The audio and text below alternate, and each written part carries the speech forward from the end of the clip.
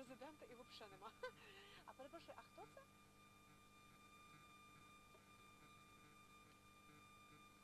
О, Богдане, добрий день. Дуже рада вас чути. Дуже перепрошую за те, що так сильно завтикала, але можна я вас перенаберу пізніше, десь в районі 5-ї, бо зараз ніяк.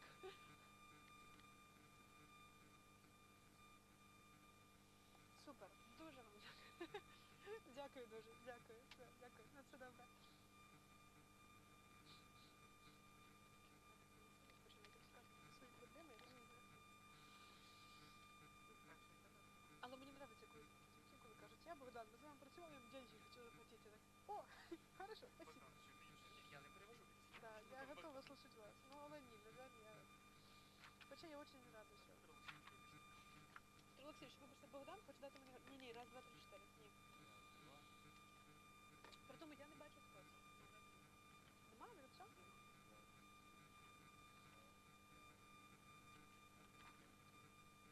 Блін, оце такі от, я не розумію, хто це робить.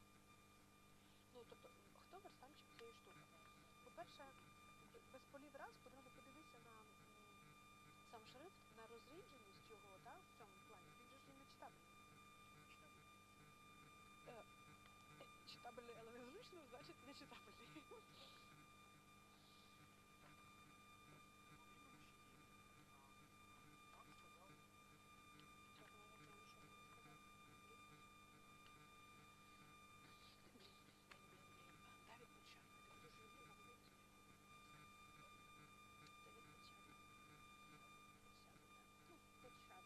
Я не вмію розмовляти з польською. У мене очень-очень плохо. Очень плохо. Дай попробуем дать почту. Открывается. А ты можешь раздавать собственную власть.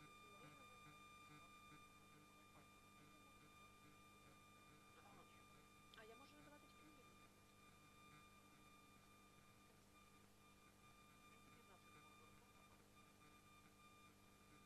Ну так, він обмежений телефон, я скажу, що обмежений. Але так, це присутність.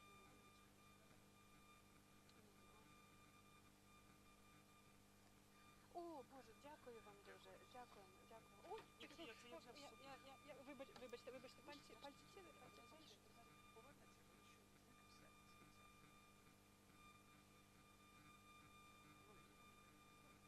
Ніде, а... Дякую.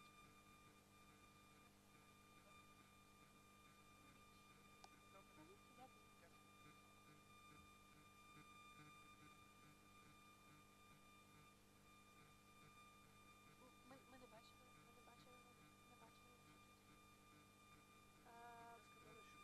Що ми тут, а вони якщо на підхваті, це буде.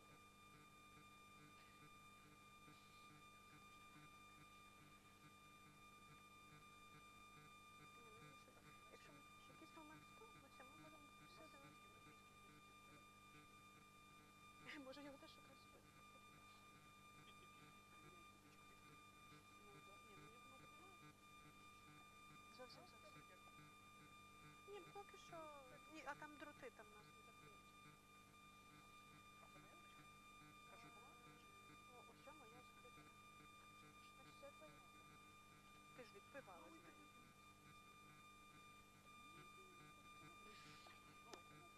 Обід? А завжди ще нічого не чути? Можна, наприклад, щоб він пішов, тобі сказати. А, ні, мене дратується. Вона буде просто залазити.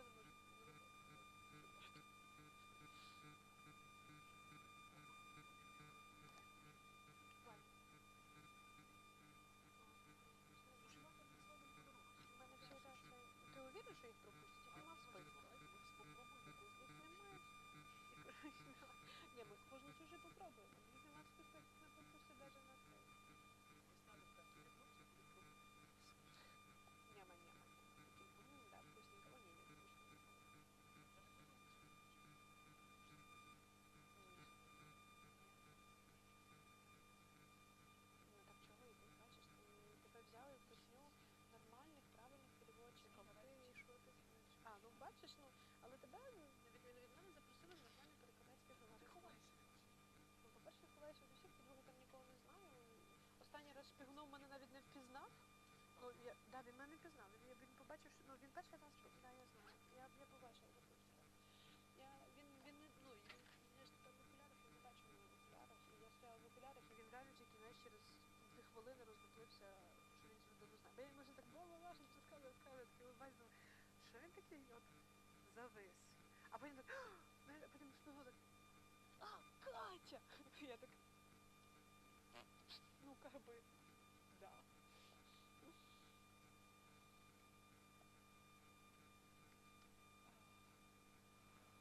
Что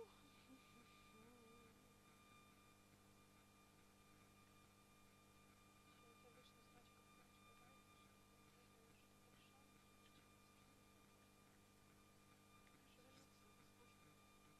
Ні, я не кажу, що він це злого голосу, я просто поржала, скажу.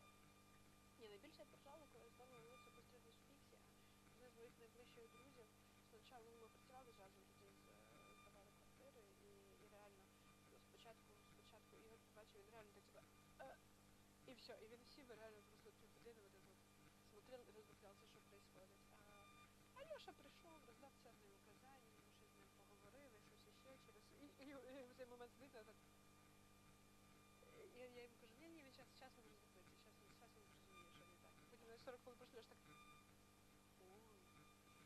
Ну, а я дуже довго волосся в Піксі. Разниця була чуть-чуть заметна. Що я на це не здивована, що побачив, що вона в окулярах, і чуть-чуть розгубилися ще більше. Хто?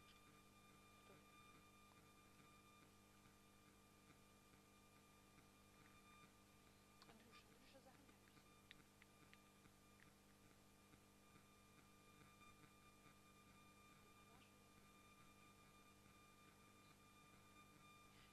Чесно, я не дуже хочу, щоб нас відправили перекладати прямо людей. Да,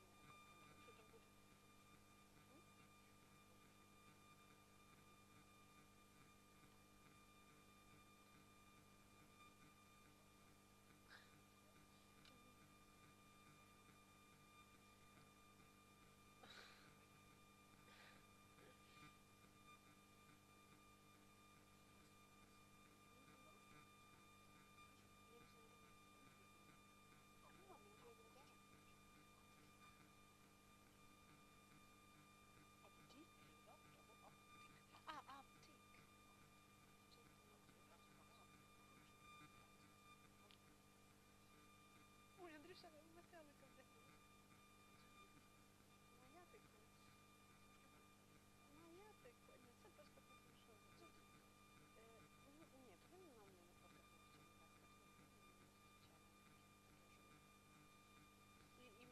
І мені для цього він, я думаю, став умовно в присутствии своїх. Бо зазвичай він дуже стрімний, дуже, я ж кажу, він дуже строгий шеф, як виявилося. Мені Даша була сказала, коли вона, а я так сиділа, а ти за мною зробив? Кажу, да, Андрюш, кажу, він такий, кажу, да, Андрій, вже такий, дійсно. Так, як він жив, я думаю, це дуже строгий шеф, кажу, да.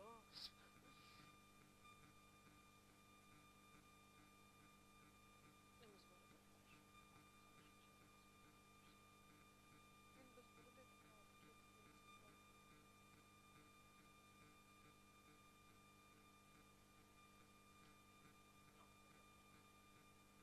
Ну, то вона тільки за ним. У мене є в голові Давид пощадло, якщо вже таке пішло. Ну, я от вже виключила його, що його ж може хочеш, все хочеш сказати, що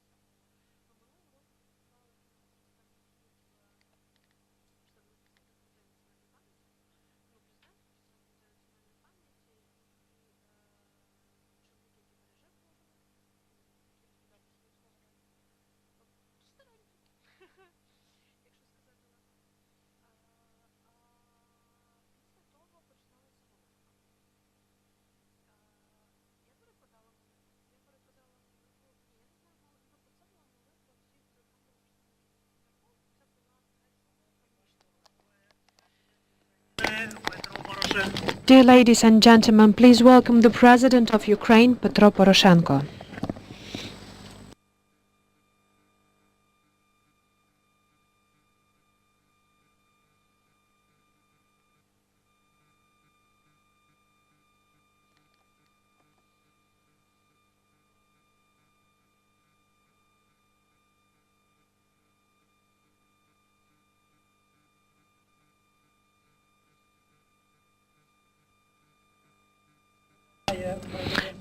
The floor is given to the President of Ukraine, Petro Poroshenko.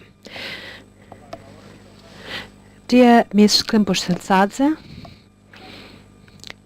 our distinguished guests, dear distinguished ambassadors, ladies and gentlemen, dear distinguished guests.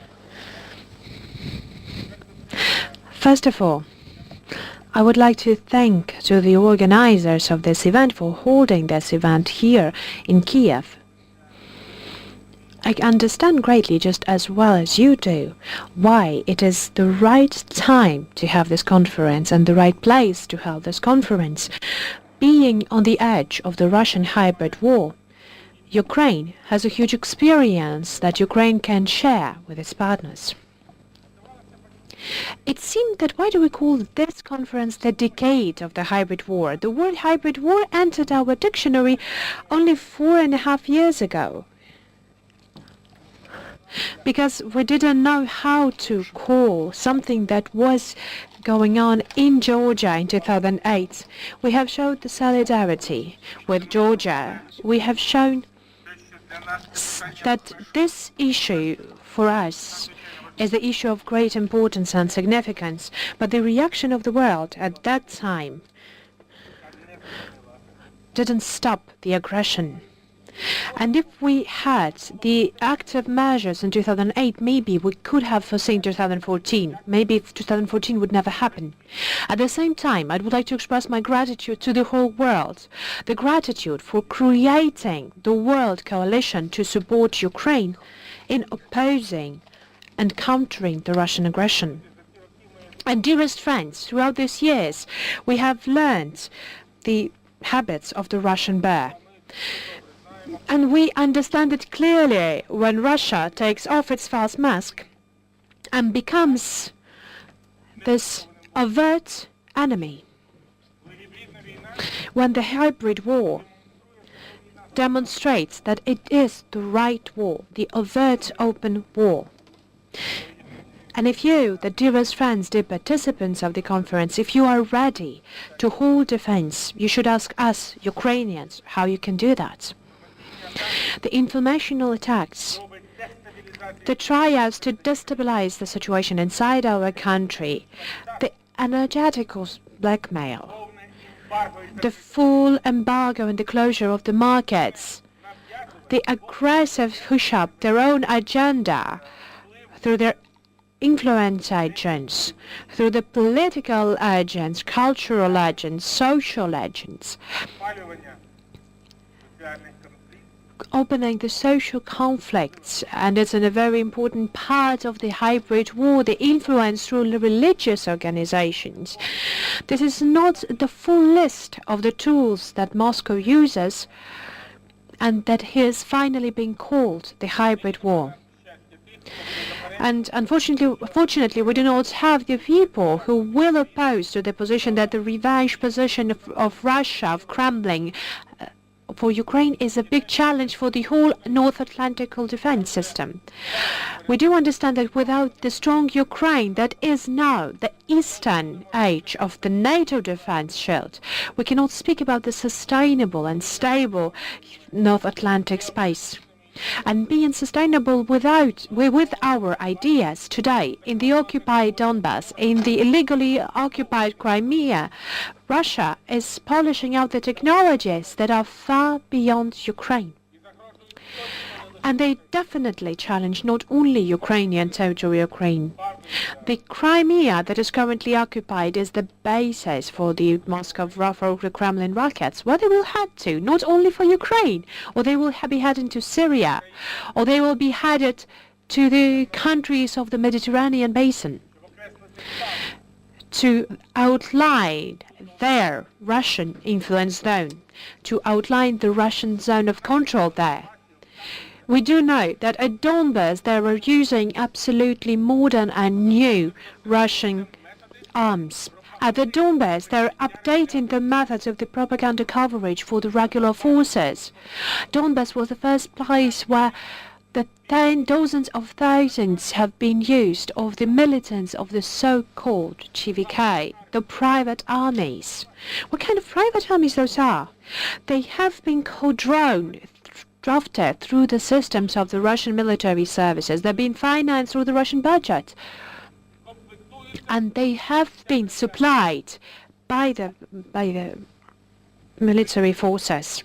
The Ukrainian special services, they are now unraveling the huge amounts of the financed by the Kremlin, by Russia, the propagandistic network, who are now calling out to take down the constitutional power of Ukraine, and we have to know how to stand against it. Just recall it, the Sea of Azov used to be the symbol of peace.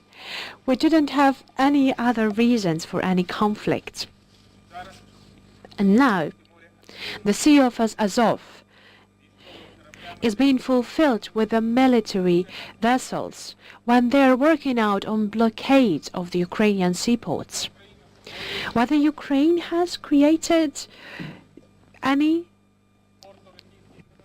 trouble, any challenge for any port in the Russian Federation? No. And what they're trying to do, they want to try to stop the work of Mariupol, of the Berdyansk port. They want to stop the black metallurgy of Ukraine. They want to blockade the exports. With what's right, they're doing it. And I am sure that this technology is not going to be used only solely to the Ukrainian ports.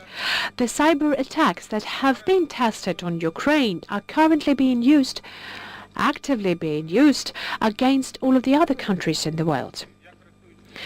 And having this opportunity, I would like to once again express our gratitude to our partners, to the United States of America, to the United Kingdom. I would like to express our gratitude to the other countries of the European Union for their successful efforts that identify and name the sources of these attacks clearly. And it's not only the Ukrainian voice that is heard nowadays. The viruses that have been trying to attack the governmental system of Ukraine, the energy system of Ukraine, the system of the nuclear security of Ukraine, they all have the Moscow Foundation. They all have been sourced from Moscow.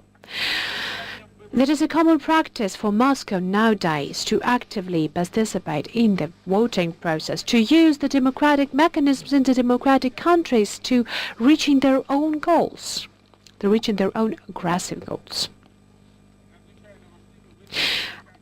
And yet another important conclusions from the American analytical centers before the midterm elections for the Congress of the U.S. that have once again cited that there are influence methods of Russia that covers up with the democratic principles and values. These methods are becoming more and more sophisticated and deliberate.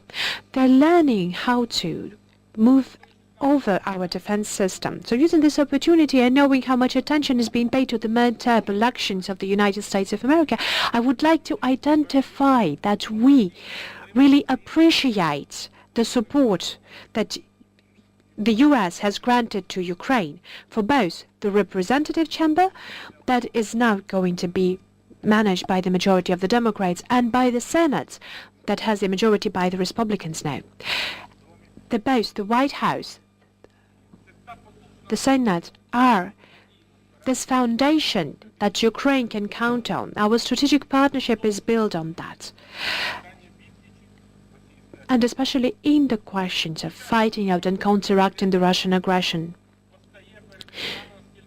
Now, we also understand that the problem of elections is being actively discussed in Ukraine because Ukraine is entering the election cycle also. And we do understand the significance and the righteousness of the decision when we have announced the parliamentary elections that we've held in 2014 years and the local elections that have been started to be held in 2015. We had 4 years to build up the country without any populist pre-election campaigning that have high risks of taking down the process of the reforms being held in our country. Currently, one after another, we're going to have the presidential, the parliamentary, and the local elections. And if Putin hides out his sympathies, then his main antipathy has been expressed publicly. The social networks has provided us the access to the collective consciousness and collective disconsciousness of the whole nations, and not a single person have used this that masterfully and craftfully as Russia under Putin. Knowing the algorithm, if you know how to bring up the likes and reposts, if you know how you can get more ratings on the social network, and here the YouTube is already under your control, if you can create the army of bots independently through what servers they're working, whether they're based on the territory of Russia, Twitter, Facebook, they also belong to you. Do you recall how much of the attention was paid to the National Defense Ministry when we have used sanctions against the social network of Kontakte and Odnoklassniki? A couple months later, we've had evidence. The evidence of the direct influence of FSB for the social networks. We're living for more than a year now without those two social networks, and no one recalls those. But defense-wise, because those disruptive channels have been limited and restricted, this has a very positive impact. Russia today has brought us the anti-American policies inside the American houses and households. Russia today has brought the Euroscepticism to the European households. And thus, Russia hits your back. That's how Russia attacks you from behind. And it seems that the terrorist attack for MH17 and Skripal's case, it seemed that should be the cold shower to take down all of the illusions about Russia. Russia is not going to play games. It's not going to play games for its maniacal ideas. They're going to use the most cynical and the most harsh measures available. Why? Because the main aim and the goal of this hybrid war is to undermine not Ukrainian values, but the whole democratic world. Not through direct and overt actions, but from the inside. And it's not going only preparing for the Ukrainian elections, but for the elections in the European Parliament, very actively preparing. And it is being prepared to the sole elections in specific European countries. Why? With what reason for that? To undermine the unity and the integrity of the European Union. Starting since 2014, when I was asked what is the thing that Ukraine needs the most from the side of the European Union, I had a precise answer. We do need your unity and integrity of the European Union, and we need the solidarity of the European Union with Ukraine. And currently, there is the clear understanding that why should you go to the war against Europe if you can take down and undermine the European idea itself? Then you can actively interfere into Brexit. You can actively interfere through the Netherlands referendum on ratifying the association agreement. Then you can get the multi-numbered Russian descent and tell them that those are Ukrainians until they got the passport checked. And some of the Netherlands politicians, they say that I don't have to check their passports. I thought they were Ukrainians. Those couple hundreds that disseminated the kind of Ukrainian longing for not ratifying the association agreement. This is just yet another illustration of the cynicism that Russia plays on. But then again, why should you take someone physically and win over someone physically if you can win something over spiritually and mentally? And Russia, and this is the absolutely obvious currently, Russia doesn't have its own idea that would be attractive to others. But Russia has learned to ruin the ideas of others and undermine the ideas of others. In what way? With a very powerful disinformation program. And Ukraine is in this case, and Russia really hopes that Ukraine is going to be continue to be only the landfill for using of these technologies, for testing of these technologies to be used in other countries. Dear friends, currently integrated into Europe, economically successful, defense-wise powerful Ukraine is still the main holder of the aggressive plans of Kremlin. And this is a very good lesson of the hybrid war with Russia. We not only kept our army, we've also recreated it, renovated it, we created it from the spot, if you want me to say that. We continue to supply it with the most modern and updated arms. And you will ask me, why didn't you do that in 2014? With two reasons. The total embargo on supplying Ukraine with any kind of product, even any kind of product with multifunctional or double function usage. None of a single country, just the 4 countries. I'm not going to mention those 4 countries, but we're really grateful to those countries, only those 4 countries that in a couple of months, in a very symbolical way, they send us this help and this aid and support. But step by step, month by month, the embargo has been taken down. We have received more and more updated arms for our defense, not for an attack. And currently, up till now, we have another fact. When the international rates that has been published, just one, the most recent had been published only 2 days ago, they believe the really independent and significant rates, they say that Ukrainian army is in top 10 most powerful armies in Europe. But I do believe that in the warrior's spirit we are on number 1. And because of our defendants, the Russian military machine has now been stuck in Ukrainian Donbass. We are not only holding the positions, we haven't only taken away the economic dependency of Russia, and as for the hybrid warfare, as I've emphasized, we had certain embargo, we had the closure of the transit, we had the closure of the gas supply. What should we do under those conditions when more than 30% of export is totally paralyzed and closed the energy sector? It's very easy to say, but it's very hard to do. But we had to successfully refocus onto the different markets, and we did it. Involving the deep and comprehensive free trade zone with the European Union, signing the free trade zone memorandum with Canada, and lots of other steps which allowed us to provide the export, to provide the increase of the GDP, to increase the new investment projects, to provide the positive trade dynamics. During the war, by the way. And I do emphasize this is the best estimate of the reforms hold and a wonderful signal that the foreign partners do believe into Ukrainian economy. And gradually, but really they sure that this is the way forward in the ranking of doing business, for instance. In 2013, we saw the figures of 153, our church, to steal our language or just to ruin it.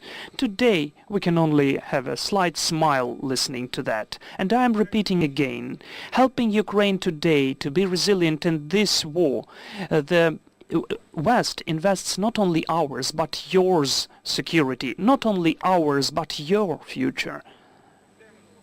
And last week we spoke with the Federal Chancellor of Germany, with a very nice friend of Ukraine and reliable friend, the leader of the European Union, Angela Merkel.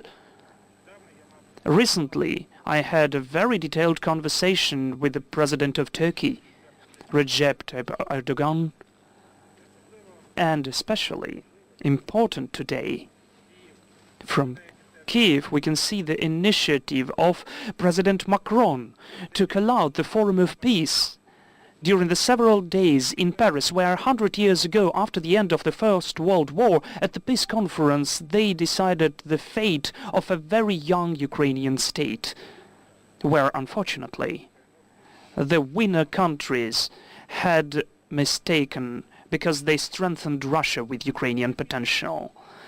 And in comparison with 100 years ago, we managed not only to create the powerful transatlantic coalition to support Ukraine, but also to expand and to strengthen it. And I would like to thank all of the allies for very coherent and efficient support of Ukraine.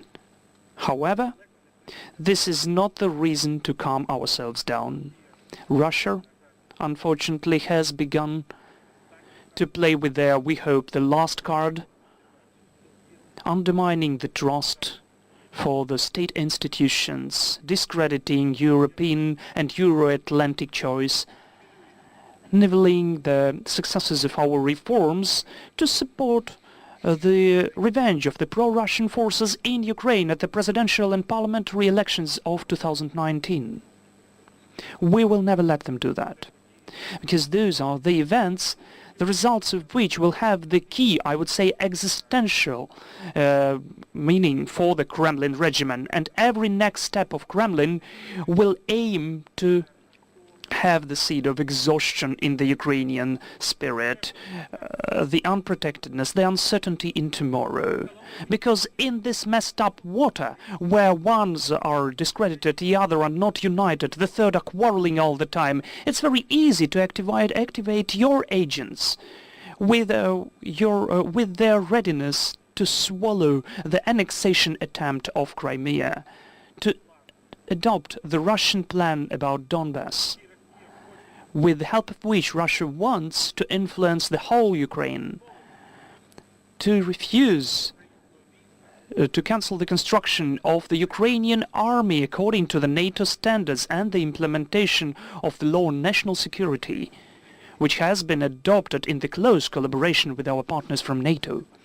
And finally, to take Ukraine back into the grey zone of Russian impact with those long-dreamt prices for gas, cheap gas, which now they are trying to play with this card in the parliament and beyond it. Some of the it's made by some of the irresponsible Ukrainian politicians, but I'd like to emphasize that the positive thing is that we are not only ready to counteract, but we surely know where we should expect for the next steps. If we don't fail in 2019, it can become a breakthrough fight in the hybrid counteraction with Russia. Moscow itself prompts where we should move along and head for, and in this fight we really need support of our partners. And that is why I'm really happy and glad that today we have this meeting in this Native Diplomacy Academy for me together. And I have a request. First of all, please go on supporting Ukraine on our way of comeback to our united European house, where we belong by the civilization. Not a single compromise, I do beg you, as for the Russian aggression issue, and especially in the sanctions issue, until we'll have the full recovery of the territorial integrity and sovereignty all over the occupied and annexed territories. Any hints, even, for the weakening of the pressure provoke Russia to ignore the peace process at Donbass, including the expansion of the full-scale peacekeeping mission of the UN, according to the mandate of the Security Council. And it provokes for the new repressions against the Ukrainians, the Crimean Tatars in the Crimea. Moreover, they create aggressive appetites of the Kremlin. So, the fake elections, which Russia decided to hold on the 11th of November, they will be the reason of the new sanctions, and they will show that the patience of the West is not endless. We shouldn't speak about the weakening of the sanctions against Russia, but about strengthening them. And today's news from the United States of America is a totally positive hint for the whole Euro-Atlantic community. Thirdly, I have a request. Don't be afraid to support the construction of the defense complex of Ukraine. The time proved that Russia soberly estimates the price of the further aggression, and we need the common platform to efficiently counteract the Russian disinformation, to reliably support the critical infrastructure from cyber attacks, to prevent the manipulation influence onto the population, and altogether we do acknowledge that we live in a very pragmatic time, and we cannot be successful if we rely upon the external help only. We have our own homework, and no one will write it instead of us. So being here, I'd like to assure you there will be not a single step back in the reforms issue. I thank you for your assessment and evaluation. When the international financial organizations and our partners from the European Union, Canada, the United States, all over the world, they said that during the last 4 years we've done more than during the previous 23 years. And one more important point. Visiting Istanbul this Sunday, I had an incredible honor to sign a historical agreement with the Patriarch Bartholomew about the cooperation and collaboration with Ukraine and Patriarchate, which is the document, which is a paper to support a unified local and Orthodox Church of Ukraine. Ukraine and I personally, we totally share the principle of non-interference of the state into the church activities. But especially, precisely, I'd like to emphasize, and especially of the foreign country, as it's totally took place recently. And after the conduction of the meeting, the church meeting, which I do hope that it will never be postponed later on, and after the election of the head, the Ukrainian church will get the Thomas to support our spiritual independence. And Ukraine has been expecting for that for a long 1030 years, since the long times. So Russian church is an element of the Russian political system. Who has told about that? Putin has told that. He said that Russia has the two big pillars, Russian Orthodox Church and nuclear weapon. Well, we have to make conclusions out of that. Is it okay when the Kremlin has the National Security Council gathered under the patronage of Putin with the only point in the agenda?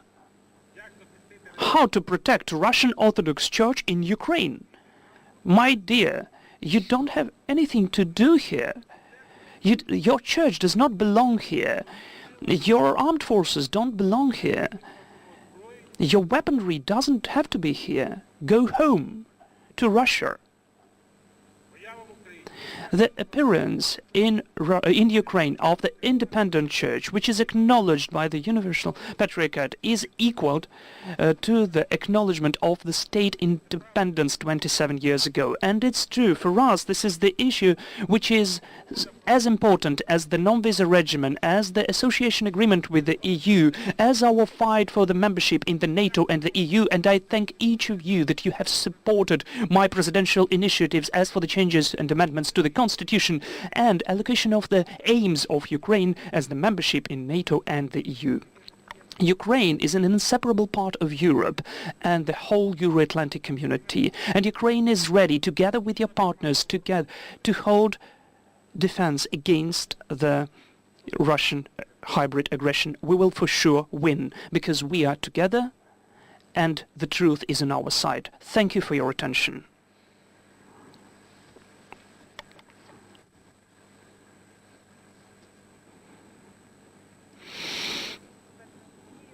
Petro Alexeyevich, I would like, on behalf of all of us, to thank you that you've opened this conference within the platform Ukraine-NATO, the counteraction of hybrid threats. And I'm sure that the threats you have mentioned, which Ukraine faces, are totally common for all of our countries and partner countries.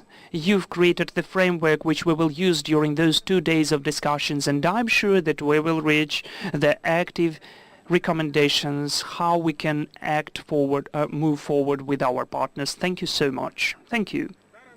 And now let me leave for Helsinki during this weekend I'll go to Paris, where we'll facilitate and strengthen the unified world coalition to support the global security and Ukraine.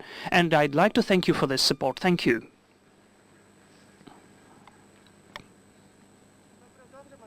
We will go on in 5 minutes.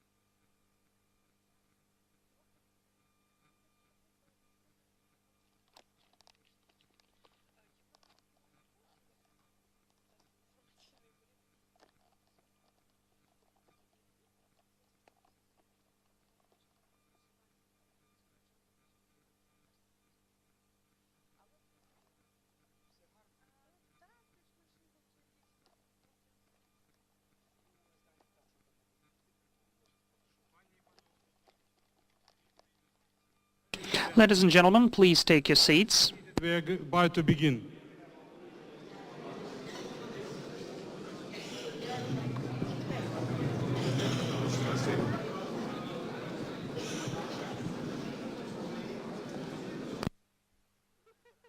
Юра, да, не забывай переключати. Юра, подожди, ти відповідаєш за переключатель. Я знаю. Але тебе просто позначили головним за перемикач. Ти поняв? Да, ми ж в курсі, не переживай. Ні-ні-ні, вони там що-то там між собойчик.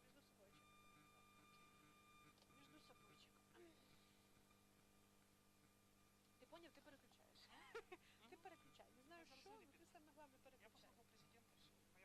Ні, ти завтра йдеш з половини цієї події, а сьогодні ти її шачиш тут цілий день. Да. Ladies and gentlemen, please take your seats.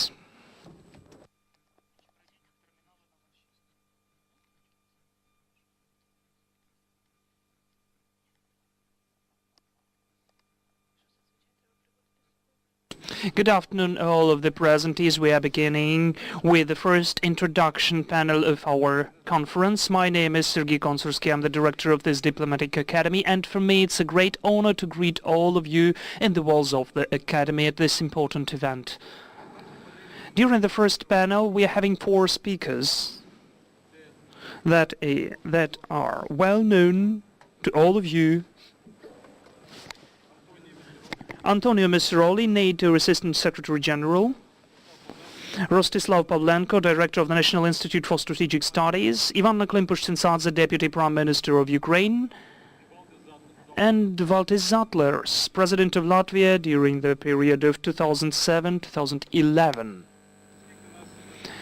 As we are a bit short of time than we have planned, I'd ask all of the speakers to speak with a short statement, a short announcement, not more than 7-8 minutes each, and after that we will have an opportunity to ask the questions, to discuss the questions which we are interested in, which is the experience which Ukraine has, because we are at the front line of the hybrid warfare from the Baltic to the Black Sea. So please, Mr. Antonio, we'll begin with you.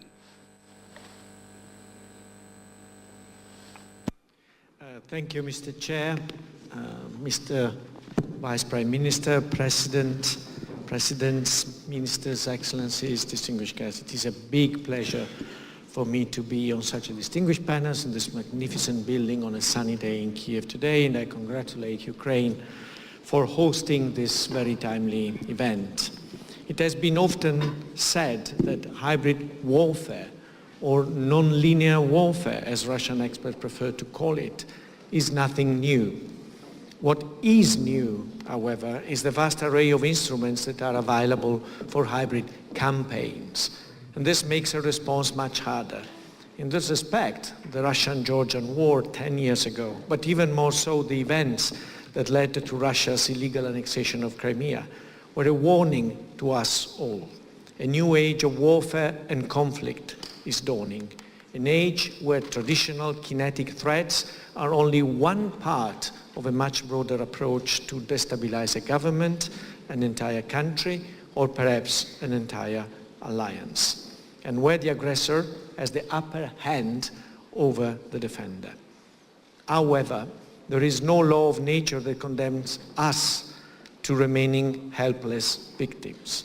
Throughout the history of conflict, we have seen the emergence of new strategies, often applied with initial success, and then gradually becoming obsolete due to the opponent's introduction of countermeasures. Clearly, hybrid warfare and hybrid campaigns are multidimensional and thus harder to counter. But counter them we can, if we allow 3 basic steps. First step, analyze. The fundamental purpose of hybrid warfare and hybrid campaigns is to confuse and to distract.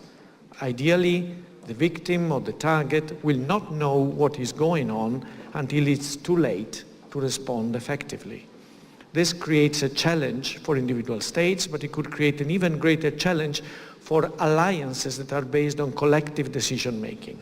Hence, the first step to meeting this challenge is to know what is actually happening. And I believe that since 2014, a lot has been done in this regard. Above all, NATO has stepped up its intelligence sharing. It has increased its analytical capacities. Finland has set up a center of excellence that is dedicated to research on hybrid and which works for both NATO and the European Union. And NATO has stepped up its direct links with the EU to better combat hybrid threats, ranging from cyber attacks to disinformation campaigns. In short, our understanding of hybrid threats is getting much better. Our situational awareness has improved, and this will put us in a better position to devise the proper response. Which leads me to the second step, responding. Here too, I believe that we have made significant progress. We have successfully prevented numerous cyber attacks. We also have been able to detect patterns in disinformation campaign, which has allowed us to counter hostile propaganda sooner and more effectively. And we have finally started to name and shame the perpetrators, be it in the Salisbury Novichok case or in Russia's attempt to hack into the Organization for the Prohibition of Chemical Weapons last spring. This will not deter a determined aggressor from continuing to use hybrid methods, but it can demonstrate that such actions come at a price. The attacker can no longer hope to stay anonymous by hiding behind the smoke screen of hybrid activities. Attribution will happen, and so will countermeasures. At our recent NATO summit in Brussels, our heads of state and government stated that hybrid attacks can trigger the collective defense clause of Article 5 of the Washington Treaty. I cannot think of a stronger signal to a potential aggressor. You can try to stage a hybrid attack, but you must be prepared to pay a very high price. Third step is enhancing resilience. Given how much we were overwhelmed by the events of 2014, it is natural that we first of all focus on better understanding or responding to hybrid threats. If our house is on fire, we need to focus first on extinguishing the fire. In the long run, however, we need to think about how to make your house, our house, fireproof. And this is where the concept of resilience comes in. The defender can do a lot to minimize the impact of hybrid attacks. That's why we need to invest in cyber defense, and why we also need to enhance the resilience of our energy infrastructure and our communication systems. And since many of these infrastructures are in private hands, we also need to exploit the full potential of public-private partnerships so that we leave no loophole for an aggressor to get through. We also have to think about the national procedures we apply in order to manage a crisis caused by hybrid attacks. Many hybrid attacks try to discredit legitimate governments by creating the impression that these governments are unable to protect their citizens.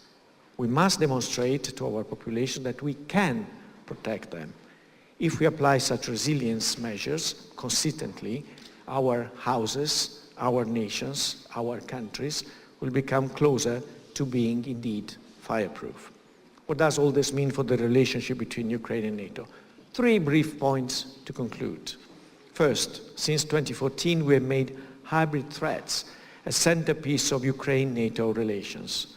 This decision has been vindicated many times over, because by now it should be clear that all our countries face hybrid threats and that geography offers little protection. Ukraine was hit particularly hard by hybrid warfare, but NATO allies too have been victims of hybrid campaigns and can learn a lot from Ukraine's experience. Hybrid is the new normal. The NATO-Ukraine platform on countering hybrid warfare draws the right conclusions from this fact. It has sparked a host of projects on analyzing and responding to hybrid threats, and this conference testifies to that, because we are simply more effective when we think and act together. At the Brussels summit, allies and Ukraine decided to step up activities under the common platform to strengthen Ukraine's ability to repel hybrid attacks on its territory. Second point, we have not just focused on analysis, but also on practical cooperation. To name just one example, which involved my own division, Emerging Security Challenges, the tabletop exercise called Coherent Resilience, held a year ago here in Kiev. It dealt with enhancing the resilience of Ukraine's electricity grid. And I understand that Ukraine is even considering to turn some of the findings, the lessons of that exercise, into national legislation. This is a visible manifestation of how NATO can assist a partner country in enhancing its resilience against hybrid threats. Because if Ukraine is more resilient, we all stand to benefit. Finally, we will further deepen the Ukraine-NATO relationship. For example, Ukraine has started the legal procedure to become a member of the NATO Center of Excellence on Energy Security in Vilnius. And likewise, I would strongly encourage cooperation between Ukraine and the Centers of Excellence on Cyber in Tallinn, on strategic communications in Riga, and now also with the one on hybrid in Helsinki, the one I mentioned later on. Ladies and gentlemen, to conclude, hybrid warfare and hybrid campaigns are a major challenge for all of us. But we face this challenge together, and if we do so, we will meet it. Thank you.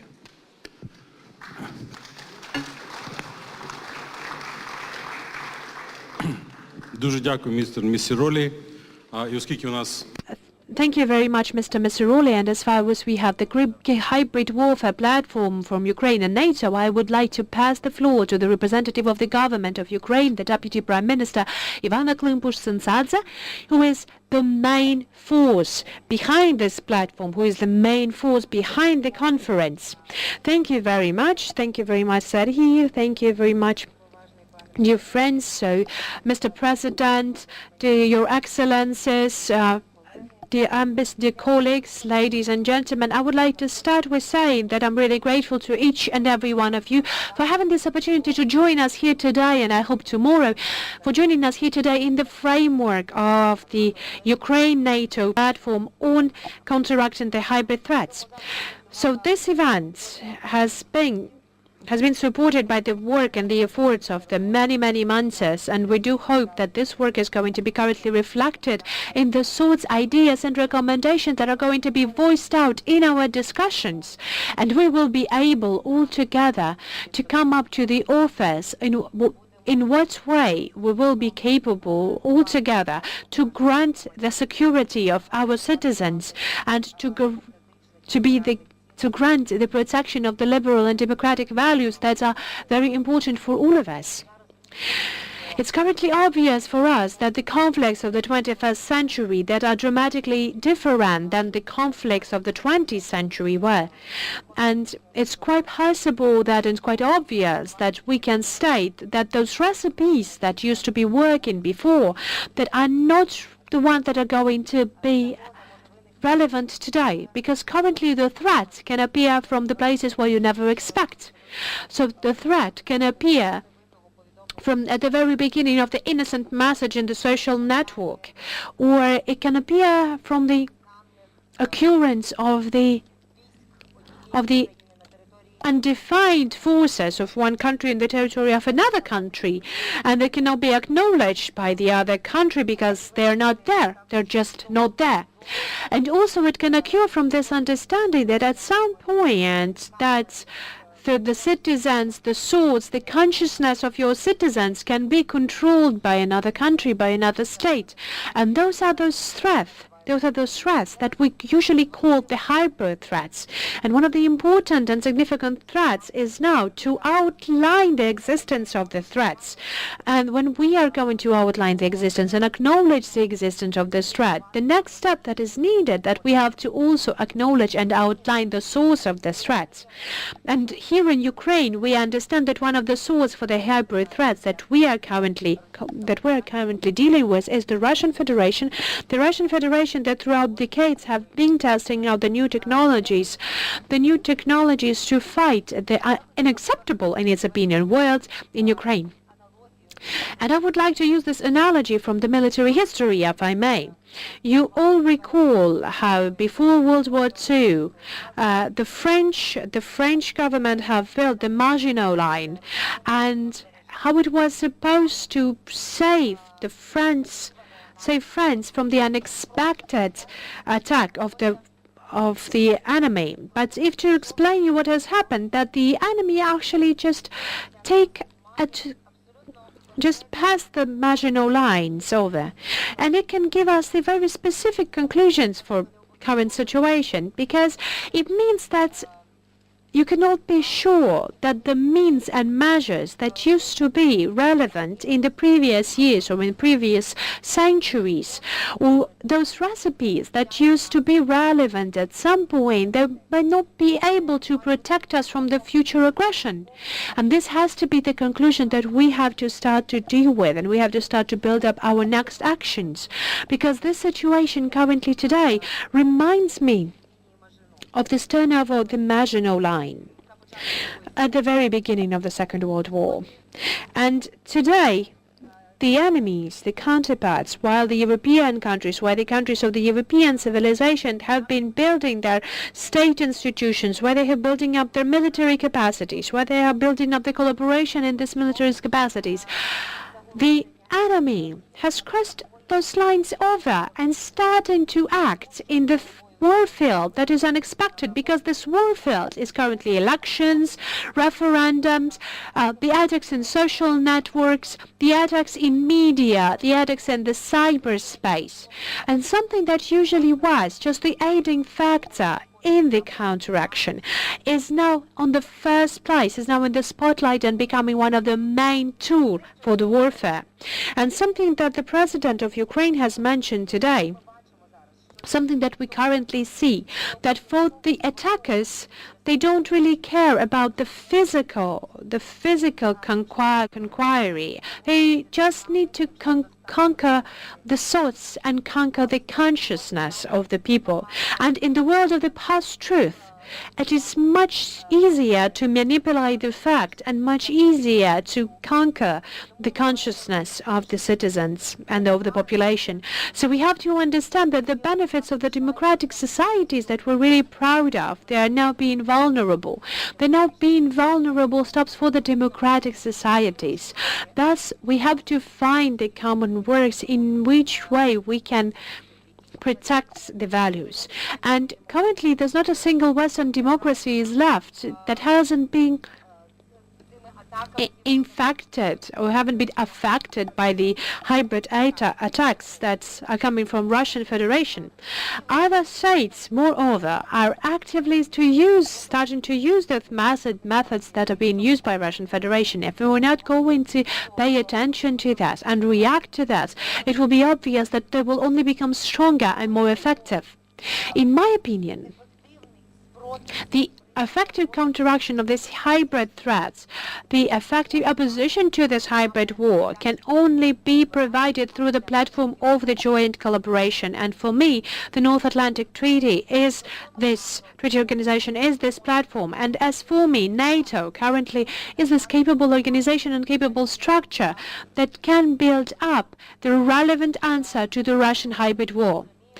Being here in Ukraine, we understand that we are at the front line, at the cutting edge of this warfare, of this war, the war that is currently being held from the Baltic to the Black Sea. And there's no other way how we can identify the actions that are now being held in the Arctic, or militarizing the Arctic, or those provocative actions on building up the military presence in the Baltic Sea and the countries that are neighboring in the Baltic basins that are now being held by the Russian Federation. So these actions that turn to the overt aggression against the Ukraine and the militarization of the Black Sea, or turning the Crimean Peninsula to a closed-up military base, all of these actions, all of these chemical attacks that have been held in the UK. So all of this are just the part of the same chain, are just the parts of the same chain and the elements of the general policy. And if it's the general accepted policy, then we have to look for a common and joint answer for this common policy. And I would like to say that this counteraction is not just against Ukraine. It's not just about Ukraine. Ukraine is just the key element to this war. And without the safe and resilient Ukraine, I cannot see in what way it is possible for us to reach the safe secure and strong Europe. And moreover, I don't know how to reach the safe, secure and strong Western world. So currently, underestimating the political and geopolitical weight of Ukraine, geopolitical part of Ukraine, we are unfortunately mitigating and decreasing our possibility in meeting the challenges of the Russian hybrid operations. So I do hope that our current discussions are going to take us to those elements in understanding the needs to fight back the policy that has been now headed towards all of the Western world. And one of the keys, one of the successful answer to these policies of Russia is lying here in Ukraine.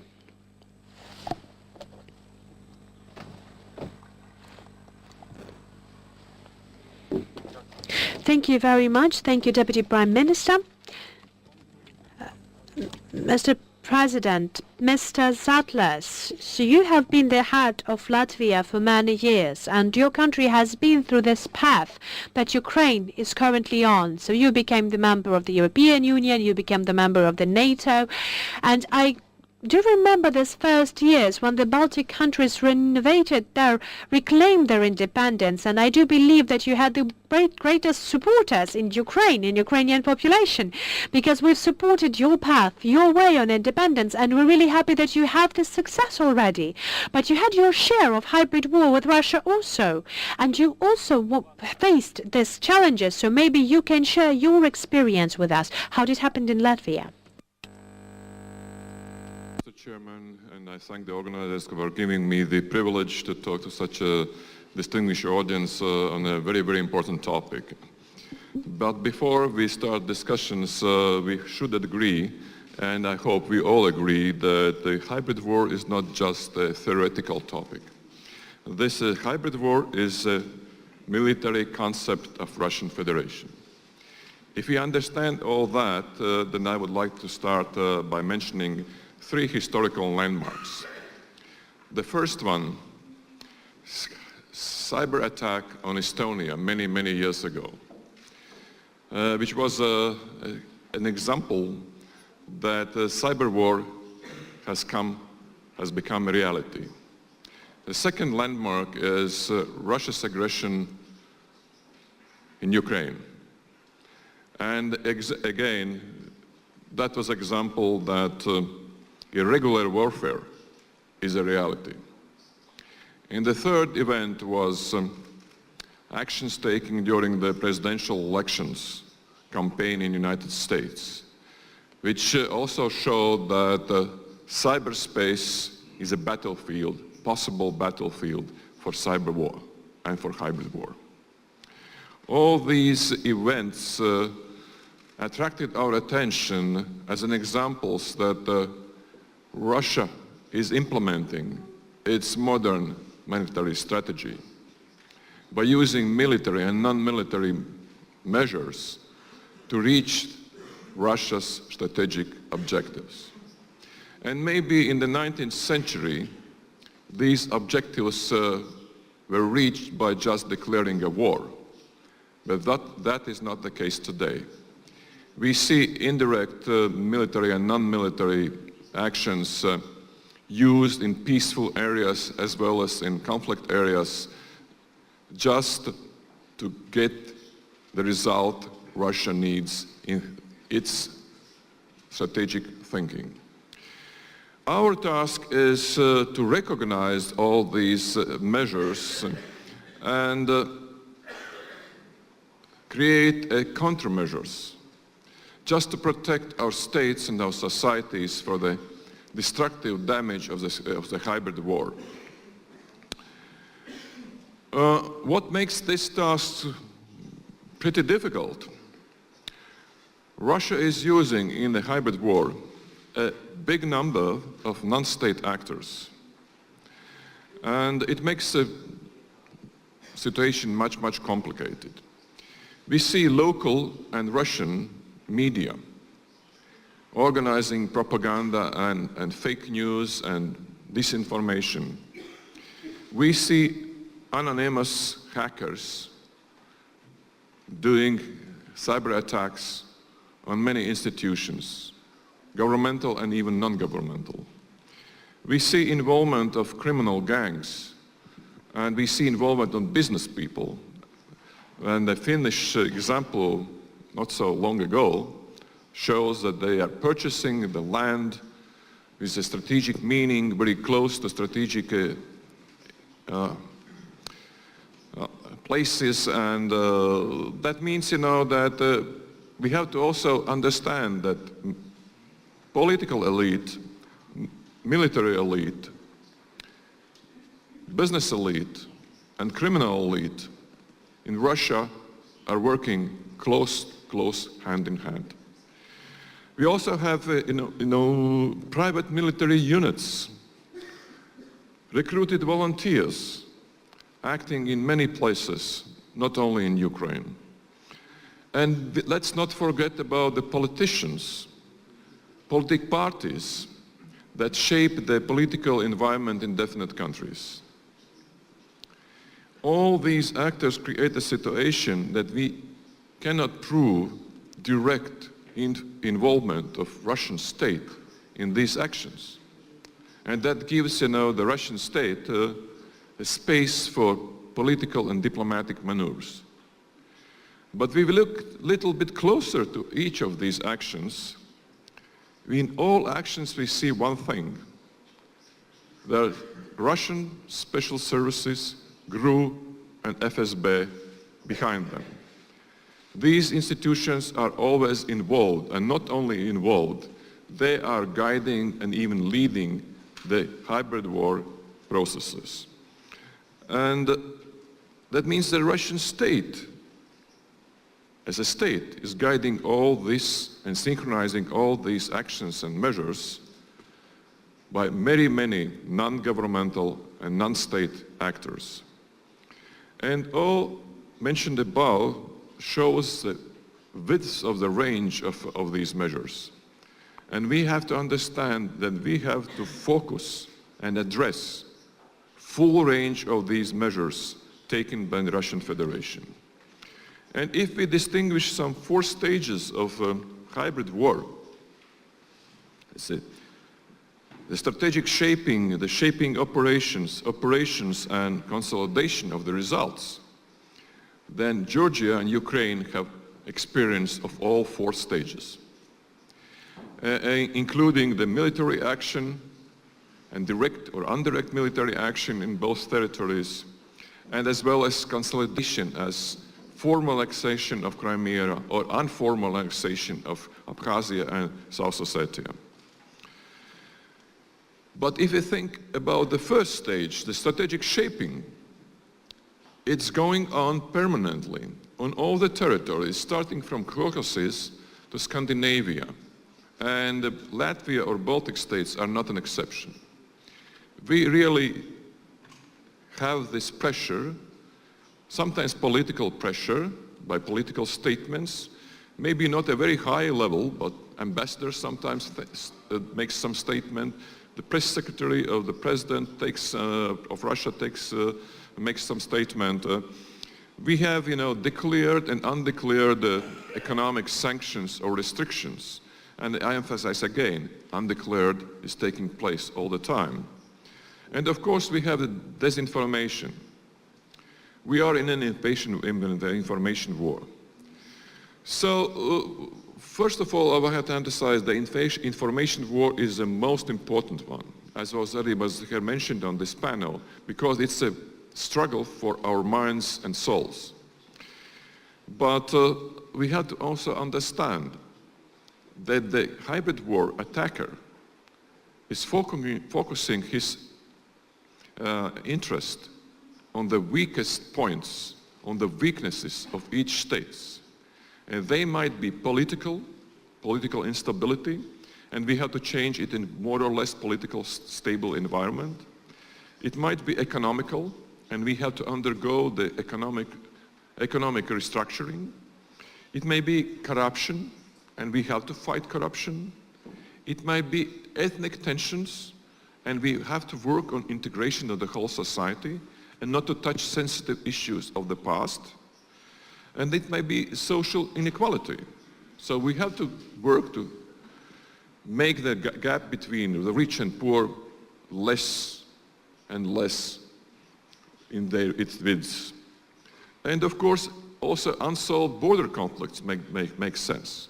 So we have to talk to our neighbors, and we have to understand that our neighbors, despite we have some disagreements, are friendly to us in comparison to Russian Federation with its military strategy. So each country has its own weak points, and the most important is that the country finds these weak points itself. And the best defense to defend us against a hybrid war is to focus on these weak points, focus on solutions, and focus on ourselves. This is briefly what I want to say, and I will leave time for discussions. Thank you. Paldies.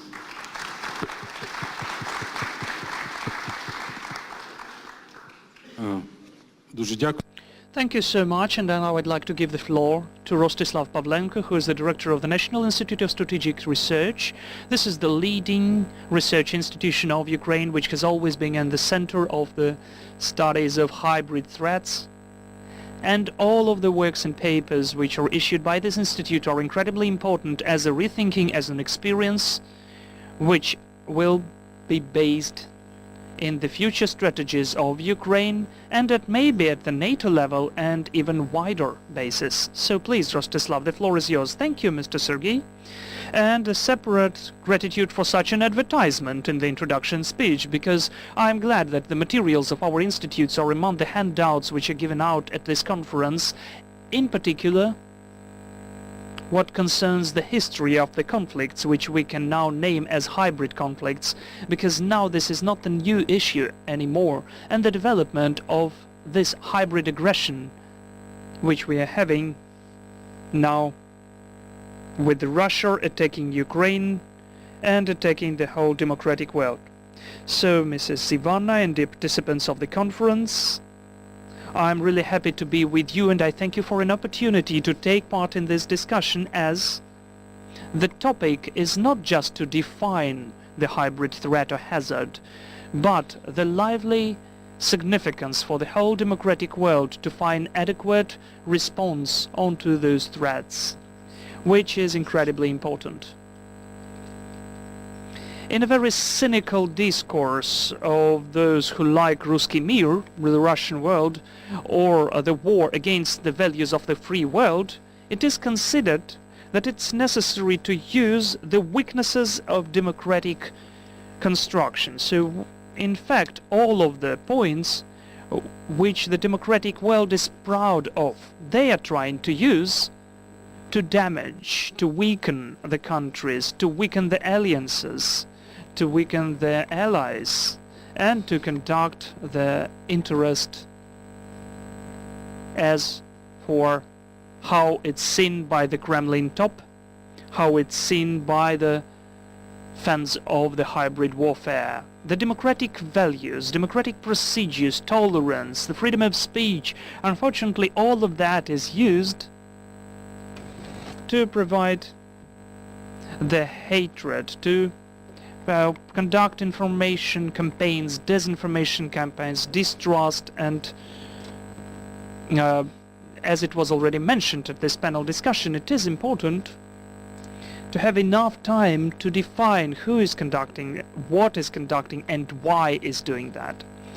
But as it's said, easier said than done, very often those things are masked and hidden onto the political discourse and criticism of different politicians in different countries of the world for the discussions in the election campaigns and the same. So one of the challenges, which is rather substantial, is to define one from another and to understand, to know how to define the elements of aggressions where the fans of the hybrid attacks will tell that this is only the issue of the democratic process.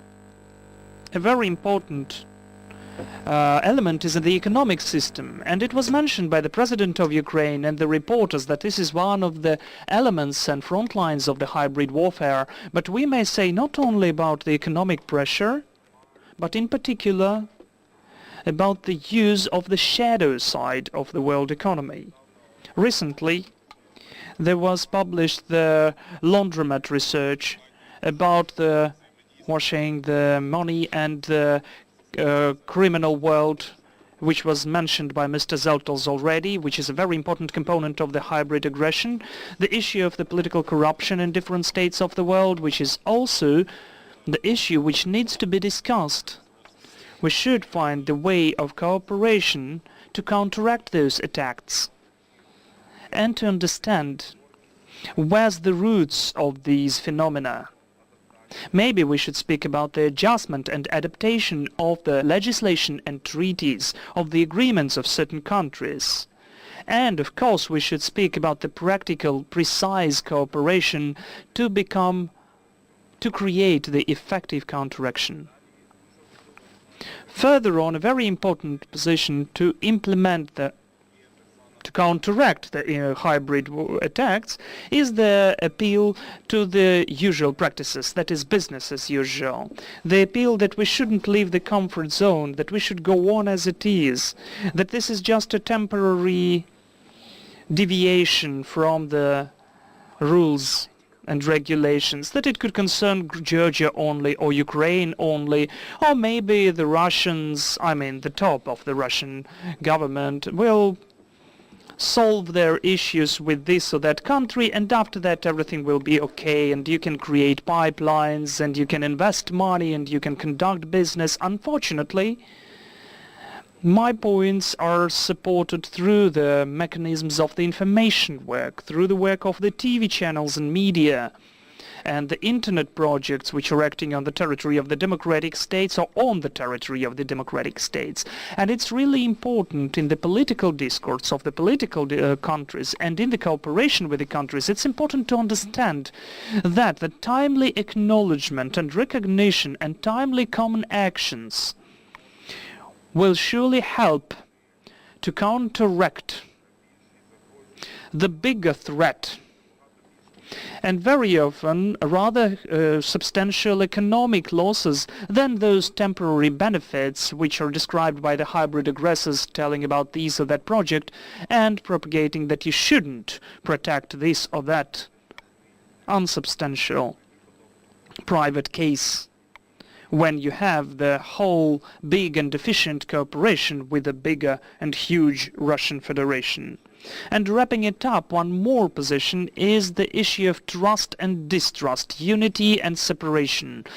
Because the hybrid warfare, according to its essence, is created to create chaos, distrust, and to separate those participants and actors of the democratic world and those social groups, those state institutions, which could counteract. And very often we can observe the situation that the distrust and the separation between the societies and the states, different institutions within the country, different civil groups, are also the result of the hybrid aggression, or at least the aim of this aggression. That is why, to counteract, it's important to have certain projects and initiatives directed to unify, to conjoin, to have the intersectoral cooperation of the state, the civil society, and the national entrepreneurs to find common answers and responses to those issues which exist in the society, the issue of poverty and the issue of efficient investment, and also the issue of efficient reforms, and also the issue of the support of the country, including the economy of Ukraine, which is in fact the object of the hybrid aggression, to minimize, to mitigate this disintegration factor. That is why Ukraine drives your attention to the issue of the church sphere, for instance, though the state is separate from the church, but unfortunately It is not perceived like that in the context of the hybrid aggression, when the issue of religious and church relationship is also used as the as the ground for the hybrid aggression. So the support of the unifying of church communities, the creation of the independent church which will not cooperate with the aggressor country, is also an example how with the help of the integration steps we can counteract the intentions of the aggressor. Dear colleagues, I do hope to have a very fruitful discussion, and I'm sure that it should be only one of the first steps in the long and efficient way of collaboration at the platform of NATO and other important initiatives of the Northern Atlantic Alliance. So I wish success to this conference, and thank you for the invitation again. Thank you so much. We have approximately 20 minutes till the coffee break, so I'd like to suggest for the panel discussions such a topic which is in my point is one of the consequences of the lessons learned during this decade which has passed since the times of the aggression against Georgia, the Munich speech of Putin, when the modern stage of the hybrid warfare began. Mr. Misroli said that NATO understand the character of the modern hybrid warfare. So today the war is not just a military issue. It is much broader and it is much more diverse, using different tools. And Ms. Ivana also said that it's not compulsory to use force to begin the war. So don't you think that in fact one of the experiences and lessons which we have to learn during this decade, that lots of things in the international law and international relationship which used to be comprehensible and stable, like sovereignty, the borders and other notions, they have to be reviewed. Because to violate the sovereignty, to abuse this issue, well, it's not necessary to physically come to some other country. It's enough to interfere into the election process. It's enough to interfere into the infrastructure. It's enough to damage the information through the hacker attacks, which will really damage the economy much more. So the war, this hybrid warfare, maybe will have a consequence as a serious review and rethinking of the legislation on war. I mean the international law, which explains what war is, what the response to war is. Because if we imagine that Russia has interfered the territory of the United States in a military action, of course it will have the military counteraction. But if they interfered into the elections, how should the United States react? Should they interfere into the Russian elections? Or maybe they have to make non-symmetrical sanctions? Yes, the sanctions are working, but they are not working for 100%. So can you win in the hybrid war?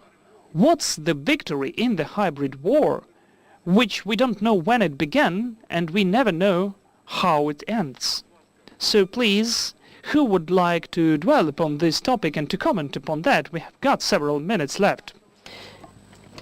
Well, I guess I will start, if I may. So the one thing that I would like to disagree with you slightly, that we should review the question of sovereignty and borders, because I don't think that we should review the questions of the sovereignty and borders. I do believe that we do not have to review those questions. Another question is, how do we believe about the protection of the sovereignty and the borders, and what do we believe what the threat is and what the attack is?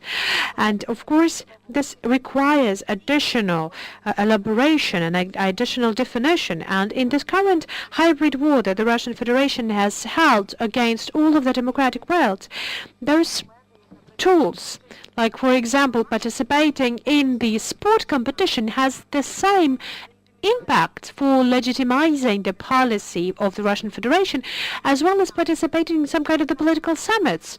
The same thing, the special part of any specific cultural center can be of the same significance as the new or educational intellectual weapon. Or the informational presence. The informational presence can also be compared to the military attack and to the military presence. So in my opinion, as for me, what we currently need And I would like to maybe outline some more issues in the question that you have started, said he. In what way can we protect, like for example, how can we protect the privacy and the possibilities to communicate in the social network and to protect the privacy and the possibility to communicate of our citizens, and at the same time to save them from manipulations, from being manipulated by any specific force? So in what way we can save ourselves from disinformation, but still keeping up with one of the fundamental democratic value of the freedom of expression?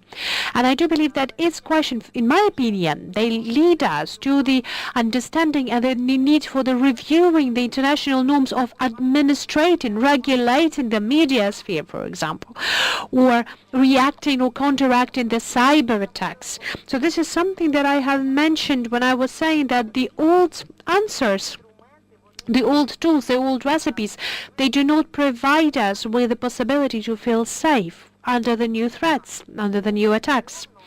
Thus, we do understand that the international rights, international legislation that has now been, international laws that have been used currently in some hybrid ways also, by the way, the platforms of the international organization that are being used by Russia and Russia's followers in this hybrid way, they also need A, to be reformed as organization, and B, to be reviewed of how the norms of the international law are being used, and to create those norms who would absolutely clarify what is the hybrid attack, what is an attack, and in what way we're ready to react to this.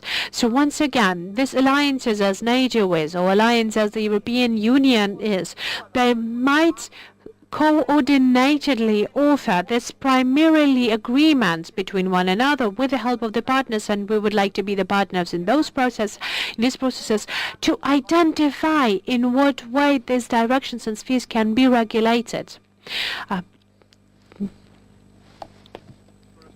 To point attention that we have come at least to the more or less definition of what is hybrid war. 5 years ago, it was impossible. We didn't know what the hybrid war is and how we define it. Now, the question about the winning or losing the hybrid war. Do we have an endpoint of a hybrid war? Do we have a definition? What's a victory in the hybrid war? I would say no, we don't have. And I would say even more, we will not have. Because hybrid war is a process. It is a process, and I said before, it's a process going on even in my country, in all Baltic states, and the cyber attacks is a common reality. They are not wide scale, damaging the infrastructure, but they are testing how prepared we are, and they happen very often. And the third point about the question, should we do the same? The answer is no, because you can't reach the rule of law, the rule of international law with illegal methods. This is a principle we should follow. And if we look at let's say, the NATO as a collective defense organization, it is designed for collective defense. It's not designed to attack somebody. And if you look at the history, during all these many decades of NATO, there was no threat to anybody, including Russia. So I think we should follow the principles.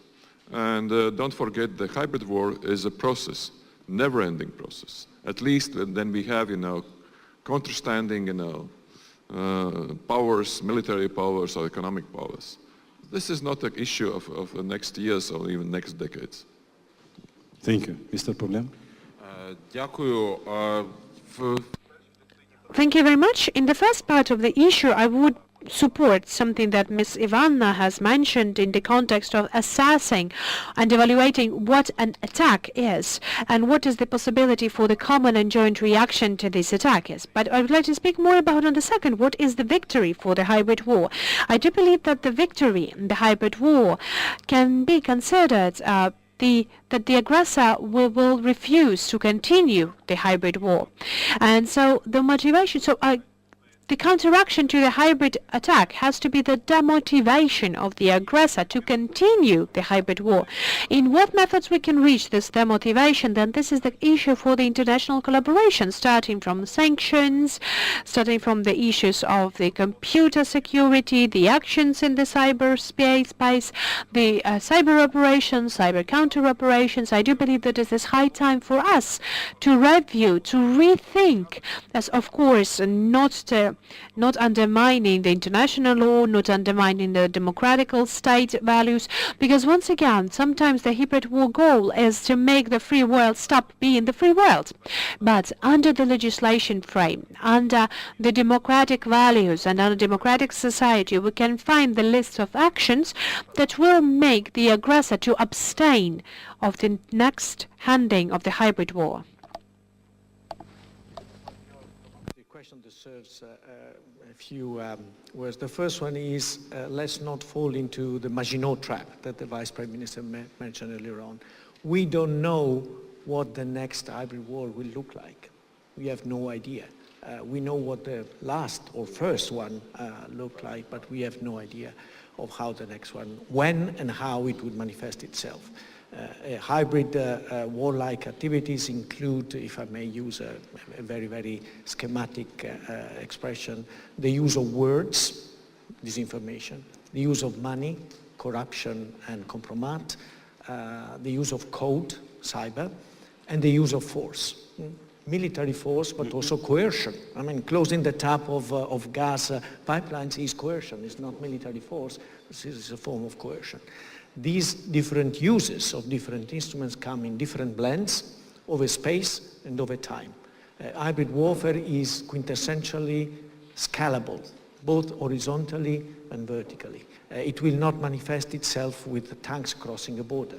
At what stage in the rising escalation of conflict will we understand that we are not simply confronted with poking and probing by an adversary, but something that is growing bigger and may even become an existential threat to ourselves. And therefore, I think, yet again, let's not do a Maginot in this particular respect. We have to be alert, we have to be aware, we have to exchange information, we have to analyze.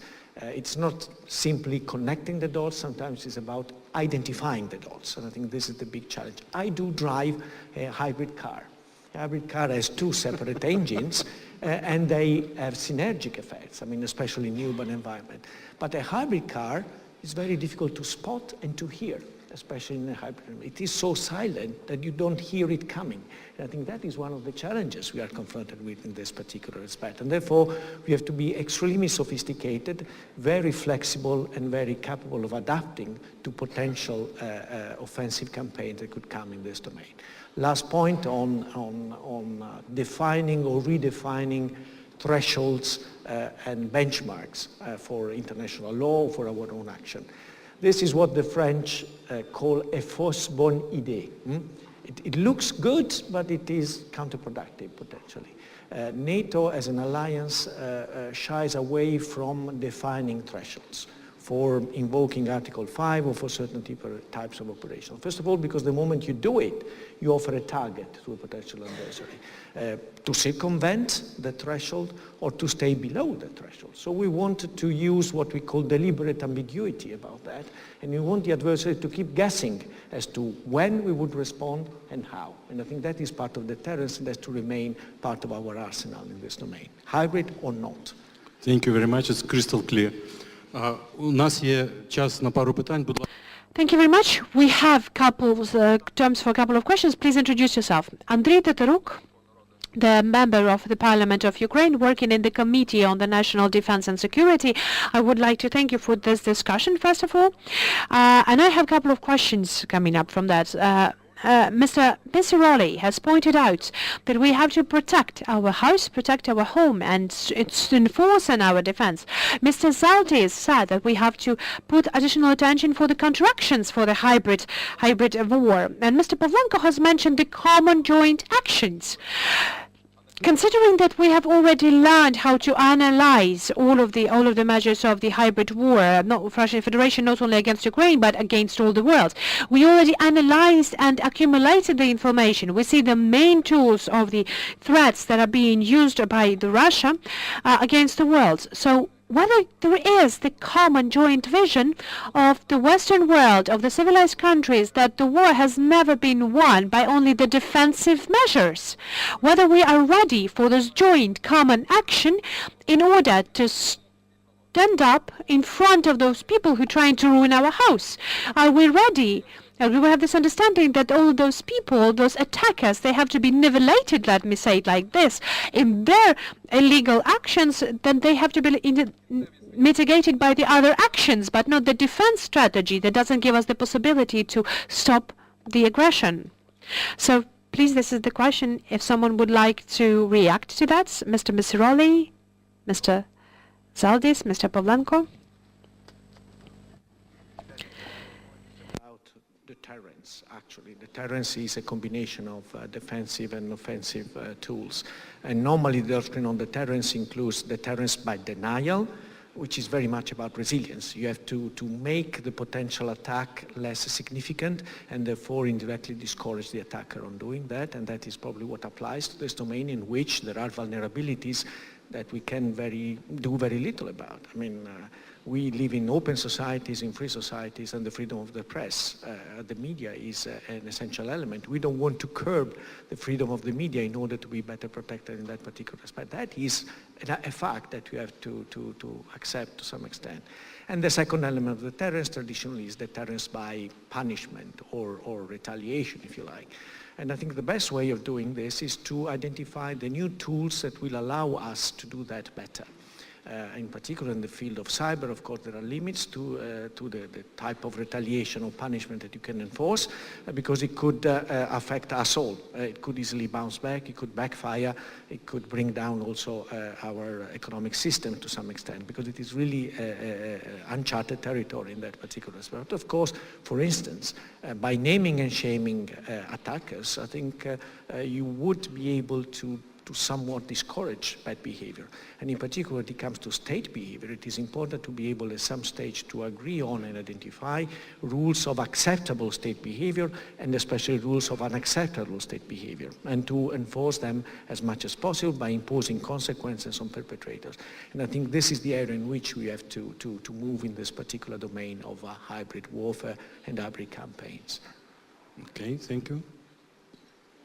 Would you like I think deterrence is a most appropriate approach because if the war starts, it's very difficult to stop it and the destruction is already there. But how to stop the aggressor? That was I think the question. No? We can stop only if there's no sense to go on. We create a situation where there is no sense for the aggressor to go on with the hybrid war because of two reasons. The stakes are too low, nothing to gain, and the risks are very high. So too risky to start. It's probably better to give up. Can we create this situation? If we work all together and show not only solidarity, but very perfect cooperation, exchange of information, not hiding from each other the problems we do have at home, that's a way we become stronger. And maybe that day it becomes a situation where there's no sense. There's no sense anymore.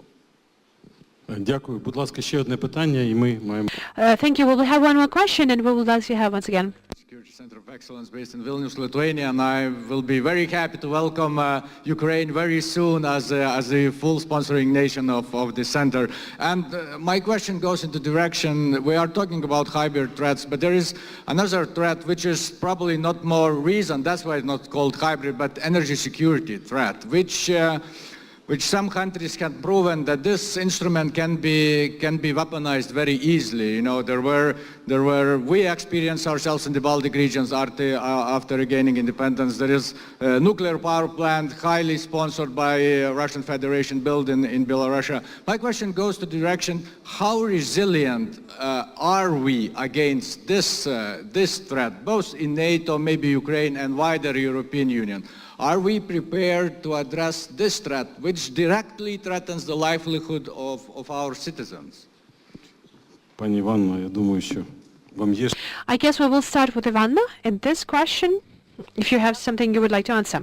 Thank you very much. Thank you very much for your question. I do believe that consciously we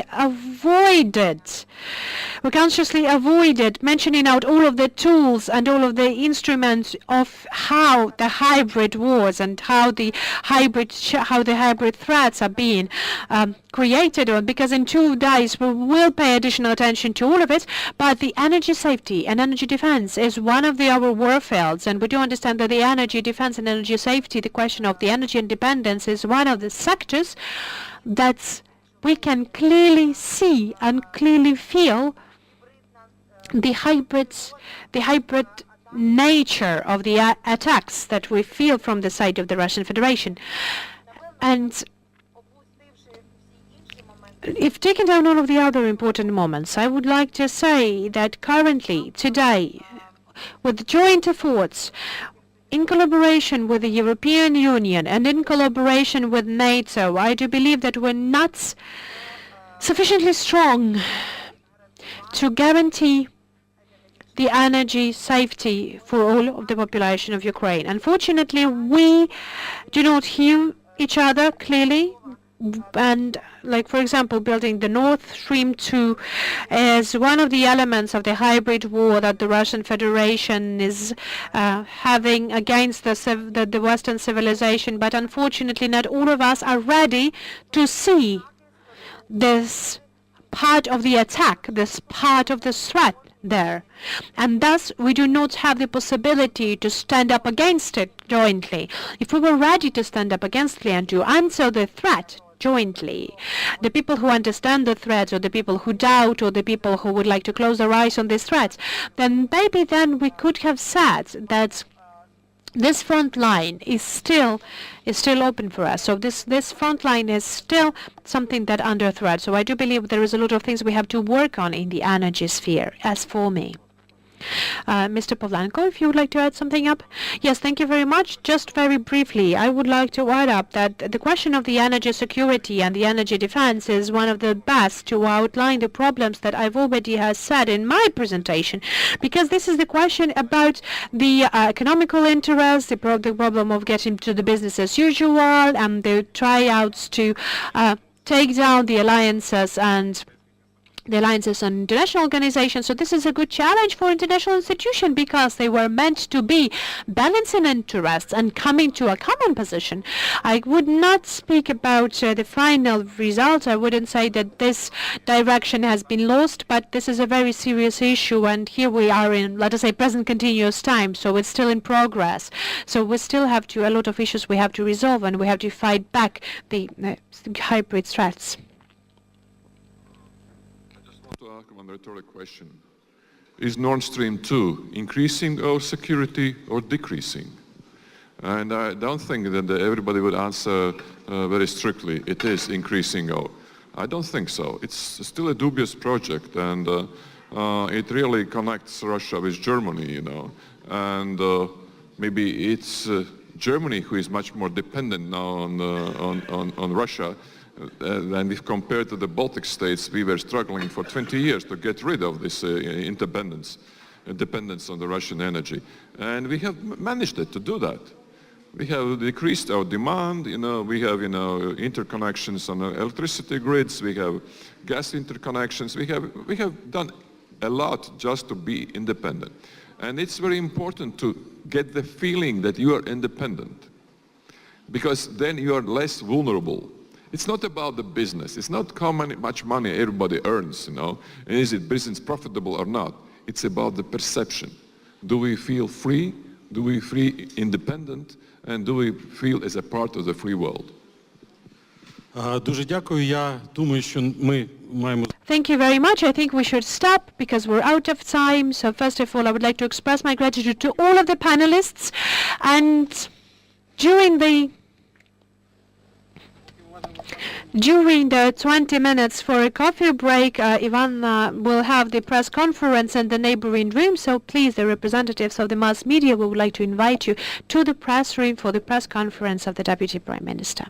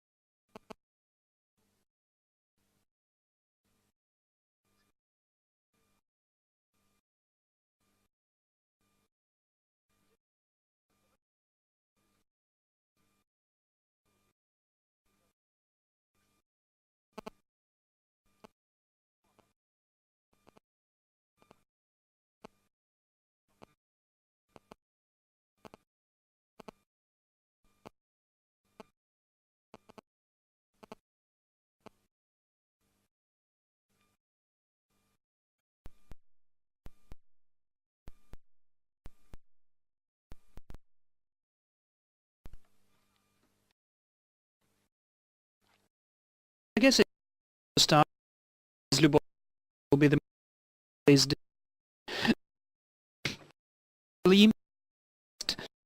to show participants only practical account. So I do it today. I mentioned as a idea for grain for integration. I led for George national and Ukraine. Volodymyr advised of President look at it. High logic in Canada. We're glad dear take and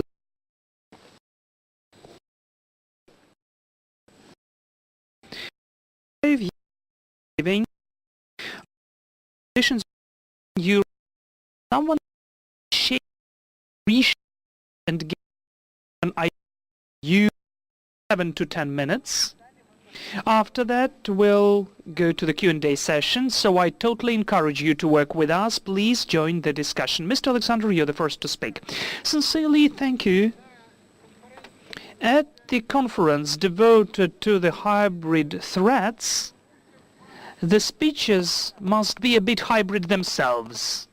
So I will begin with the provocation, a provocative topic. The hybrid warfare belongs to very broad and totally vague notions. In fact, we are trying to unite, to conjoint with this name the phenomena which we don't name with their own names, which we don't call as we see it, which is not comfortable for us to name, but still those phenomena exist. The main sign, the symptom of the hybrid tools is the complicated to prove whether the organizers really are involved in the organization and the problems of the sanctions or punishment for the crimes committed. In other ways, we are not there and you will never prove we are there. The hybrid tools is not only the violation of the direct norms, but first of all the abuse of those norms. Not only the direct use of force, but the blackmail and sometimes bluffing of different stages. The main object of the influence for the Russian planners is not the physical reality, but the field of its interpretation and senses. The fight is not only for the territory, but for the brains and souls of people who populate those areas. It's paradox, but still the control over those territories and material resources is becoming a logic result of the victory in the fight for the people, for the control over them. Though the control over territories is the main aim, the tools how to achieve that are changing. It's really demonstrative that in total correspondence to the reviewed the Marx-Lenin-Clausewitz regulations, the Russians totally subordinate the military tools to the political aims and sometimes media tasks. The key source for the Russian hybrid war is the Russian strategic culture, the milestones of which is the hyperrealism, or, in other words, Russia is using the strategic tools and also the proxy and client states and societies in their activities. Very significant is the flexibility of the Russians in the use of the ways to implement a rather narrow arsenal of ways without changing the strategic aims. This flexibility is so incredible that the observer can think or have an impression that the Russian strategy as it is does not exist. Otherwise, but in fact it does exist. Among other sources, I should mention about the reviewed Marxism and its Trotsky review and interpretation, and non-Marx and other critical theories. The paradox thing is that those theories of the 19th and 20th centuries are united with the most modern contemporary technological tools and achievements, first of all, in the sphere of informational technologies. That is why the leading place in the hybrid doctrine of Kremlin is played by different cybernetic tools which influence not only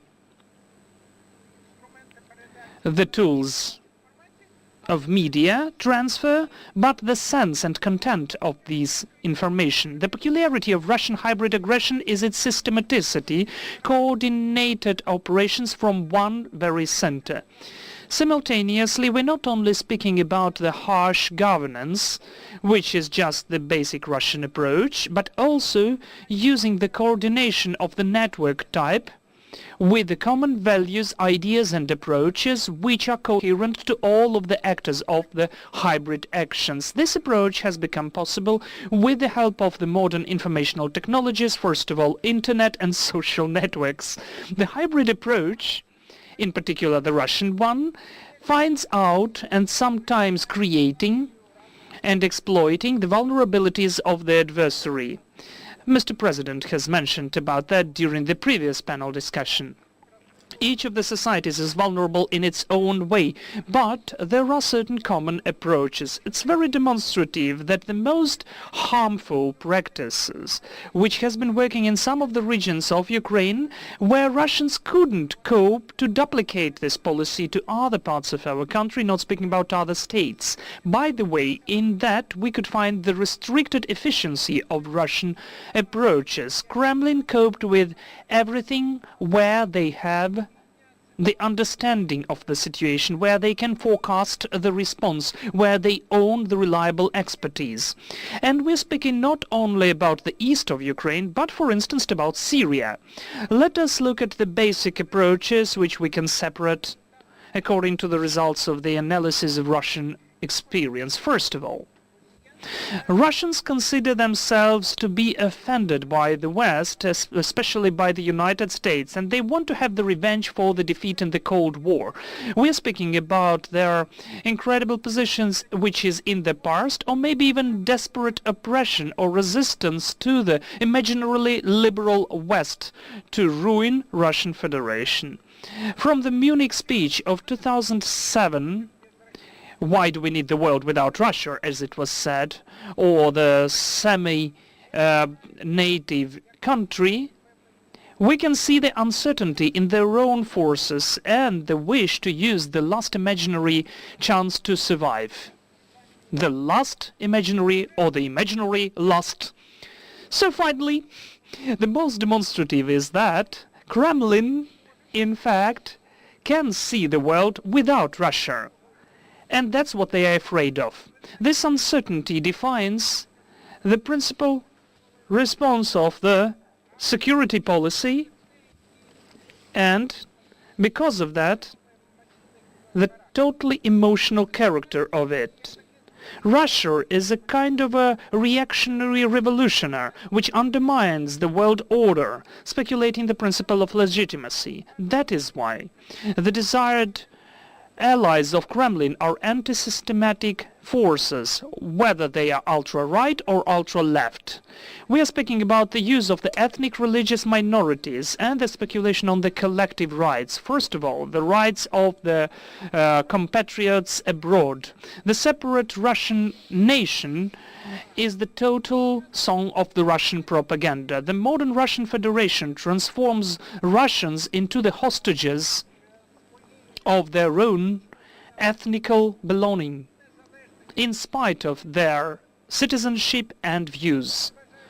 Deeply neglecting democracy and liberalism as the principles of the civilized world, Kremlin wants to use those peculiarities to undermine democratic political regimens in Europe and the world. First of all, the interference into the election campaigns, manipulations and informational and psychological factors.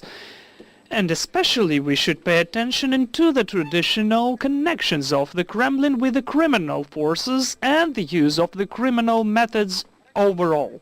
Russian mafia cannot be considered separately from the new Russian state. The use of the hybrid tools can be the preparation stage to the wider scale use of the military force. It can accompany this use, or in case of the achievement of political aims, it can replace the war in its traditional understanding. The aim of the hybrid tools is to weaken the will and the opportunities of the society which is a victim, and to help the success of the next stage of the war campaign. If the hybrid methods don't achieve the results, then maybe they make the escalation, and Syria and the east of Ukraine are the very demonstrative examples. The transition stage of the efficient control is the full destabilization, the deepening of the victim into the chaos, up till the stage when the occupation will be, for some, or maybe for the many, as the totally acceptable price of liberation from the chaos and the certain order. Whether the hybrid war is working? Yes, against the separated society with weaker institutions during the internal crisis, those tools can be really efficient. How can we counteract that? First of all, the resistance of the society, the will for fight for the freedom and independence, the readiness for the resistance, trust inside the society and the society to their own institutions, and an efficiency, security and defense sector. The most substantial is the healthy civil society and responsible media. I'm sure that the main aim of the successful counteraction to aggression is the efficient strategic leadership for the gradual societal development. We can win only like that. Thank you. Thank you so much. Miss Elena, would you go on? And after that, we will go to the Q&A session. Well, in fact, Mr. Alexander gave a very powerful push for the beginning of the discussion, because he's mentioned the topics which are really used by Russia all the time in all of the grounds. And in this case, I'd like to dwell upon the issues of the international law responsibility for the actions connected with the hybrid aggression. I should say that in fact we can see that Russia has come back to the empire Soviet tradition of their international cooperation and relationship with total disrespect to the international law. Still, they are using the really new tools of technical impact, social impact, and they are manipulating these tools in a very substantial way, or at least it seemed to them.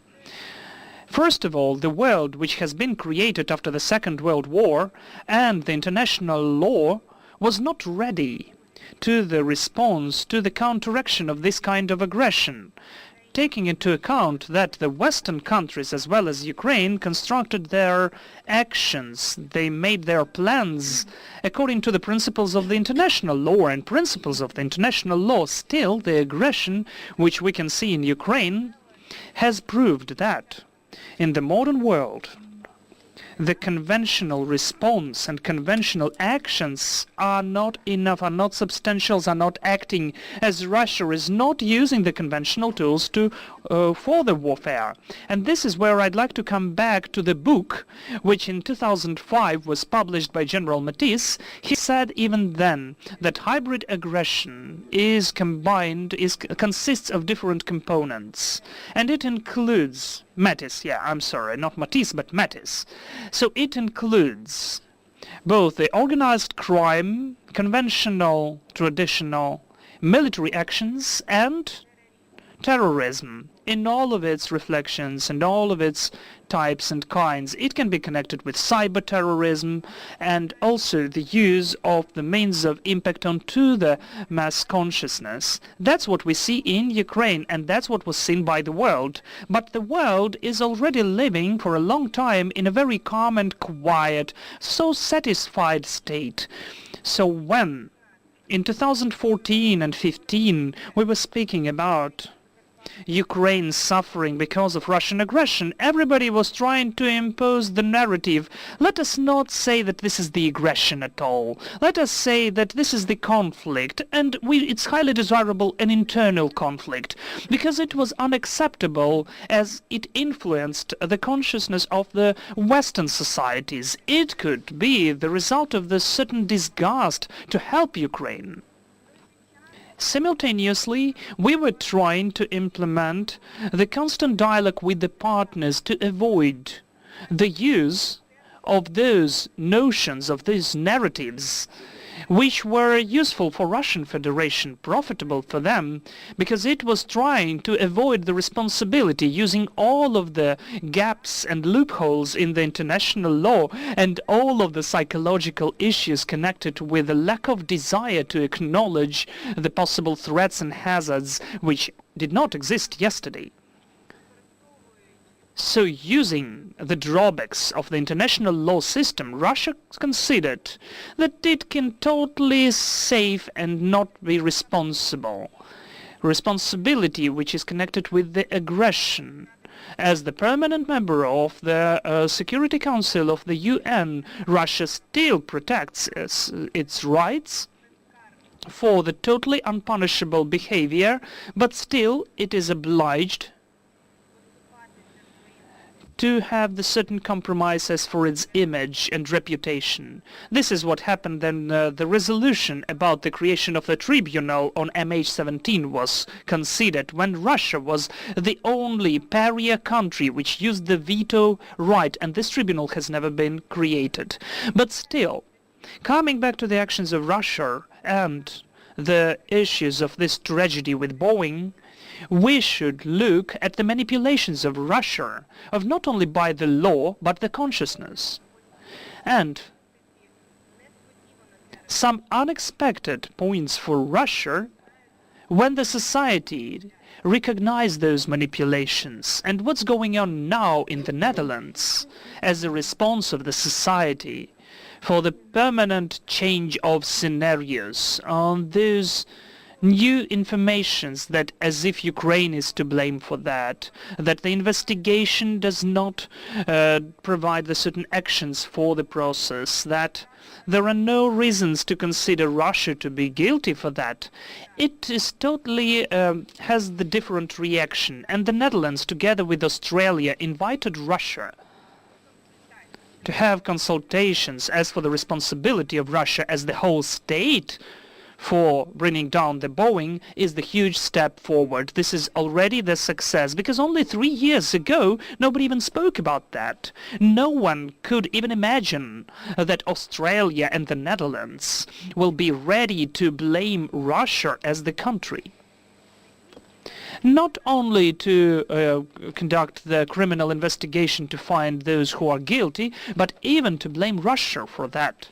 Because when we conducted the negotiations with the Netherlands as for the support to get the evidence base for our process against the Russian Federation in The Hague, we saw how sensitive was the reaction of the Netherlands in the use of any materials of the investigation. But after Russia has broadly accused the investigation and has accused the Dutch Commission on this, has accused the Dutch Commission in not trustworthy depiction of the information, then it has changed the approach of the Dutch side to this problematics and to these issues. Just as well, it's changing the understanding and the perception of the other countries as well, that it has amended, well, it was amended by the Skripal's case. It changed the perception in the UK because they understood that you are not protected against this hybrid threat. And it doesn't really matter where your country is located. Your country can still be the victim of the hybrid aggression, because the Russians, they still believe that they are not responsible, they're going to be drawn to responsibility, and that no one will use the tools of the international law on them because they're not going to be inactive. So thus, understanding all the limitation of the international legislation, we've also been based on that, on what we can do. Despite all of the thresholds that we have, all the obstacles that we've met, we can protect ourselves. We can protect Ukraine on the components of this hybrid war and hybrid aggression that is being used by the Russian Federation. Thus, we have used the tools as the International Convention on the restriction of the financial support to terrorism, the International Convention on the liquidation of all forms of the racial discrimination, and we have used the International Court of the UN to protect, first of all, the human rights and the rights of Ukraine as a country for protection. Because despite everything, we believe that protection is needed. The protection is needed to form, first of all, the public opinion that everyone has to be law-abiding, that all of the actions on violation of the international law, they will be punished. And we do understand that the processes will take a lot of time, but they will reach the good results. And Russia never presupposed that Ukrainian investors that have lost their property and they've lost their assets in Crimea, they will be able to protect themselves using the bilateral agreement on the investment, on protection of the investment.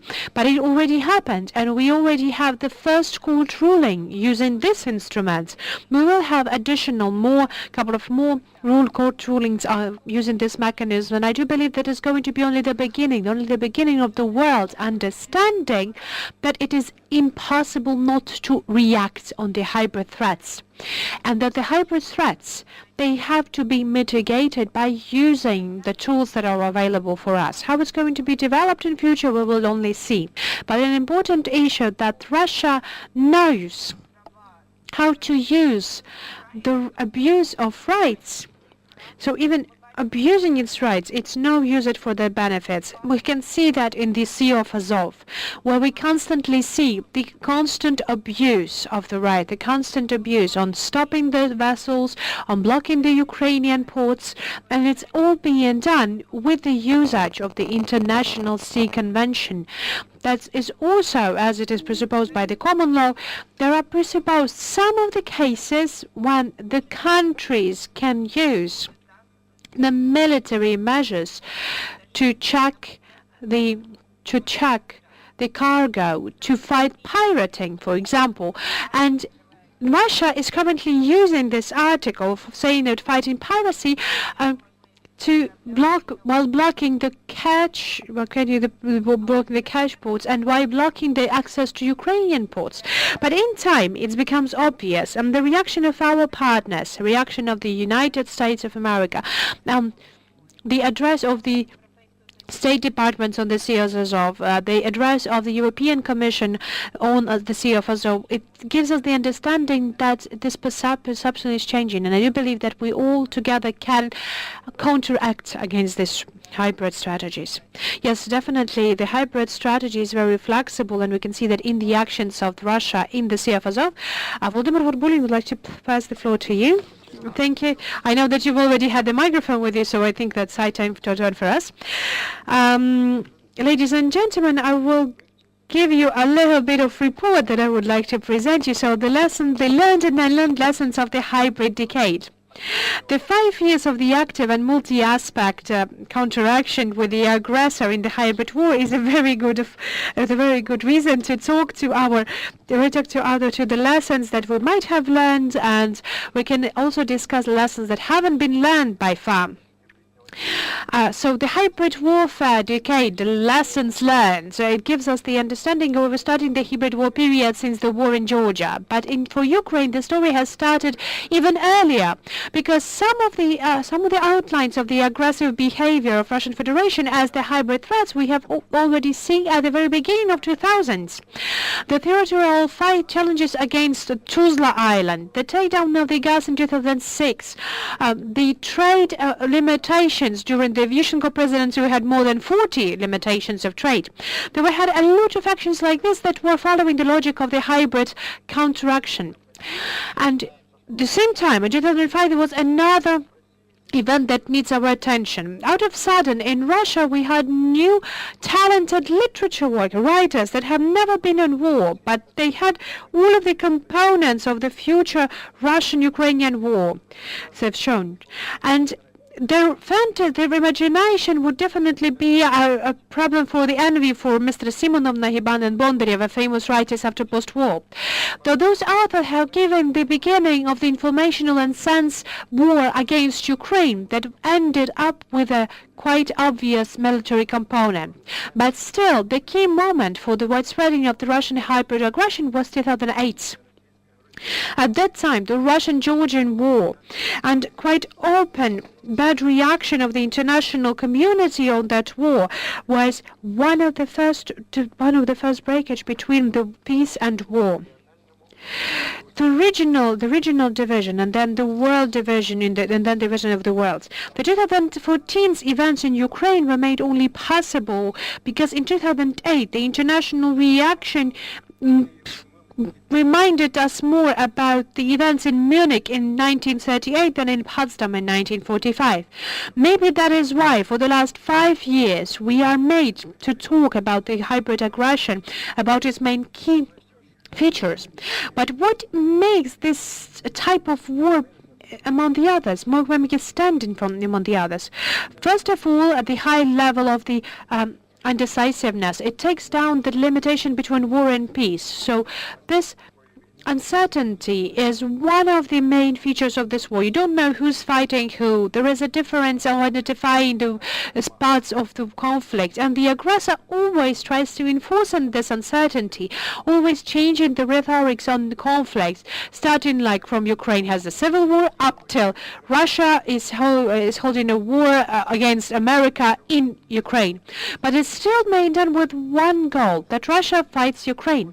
This uncertainty and decisiveness goes to another consequences, that they're trying to settle the conflicts with diplomatic methods is impossible. And it's also being shown on the practices of the Norman formats and the Munich and the Minsk agreements. That is why, as the author of many articles on hybrid war and as the head of the creative group that has written a book on the world hybrid war Ukrainian frontline, I have to say that this war is a never-ending war. Well, at least while they have the same government in Kremlin. But still, I am not quite sure that even if the government in Kremlin is going to change, when the Kremlin authorities are going to leave, the current Kremlin authorities are going to leave, that the fight with Ukraine will not stop. The second position that is specific for the hybrid war. Starting the war, the aggressor has specific goals that he thinks that it is important to outline for the international community, masking it out behind beautiful rhetorics. And all of the steps according to this goal, trying to put them right. It's nothing like this in hybrid war. In Russian, everything that has been said before 2014 and inside of the 2014 by the Russian officials, the protection of the Russian-speaking population, but we don't know whom from, the re-establishment of the historical Russia, the preserving the Ruski Mir, the Russian world, creating a new Russia because of the aid of new regions of Ukraine. It only wanted to hide the real aggression, and there are two main reasons for this aggression. First of all, devastating the Ukrainian state and Ukrainian statehood, and then again bringing back the global leadership of Russia in the world. The first goal is just a mid-term goal, but the second is a long-term, but you cannot reach second without the first. That is why I do believe that in the long-term strategic perspective, the preservation of the Russian revanchist politics, Russia will not only be the aggressor to Ukraine, but it will be the main detonator of the security, of the safety sphere, of the safety environment.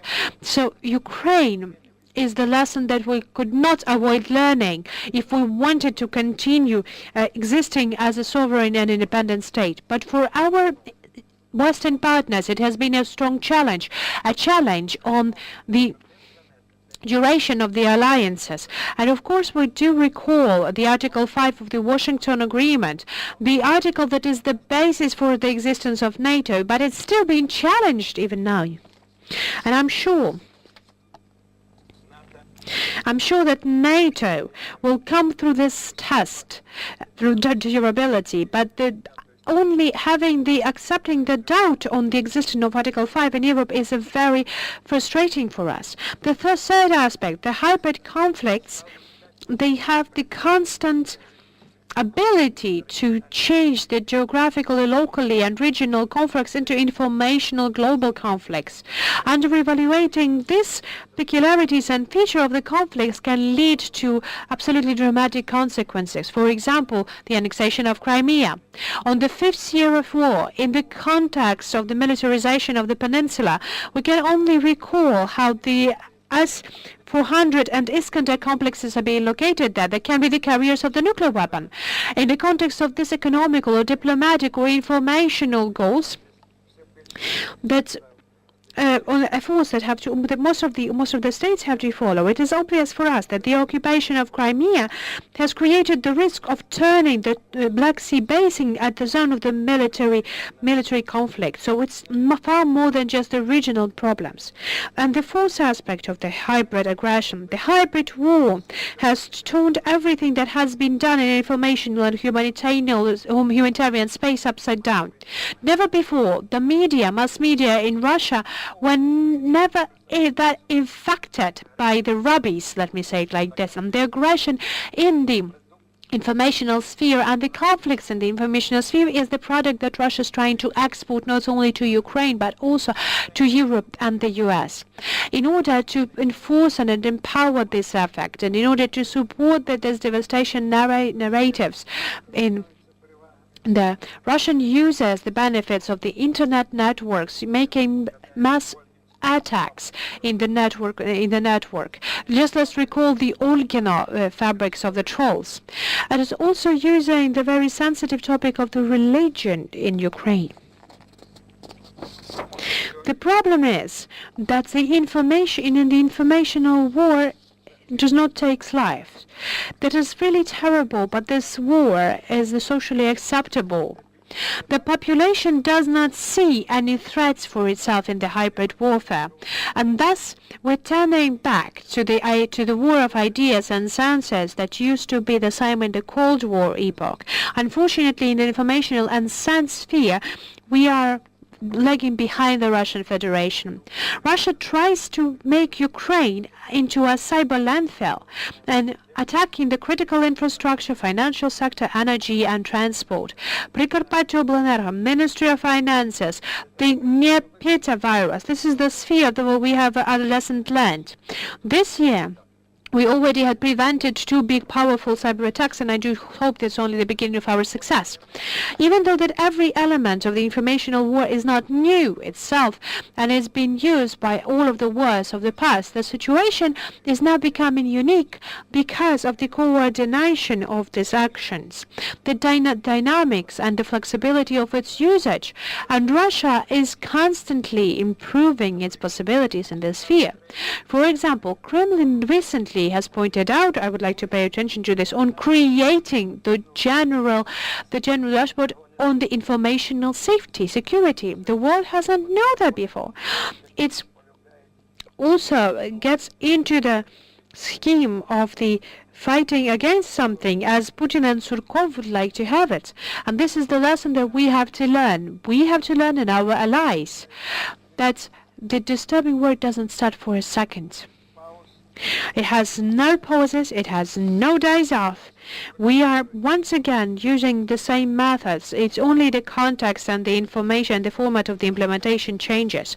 And as kind of a conclusion, the ending of the Cold War didn't lead to the peace situation in the world. After the Cold War, we had a lot of bloody conflicts of the high intensity and low intensity, and I do believe that to the wars of this epoch of the bipolarity and the post-bipolarity, that the hybrid war will also join the same skier. Maybe the concept of the hybrid war will also get closer to the concept of the limited nuclear war, the war that appeared in the bipolar world, in the bipolar times where it left over. The main idea, the main goal of this concept was the socialization of the nuclear power, thus taking it back to the international and foreign affair as an acceptable, but not only as a deterioration factor of the foreign activities. In the concept of the hybrid war, well, we say that this is bringing about the socialization of the weapons, but that deep socialization, that the weapon aspect will be lost among all of the other non-military factors.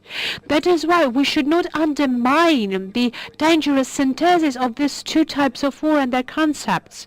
And this terrible scenario can be turned truth if, as in 1938 and then in 2008, we will try to negotiate it with aggressor, negotiate but not counteract. The Cold War didn't turn into a nuclear war only because all of the participants knew that any provocation they will have a counteraction. And as a person who has been working for 30 years to creating the strategic nuclear complexes, I can tell you that as speaking on behalf of the people who created that, they had a lot of responsibility in front of the world for that. But currently, I cannot say that about some of the leaders of Russia.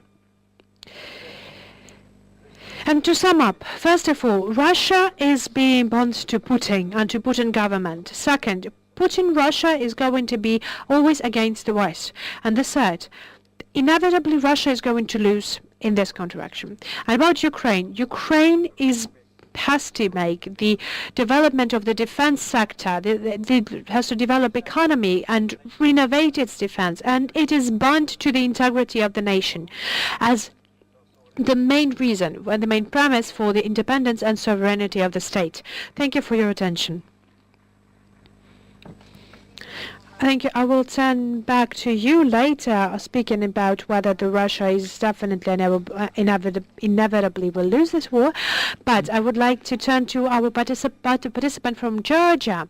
Mr. Shata, can you please tell us about how you participate, how you work with us? Because you are the first who understands Russia the best. Can you please tell us about your experience on counteracting the hybrid war? Russia is a bit difficult, but I will try. Thank you very much. First of all, let me use this opportunity and express our appreciation for inviting us for this conference. Back in Georgia, we have very special feelings towards Ukraine, and it's always a pleasure to be in Kiev, and it's a pleasure to be on such represented conference. So let me say a few words regarding our perspective or from how we see this hybrid warfare against Georgia. In this regard, my presentation could be very small. I just can say that We would appreciate. Whatever it was already said, you just change Ukraine to Georgia and maybe change years, and that's it. But to be more serious, what I wanted to say with this is that maybe I will say a few thoughts, which is already became the conventional thought that hybrid tools Russia uses is not new. This is quite old, this is quite well used and well established tools and well developed tools. I would say even developed before the word itself became very popular. The second thought I want to say is that whatever Russia does through these hybrid tools is not just response, as they claim, to some policies from outside of the region. It's just quite opposite. This is these tools are used to pursue its strategic interest, or as they see their strategic interest on the post-Soviet space, the major idea of which is just to keep this space under its influence, at least, if not direct control. Based on this, I just want to say a few words how I see what are the major Russian interests in the region. And just to say that the nature of hybrid tools Russia uses is based on the nature of the interest it has on the post-Soviet space, and particularly in South Caucasus and Georgia. I would argue that the major pillars, and it was already said by previous speakers, of Russian foreign and security policies, first of all, this is revisionism, or we already even could talk about the revanchism, as Mr. Litvinenko said. Russia is the state who in international system is challenging the existing international order and in the international standards. And the very first signals of this was in 2005, 2006, when, for example, Vladimir Putin mentioned that the dissolution of the Soviet Union was geopolitical mistake and geopolitical tragedy. The second pillar, I would argue, is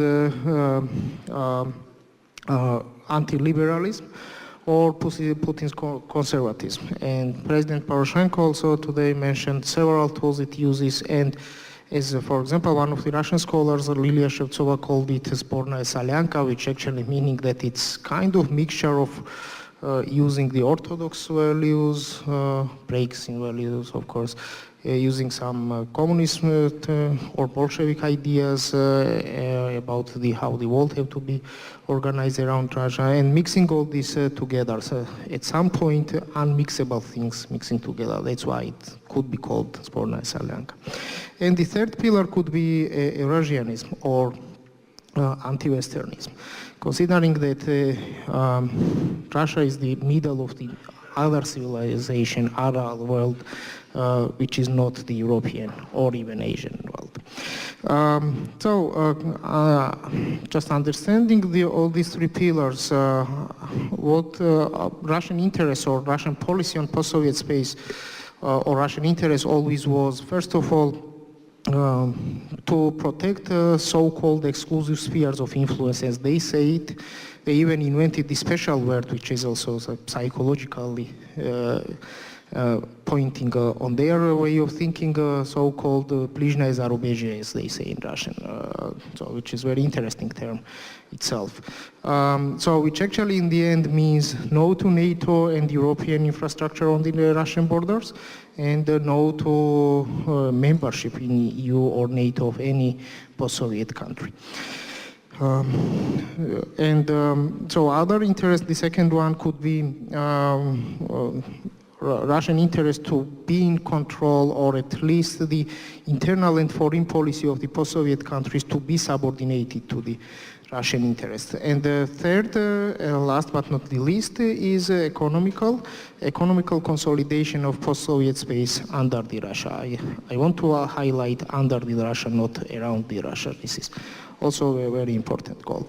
So based on this interest in post-Soviet space, particularly in South Caucasus and in Georgia, Russia pursues the following interests. First of all, to prevent the, as they understand it, the Western influence on South Caucasus, which in the end means to prevent the Westernization and democratization of the South Caucasian countries. So democratization of these countries by Russia is considered a threat. That's very important to understand. The second important interest in South Caucasus they follow is just to limit this strategic, I'm trying to use their terminologies, strategic influence of US or European Union in the South Caucasus, which is, as I already said, part of the concept of influence on the exclusive spheres of influence. And in this regard, I even want to recall the famous letter of that time President Medvedev to the European leaders after the war in 2008, in which he actually indicated that it's time now to reshape, well, it's not directly said, but implying that it's time to reshape the European security and the architecture, in the end implying that so Russia is looking for to change the existing pillars of peace after the Second World War, not changing the borders. So Russia was the one who was challenging and is challenging this basic concept of peace in Europe. And the other interest Russia has and which is also interesting to Ukraine, I think, is that control or sabotage of the southern energy corridors, which is going through the South Caucasus. So based on this and understanding these concepts, the tools which is used against Georgia is purely hybrid. So I will not go into details. It already was a lot said what the hybrid war is, but I just want to say that unfortunately we are facing these hybrid actions against Georgia all the last 25 years or 30 years we are independent state. So it was not only 2008 or it's not after the 2008. Just one example, back in 92, 93 when there was the at that time, a lot of people thought the ethnic conflict in Georgia, which actually was exactly the best example of hybrid operation in Georgia. We had all the components, nearly all the components, fortunately, like Ukraine had in 2014. We had the mercenaries, we had the deliberate attacks on the civilians, we had the so-called, well, at that time it was called in a different way, but the green soldiers, and it's very interesting, we had sometimes even the same personalities. We had the humanitarian convoys, in breaks of course, and even the same personalities, as I said. For example, all this operation in 90s in Georgia was organized and headed by Sergei Shoigu, for example, who is now the and well known to all of us.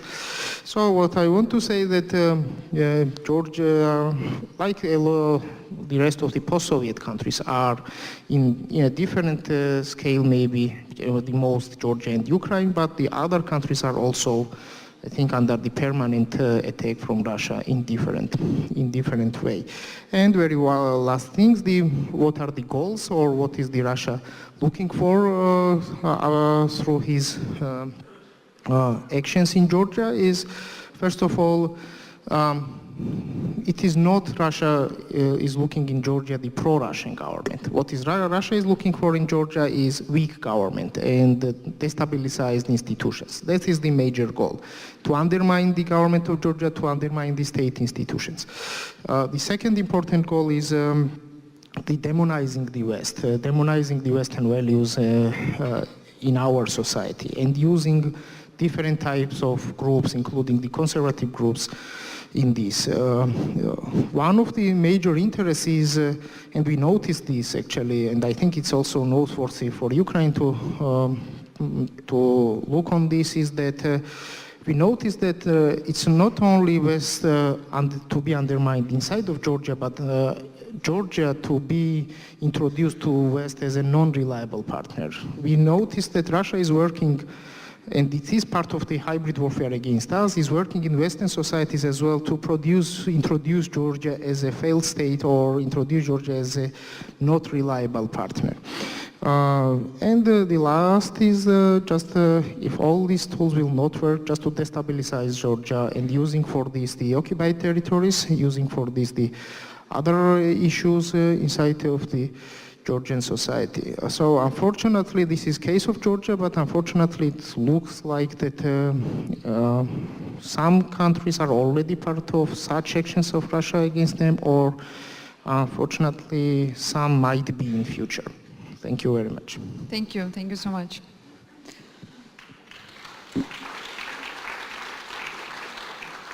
Пане Джил, я хочу... Ms. Jill, I'd like to speak to you now. Як ви бачите... So how do you see today's reflections and expressions of the hybrid aggression of Russia in the West, in your country in particular? Because we can see that Russia targets not only the post-Soviet space, but actively targets the countries where nobody maybe even would know anything about Russia and its methods. Well, thank you for the question. I think that it's clear from the discussion so far, I'm not sure there are any countries that are absolutely oblivious to what Russia's doing. So if I think of Canada, for example, our minister, Minister Freeland, Minister of Foreign Affairs, came under hybrid attack from Russia, a number of months ago. I think that we are all acutely aware of hybrid activities that are designed to undermine, to make vulnerable our societies. At the G7 meeting that Canada hosted in the summer, we established a rapid response mechanism that's designed to put together a framework of countries so that there can be solidarity, there can be sharing of information, and we can all work together on the hybrid threat. And indeed, the first meeting under Canadian chairmanship was this past Monday. But I think when we look at it, you're clearly, with Georgia and Ukraine here, I mean clearly viscerally on the front lines here. So maybe sitting in Canada, getting ready for our own election, our elections commission has just bought all sorts of technology so that we can be better aware of what's going on in social media as we get ready for our election. But sitting a little bit offshore of the front line, as Georgia and Ukraine are, it occurs to me that, you know, in some sense, we are almost over-intellectualizing and over-analyzing things. And let me just explain. When I listen to everything I've heard here today, and I think even of my the own response of my government or looking at what's going on in the United States, we are focused so much on let's look out for the bots, let's get the technology, let's look at the instruments, let's do our analysis.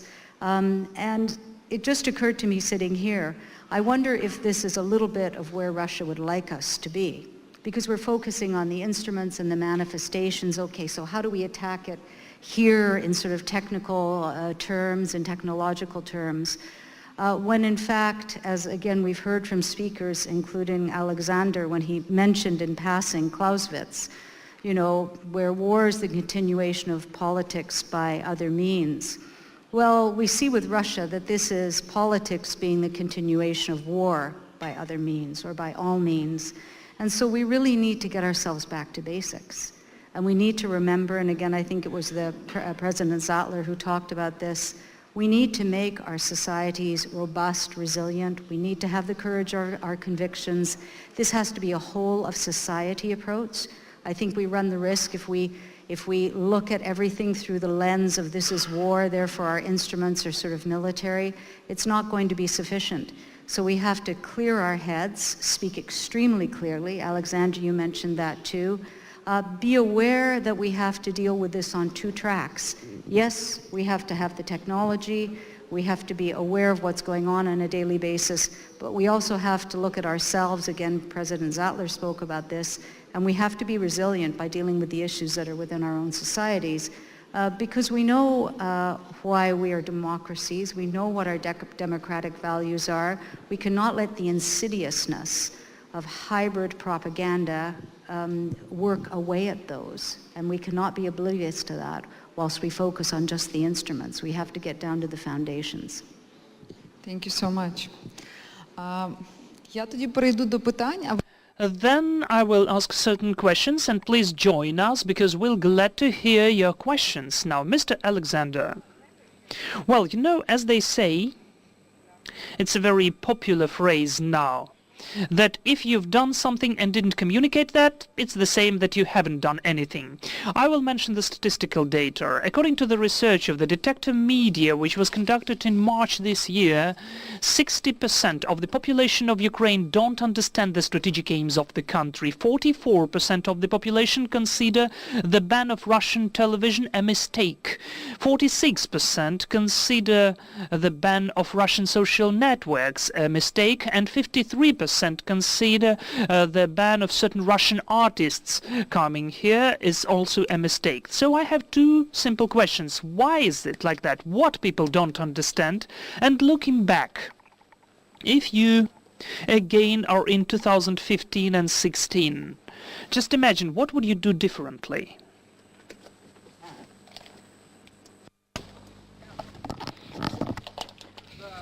Thank you. Thank you very much for this question.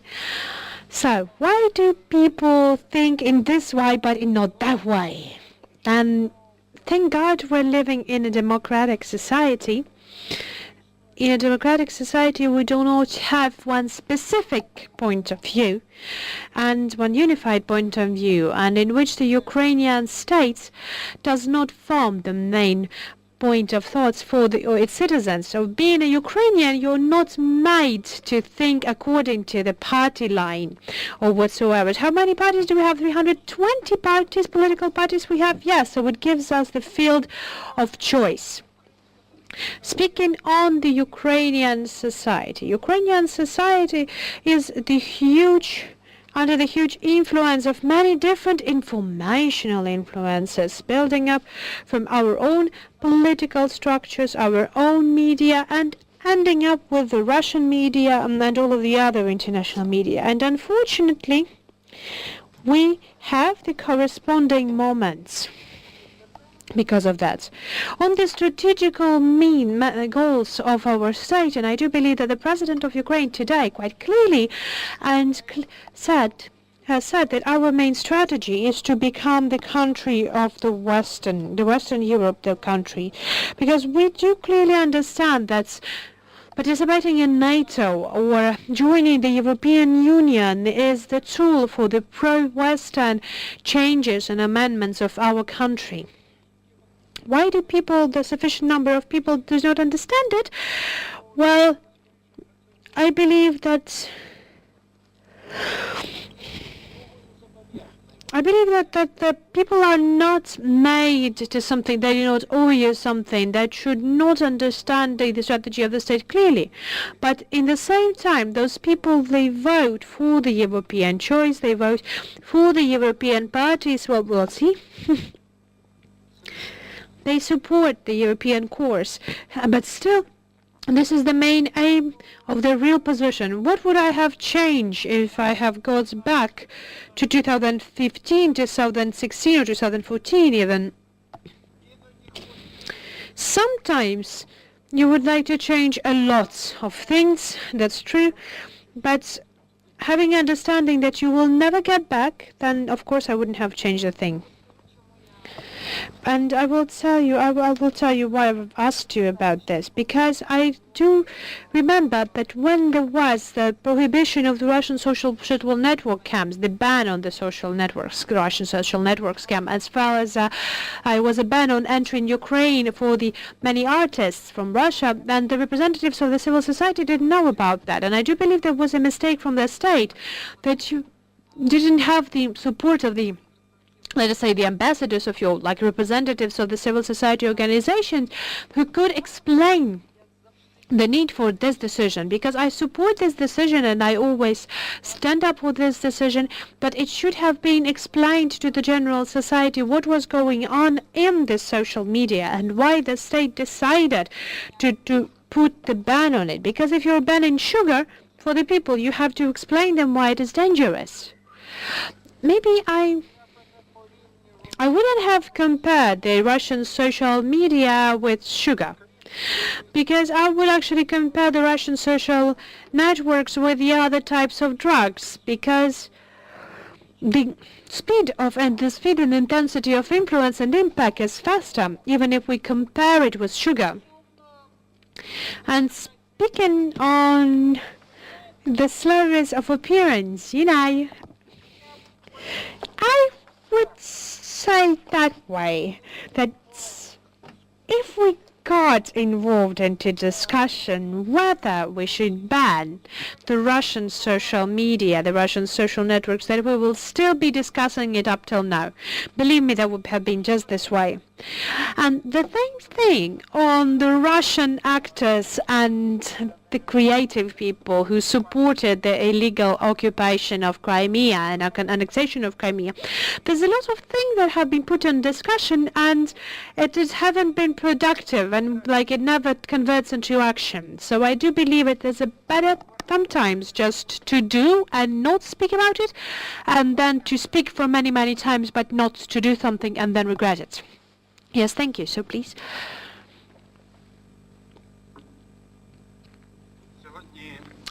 Today, the technologies, the hybrid technologies that Russia is actively using against Ukraine, they have been already studied, the main toolkits and the main methods. I know the Russian machine in a good way, and I can say you there is a very good thing.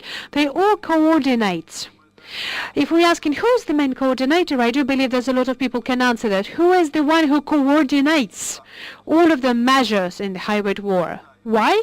Why? Because we know that the hybrid technologies and hybrid measures, they are not in the military sphere. We know that there's a general headquarters of the military actions. We know there's a military sphere. But someone has to coordinate this. Someone sets the goal, gives the tasks, asks inquiries why it hasn't been done, the foreign policies, economics, all types of communication, so on and so forth. In Ukraine, is there someone who coordinates non-military types of the counteraction against the hybrid wars? This is basically the question for our Ukrainian part of the panelists. Who coordinates the counteractions in Ukraine? I know what kind of an answer can be, that it might be the apparatus for the Council of the Defense and Security Council. The apparatus of the Defense and Security Council is not the executive authority. And whatever I do as the analyst, then I have to have the decree of the president, and then we have to get the president involved into all of the circles of this decree making. It won't be right the way. If we have the technology on fighting against the hybrid attacks of Russia, and I'm sure they are going to be broad and they will get into the sociology, you will just mind my words, and whether it is high time for Ukraine already now to create let us say a small structure, a small institution, or to implement it, mount it into some ministry that would not only coordinate the hybrid technology of defense source, but also will coordinate the counteractions, the counteraction operations, because we will not be blamed that we are having the war against Russia. In this case, it will be just the counteraction, but it will be non-military, non-battle actions. So, just to put it brief, don't you think it's high time for Ukraine to create a separate structure in the field of the executive authorities? I know that might be in the administration of the president, that can be patronated by the administration of the president. But the second question coming up close to that, and more of a rhetorical nature, whether our colleagues in NATO are a bit late to create something that would coordinate and would accumulate the goals for the hybrid attacks, something that would work against this broad toolkit of the operations of Russia. So someone who would like to Mr. Marchuk, was there a question to me or to Mr. Alexander? Well, I'm the free artist now, but I can answer your question. I've also have said that currently in Russia they started the communication and created the general headquarters of all the informational actions. When I have read the functions of this headquarters, there has to be the Ministry of Information, and this is the information of the informational security, I don't know, squad, or what is the next step in making it. And I do believe that we have to have it also, because I have already said that because we're lagging behind in the war on informational defense. And I do believe that we can search for a couple of very specific solutions that can take place. But for me, the independence of Ukraine can only give me one address who can coordinate it, even though constitution-wise, it still has to be the apparatus of the National Defense Council. Maybe we can look for some kind of the hybrid form in the framework of the apparatus, but it will be the most effective. On your second question, I do believe that's collaboration that we currently have between the Ministry of Defense and between NATO is insufficient in the most deliberate, the most delicate approach on creating the opportunities, on sharing the information. And what is most important, the evaluating of the effectiveness of this information after the actions have taken place. I don't know if I answer your questions, but at least I've tried. Thank you very much. I have another question to you, because you still have the microphone. In your interviews, a couple of times you've mentioned that Russia is being sick. That is not about Putin, that Putin is only the main reaction on the disease that Russia has. And so I'd like to pose the question that is not really liked at the West. Whether we can say that there is some kind of the collective responsibility for Russia, knowing that more than 85% of the Russian population support the policy of Mr. Putin against Ukraine, knowing that according to all of the surveys, Ukraine is number 2 among the main enemies of Russia, because in the West there is this feeling that there is Kremlin, the main aggressor. There are the Russians, there are the victims of the Kremlin, the same victims of the Kremlin as the Ukrainians are. And there is this big Russia with Chekhov, with Dostoevsky, this beautiful Russia that can never be attacked. Whether we can speak of the collective responsibility, as we used to speak about the collective responsibility of the Germans after World War II. I do believe that it's not only has to be said, but we should finding some ways that will help us to coordinate the efforts of the whole world. Because after he started to say that you can use, and I can only mention this in my presentation, that when he has said that we can use the nuclear weapons, well, what can we say about this person? I would like to recall Yevgeny Yevtushenko. I don't know how to translate this into Ukrainian. I will get the quote in Russia. Why does the wire from the coffin goes?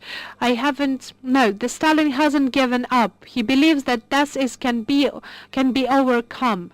We've taken him out of the mausoleum, but how to get Putin out of the ancestors of Stalin? I don't know. We have another question, but yes, once again, please introduce yourself. Good day once again. My name is Yevhen Magda, the head of the Institute of the World Policy. So today we have already heard a very interesting thesis that Ukraine has a unique experience on counteracting the hybrid war.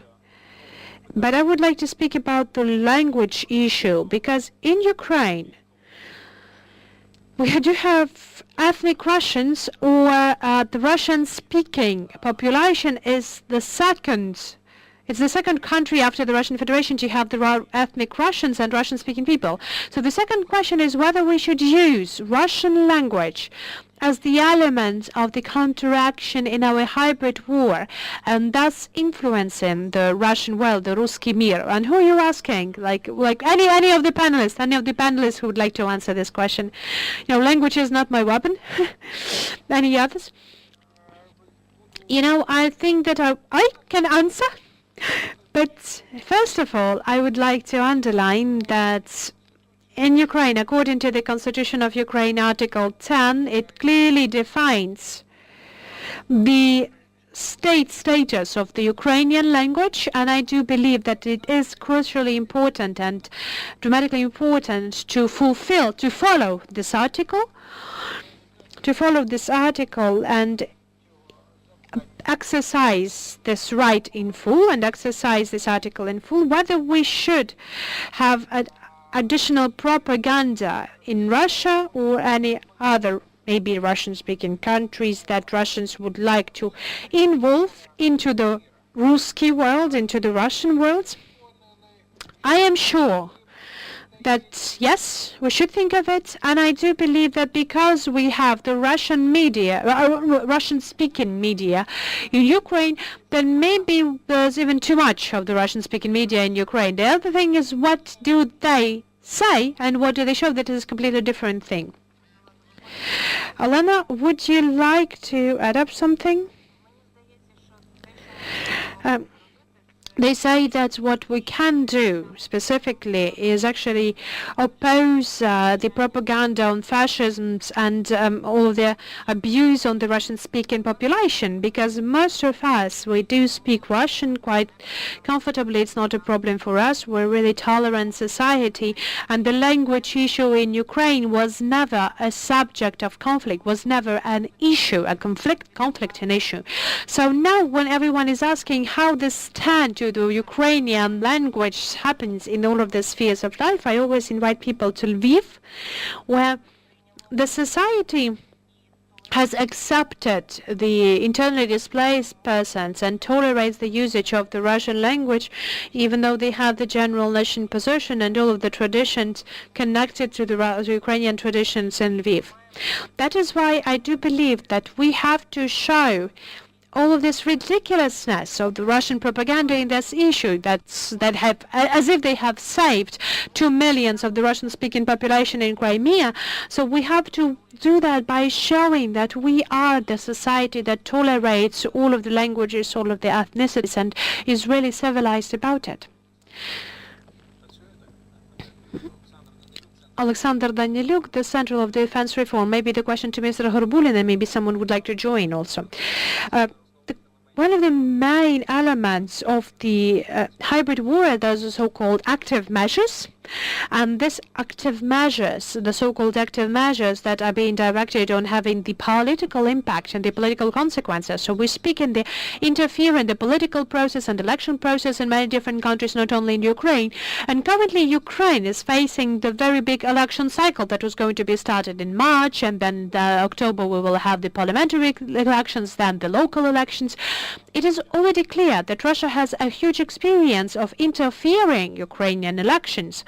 And thus we can recall the so-called the pedophile gate 2009 that made Yanukovych the president, and the older stories, and also the situation like, for example, with the murder of Georg Gongadze, that's on the assessment of, unfortunately, late specialists on defense, and especially the late Alexander Litvinenko, that has been poisoned by polonium in London. So under their assessment, they said that there was the Russian special operation that was tasked to undermine the Ukrainian pro-Western course. So whether you see any promises for any additional special operations by the Russian secret services today, and maybe the Katerina Handzuk death can be also used. Maybe there are some points to use this tragic event and tragic fact to the tragic event can be used to influence the Ukrainian political events. The death of Katerina Handzuk, the activist that was thrown with the acid in Kherson. But this is our inner issue, our domestic issue. So when I've said that when see it for Ukraine, I've said that we have to reform the defense sector. I've also meant that we have to reform our army, our General Prosecutor's Office, the Ministry of Internal Affairs, our National Security Service, and our investigating services and our intelligence. So what has happened to the so-called lustration has got a lot of people who might have been working professionally currently. In my opinion, let us say the special forces in Ukraine, they currently lack the professional middle part of it, middle range managers, and I believe that this is the biggest problem for us. I believe that there is the understanding of the situation from the heads of the state, speaking on the temp of the reforms. Maybe it's not reflecting our reality, and we have to work on this. I'm not a specialist in how can we reform it, or maybe I can only know how to get the defense industry. I don't know how to reform all of the other industries, so I cannot give you the detailed answer. Thank you very much. We'll have another question, so please. Sorry. Thank you, and my apologies. I just, first of all, just want to reflect on several issues on the previous discussion, and listening to these problems, it reminds me problems we have in Georgia, and I just want to say one thing, that it's, yeah, and I want to agree with the speakers from the previous panel, that actually one of the key elements Russia uses against us is the weaknesses we have. So it's very important to increase the resilience of the state institutions, but at the same time increase the resilience of the whole society through the awareness raising. So whatever the institutions we will create, it will not be effective if the awareness in the whole society is not high about the where we are and what we are facing. I just want to apologize to the speakers and to the audience. I have to leave for a meeting, and I will be back, and if there are some questions, I will be happy to answer during the breaks later. And my apologies, and I want to use the opportunity and welcome the speakers and welcome my colleagues. I want to welcome Madam Serkal and I want to welcome Mr. Litvinenko, and my apologies again, I have to leave. Thank you very much. Отже, так, у нас залишається... Yes, we just have just a bit of time left and just a bit of questions left.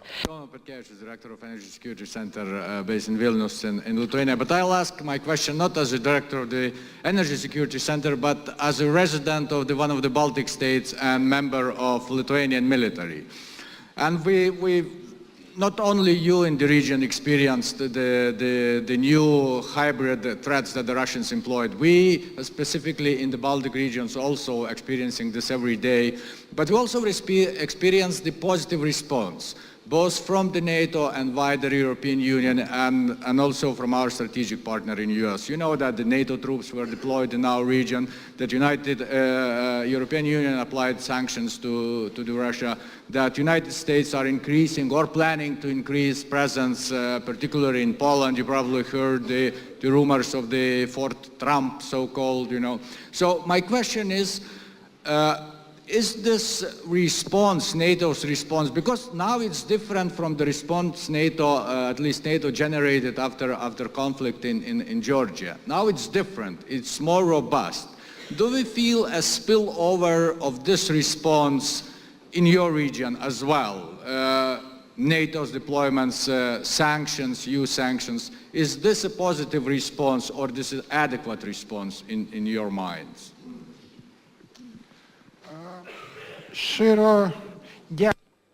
Thank you so much for such a question. First of all, I'd like to quote the President who had the speech today, and he said that the most important response is the unity of Europe, the unity of NATO. In spite of all of the attempts of Russia to undermine this unity, what could be more efficient as a response, besides the sanctions, which are undoubtedly very important sanctions for Russia for its actions? What could be the key task? I guess the development of cooperation with Ukraine.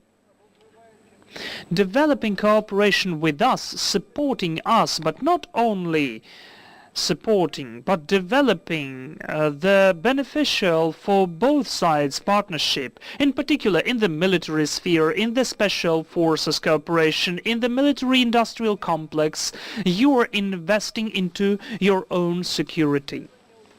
Strengthening of Ukraine will mean not only the strengthening of the country, but the strengthening of the West as it is overall. Can we achieve it? Totally we can. The reserves are huge in that. And again, I'd like to emphasize, Ukraine does not need help. Ukraine needs partnership. Ukraine needs opportunities. Ukraine needs investments. Ukraine needs interaction. Thank you, Ms. Olena. Well, if I may, then a couple of words connected with your direct activities. I mean energy security. I think that the role of NATO has to be, first of all, to make safe the whole Europe. As for the Northern Stream 2, because this is what can be the total threat and hazard not only for Ukraine, but for the whole Europe. And this is what's not comprehended and understood by the Western countries, because business is above everything. Thank you. And one more question from this part of the hall. Valery Kravchenko, the National Institute of Strategic Research. But would you allow me to speak not on behalf of the Institute, but as a refugee from Donetsk? A very simple and provocative question. What's the sense, well, first of all, for the Ukrainian speakers, this question for the panelists, and especially for Mr. Mitropavlovich, he knows the kitchen. So what's the sense of the tripartite Ukrainian group? Besides the way of Russia to communicate with separatists. Because from my point of view, from my subjective, humble point of view, it's the total ignoring of the refugees, which are officially 1.5 million. It's the total ignoring of their participants in the Minsk negotiations process allows Russia to legitimize so-called separatists and, in fact, to conduct polemics about the civil war, which is as if done in our country. The West sees Donbass, which is provoked by Russia. Why do we play this show, which has been planned by Mr. Surkov? Thank you. I will answer in 2 points, because you gave the whole spectre of questions. As for Minsk grounds for negotiations, it has taken place as a necessary element for Ukraine at that time, because we should have taken any negotiations for aggression not to expand onto Zaporizhia, Dnipro, Kharkiv regions. That is why Minsk, in this case, in my opinion, was an undoubtedly positive phenomenon. The second point. Going on with negotiations, continuation. I was in the political group for a long time, and I considered that it does not give any benefit, because the blind one shouldn't communicate with the deaf one. The same as you shouldn't speak to the person who doesn't listen to you, and when the representatives of OSCE don't support you. As for other points, what happened in Ukraine, as for 1.5 million of refugees and IDPs, and you are one of them, Ukraine did its best, but not what it can do. And this is the issue which the authorities should face every day. First of all, the Cabinet of Ministers, they created the ministry, but how is it working with the refugees? Honestly, I cannot estimate. I don't want the refugees to be offended with this notion. What couldn't we do to correct this situation, beginning with the elections, where the IDPs have to take part, for sure. There are lots of people like that, and I'm sure that they wouldn't like to listen to the executors of culture and other spheres who went to the Crimea and who wanted to go to Ukraine too. Maybe Alexander will add something. If you allow me, I will add several points after the exhaustive response of Mr. Gorbulin. First of all, the representatives of the occupational administration, which name themselves DNR and LNR, are not the negotiations part, and we should precisely remember about that. Point number 2. Ukraine is really precisely performing all of the requirements, all of the obligations as for those treaties and agreements, and with that, we demonstrate our coherent and precise position in comparison with the Russian Federation, which is again, soon, will brutally violate those agreements, conducting so-called elections on the territories which are occupied. And the third point, Ukrainian state considers the citizens who are living on the territory occupied by Russian Federation as its own citizens, and it tries to use all the opportunities to provide their rights and freedoms and legal interests. Thank you. And the last question from here, please. We are short of time. Thank you. Professor Igor Todorov, Uzhgorod National University. Before the war, I used to be the professor of Donetsk National University. That is one of those refugees again. So I have the question to Ms. Gell. Now, and in the beginning of our conference, and now we heard wonderful phrases, and I totally agree with them, that NATO is doing a lot for Ukraine. And one of the main aims of Putin is, in fact, ruining of this unity. But the question is the following. Yes, it's true, but almost a year we don't have the main institutional mechanism functioning of collaboration with NATO. I mean Commission Ukraine NATO. Because of the Hungary position, I will not speak about the reasons of the Hungarian position, but doesn't it seem to you that this is a kind of a very serious threat for the unity of NATO? Because if Commission worked, I think that the investment of NATO, of the West, into our common affairs of counteraction Russia would be more efficient. Thank you. Look, I mean, the NATO-Ukraine Commission is important, and I think a lot of countries represented in this room that sit at the NATO table have been very clear about how we want a NATO-Ukraine Commission. But I'd like to say that the relationship between Ukraine and the solidarity that the alliance and alliance members offer to Ukraine goes far beyond an hour meeting every 6 months at the ministerial level. So I think you really have to unpack this relationship and recognize that whether it's in terms of the practical support, we have members of the NATO Liaison Office here today, the trust funds, the presence of Canada, the United Kingdom, the United States, Lithuania, Poland, who are doing training on a daily basis, the interaction with NATO headquarters and with NATO capitals. This is a 360-degree relationship. The NATO-Ukraine Commission should take place. It absolutely should take place.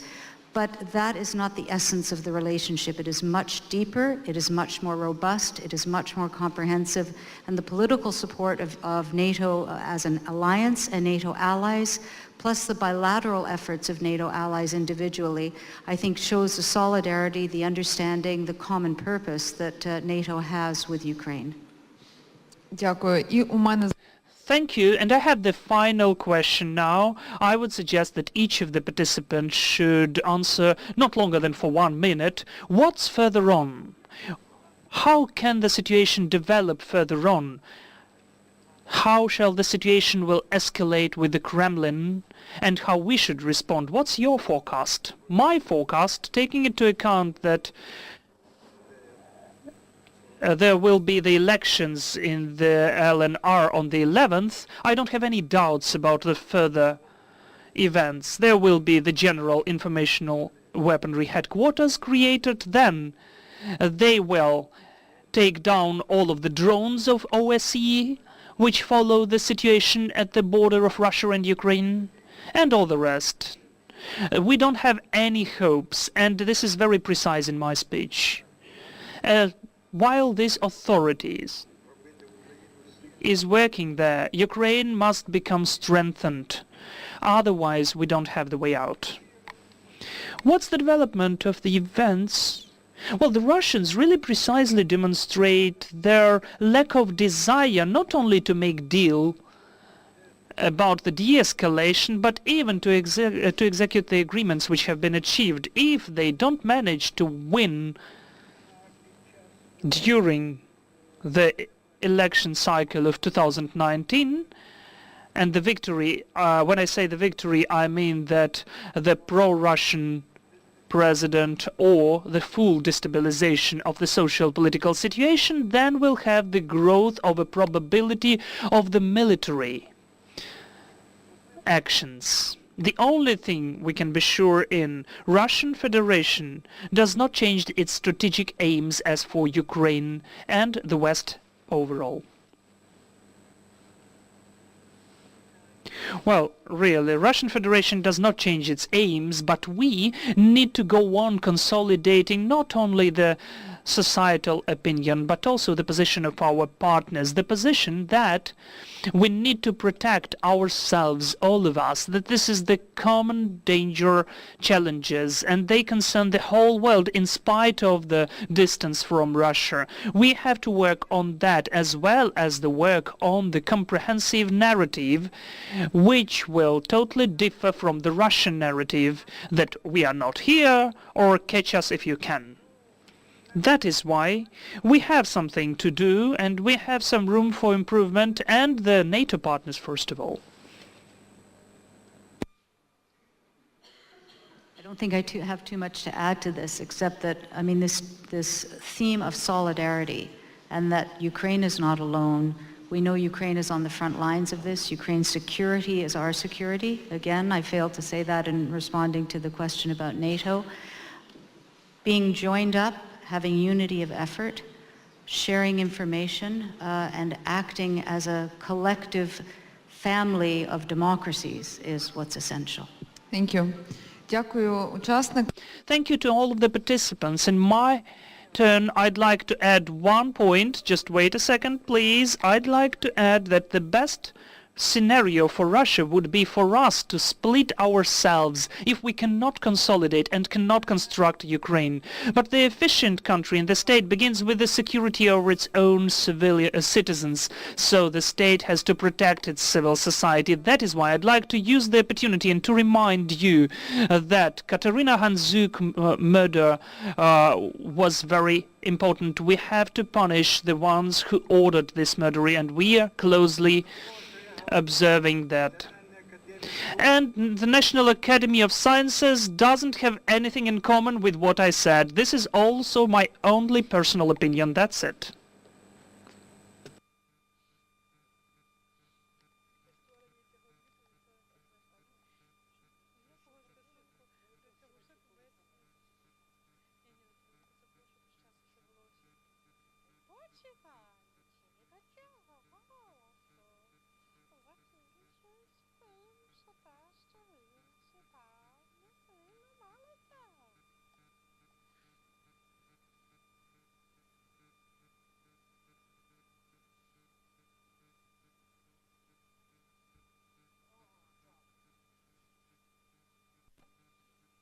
Так, давайте по часу, я почну.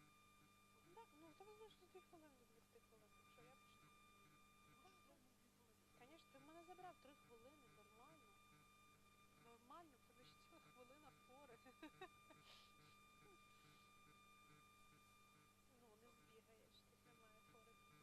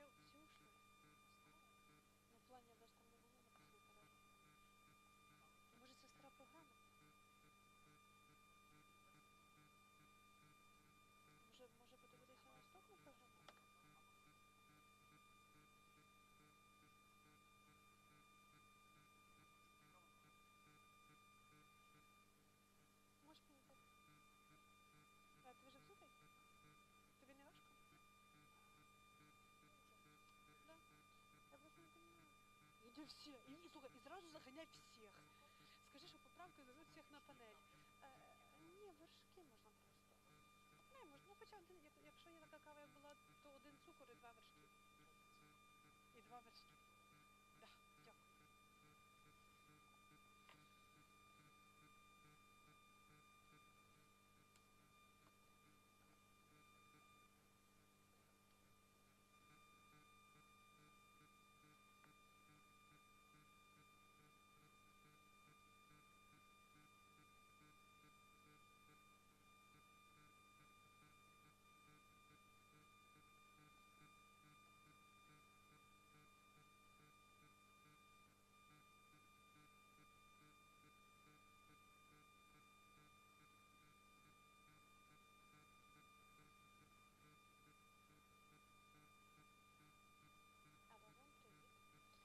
Алло, вам привіт. Хочеш таку хвилиночку смішного цього? Збери в інтернеті в себе з телефону, набери в себе фестиваль 86, оприлюднив звукозапис хабаря. Послухайте, ну, мам, наш фестиваль 86, пам'ятаєш, я тобі розказувала, що виграли грант і попросили 30 тисяч відкату. От, наприклад, напиши 86, фестиваль 86, оприлюднив аудіозапис.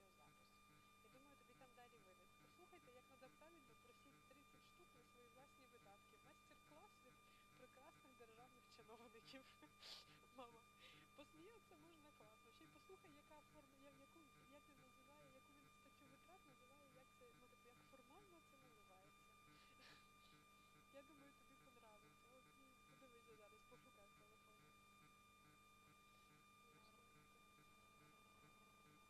Ні, ще ні, у нас просто бібліотека була не перерва, не зовсім якась така технічна пауза. Ну, як тобі сказала, попередня панель була вже, я вас спіткала. Тут говорили якісь такі, у мене інколи складається враження, що я просто розмовляю і на панелі чую зовсім інше, ніж те, що чую я. Тому що в якийсь момент, коли вони кажуть, що ой, тут все так правильно було сказано, хочеться просто аж спитати, ребята, про що ви говорите? Вони ж нічого розумного не сказали. Ну, але таке. Ні, в принципі, нормально.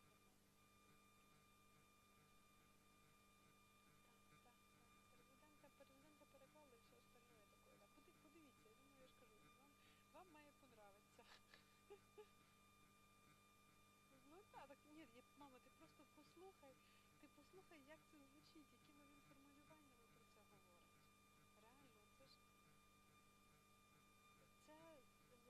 У нас є така, у нас було засновано якусь таку штуку, яка називається Фонд дослідження української культури чи розвитку української культури, якось так. І якогось дива саме вони призначаються розпорядником цих от малих грантів, так, коштів, які виграли. Ні, це, мам, це ж ми виграли, типу, там в них проєкт про розвиток культури в малих містах. І фестиваль виграв у січні минулого року 500 тисяч гривень в межах цього проєкту.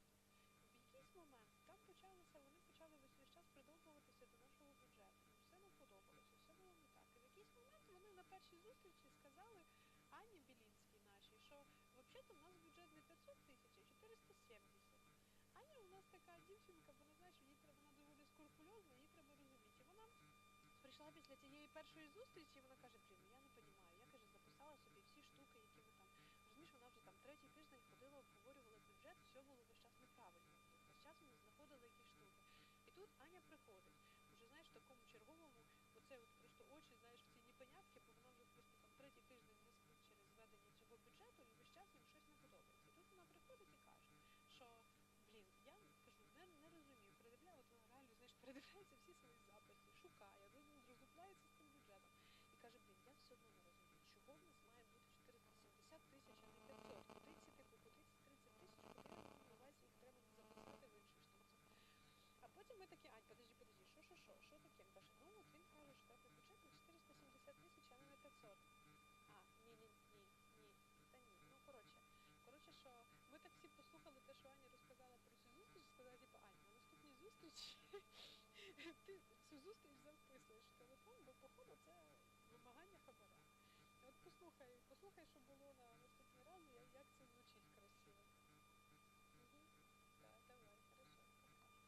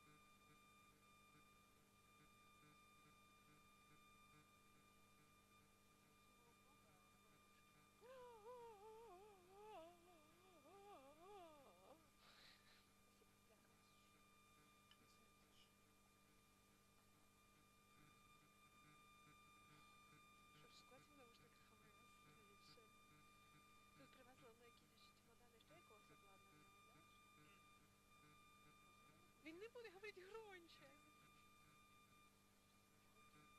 Він не буде говорити громче.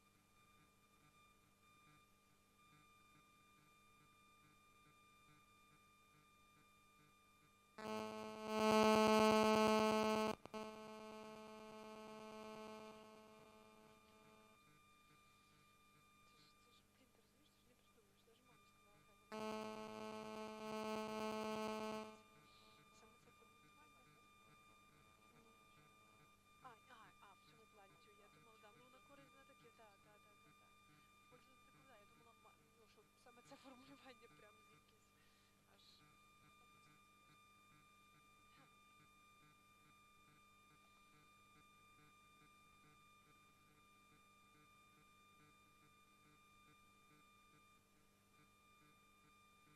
Боже, Илька уже что никогда. Илька уже не хочет никогда.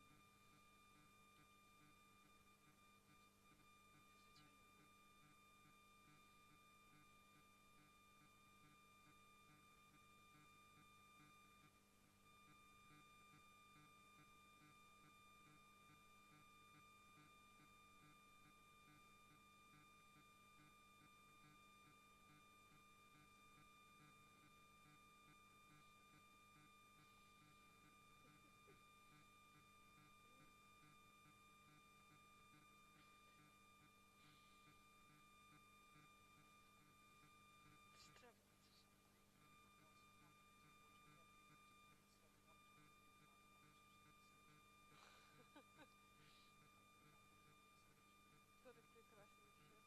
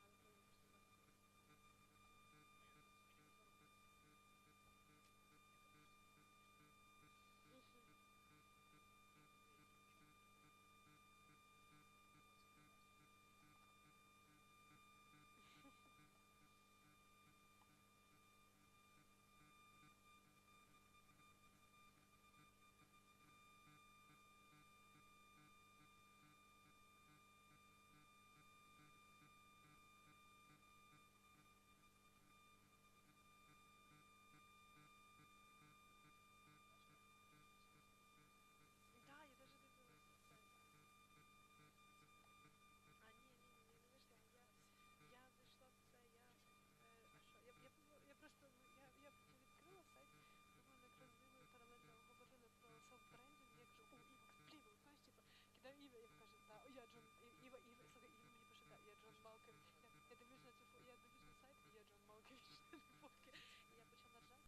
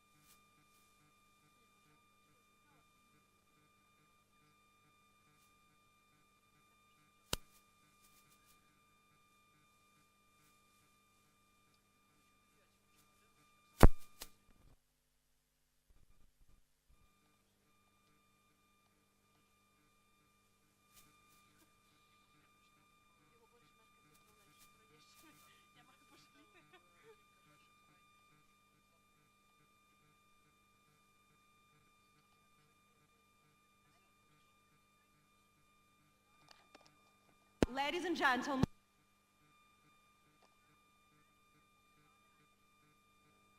Сейчас Андрій Парубій буде говорити. Ну, сейчас бла-бла-бла-бла-бла-бла-бла. Good day, ladies and gentlemen, dear colleagues.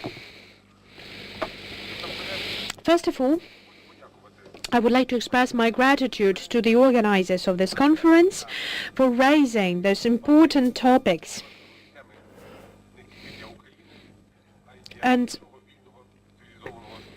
the main contacts because when we speak about the hybrid threats, we mean that that's the threat that comes from Putin and Kremlin.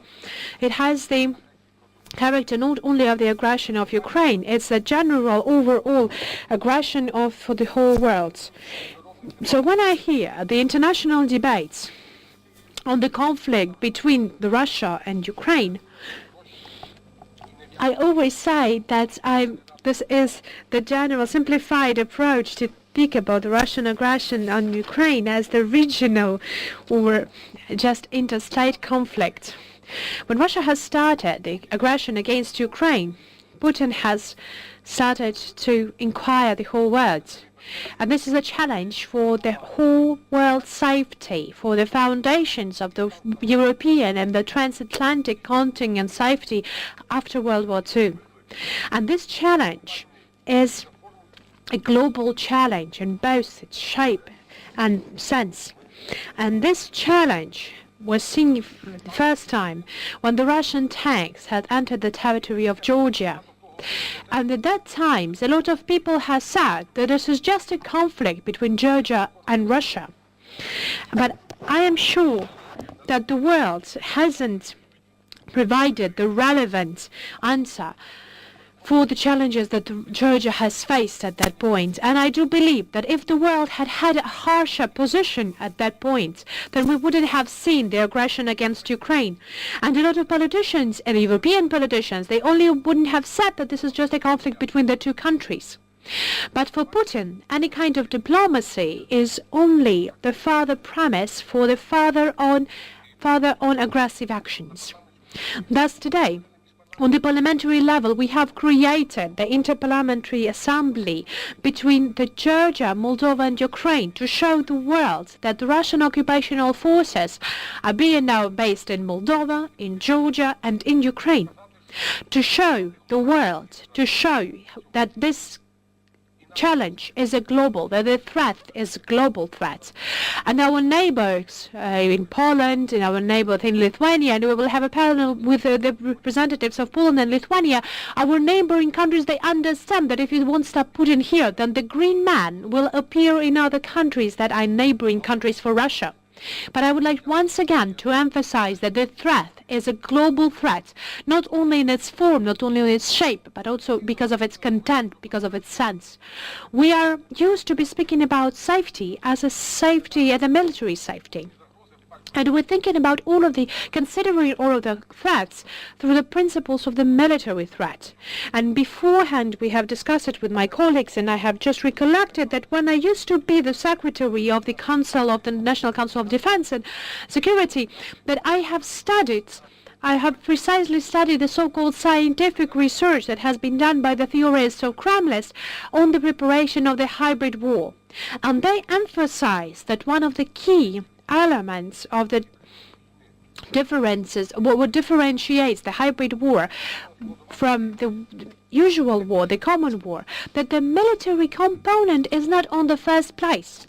That if for the traditional war, the informational aspect can be only supporting the military aspect, then in hybrid war, the military aspect is secondary. The informational component is primary component, because this is not the war not only for the people's life, but this is the war for people's hearts and minds.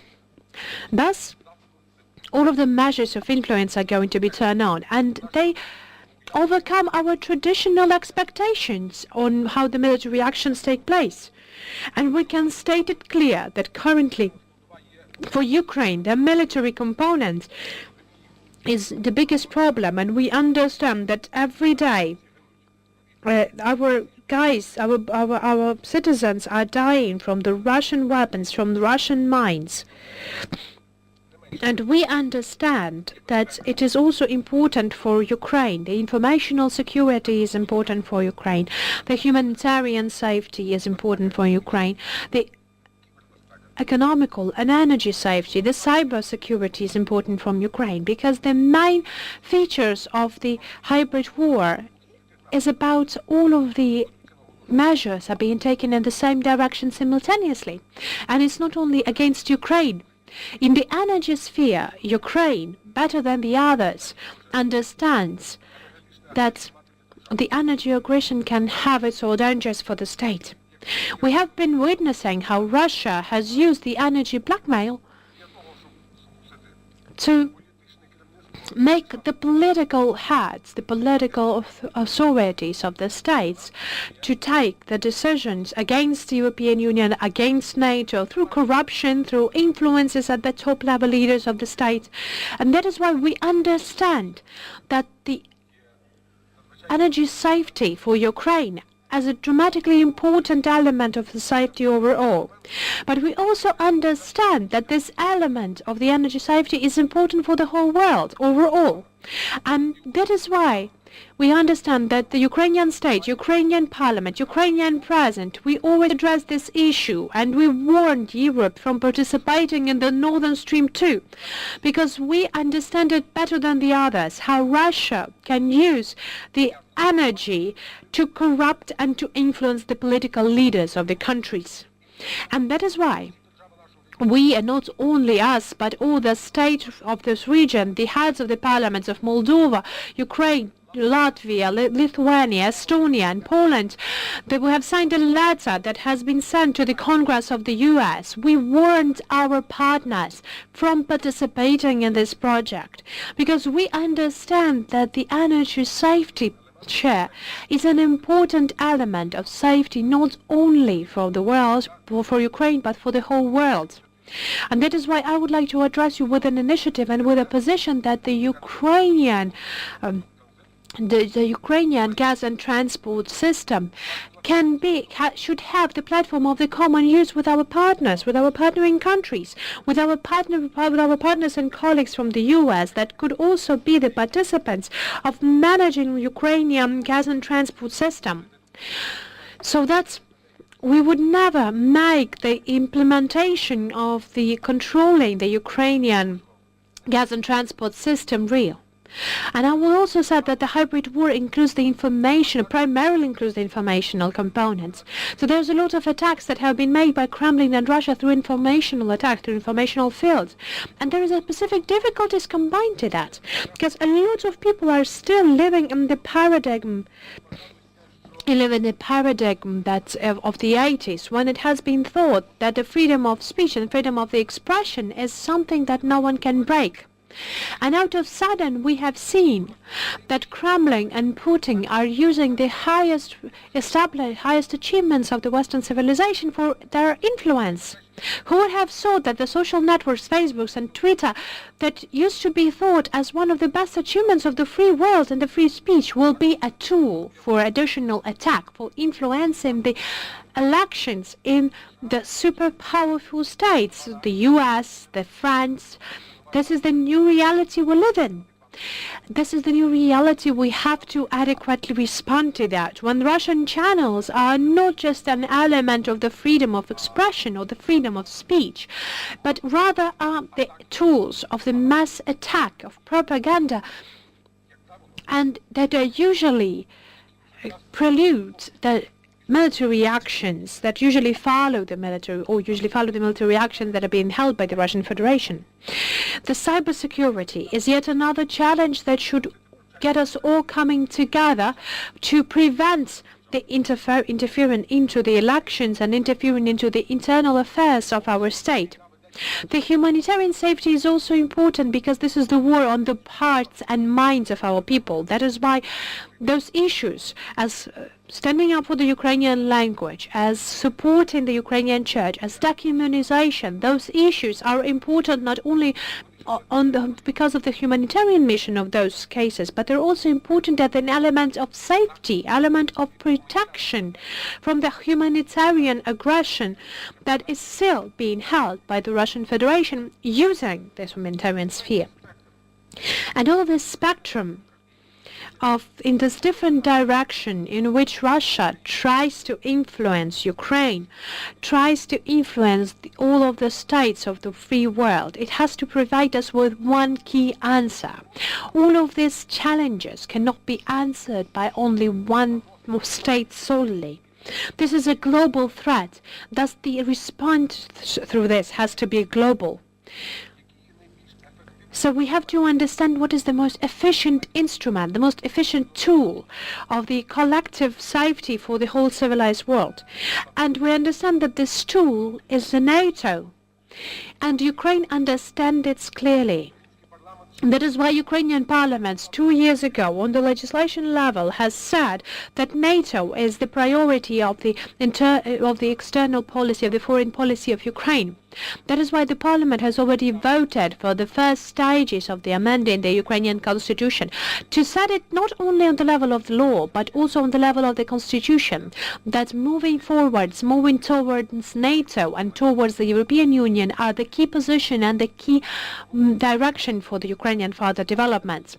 We understand that only the joint solidarity of all of the countries of the world can provide the relevant response and relevant answer for all of the threats that we see from Kremlin.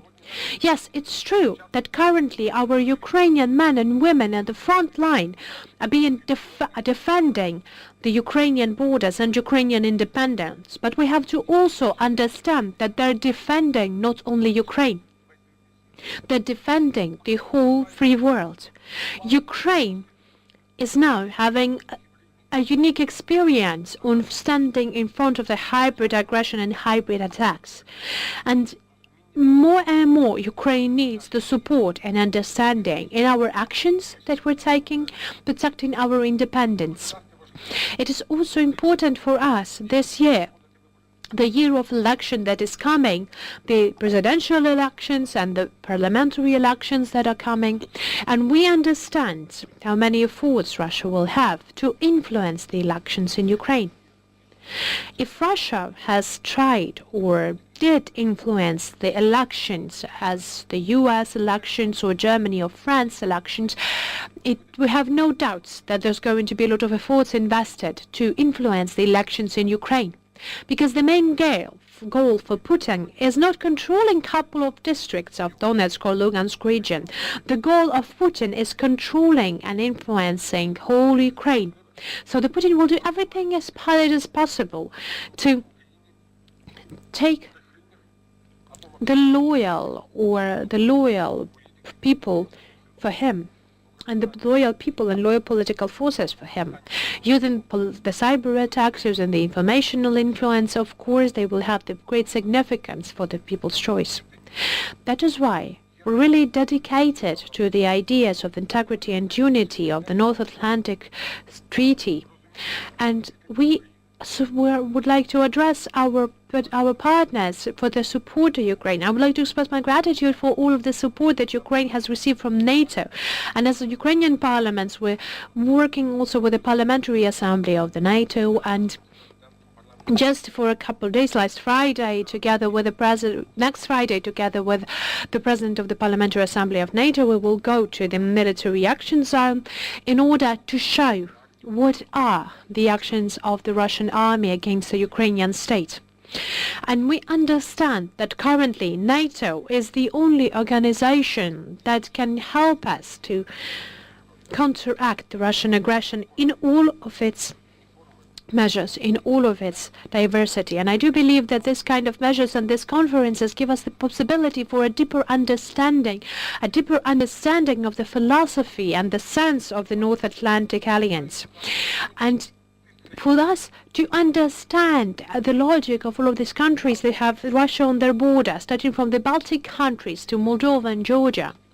And I do believe that with the common efforts, we will be able not only to protect the independence of Ukraine, but we will be able to make aggressor take their forces out of Ukraine, Georgia and Moldova. And we will be able to achieve that the European countries, Ukraine and the other countries of the world would have the peaceful skies above, for us to be thinking not about the safety of our borders, but for the welfare and the economic development of our citizens. I do believe that all together we will go to the common victory. Thank you very much.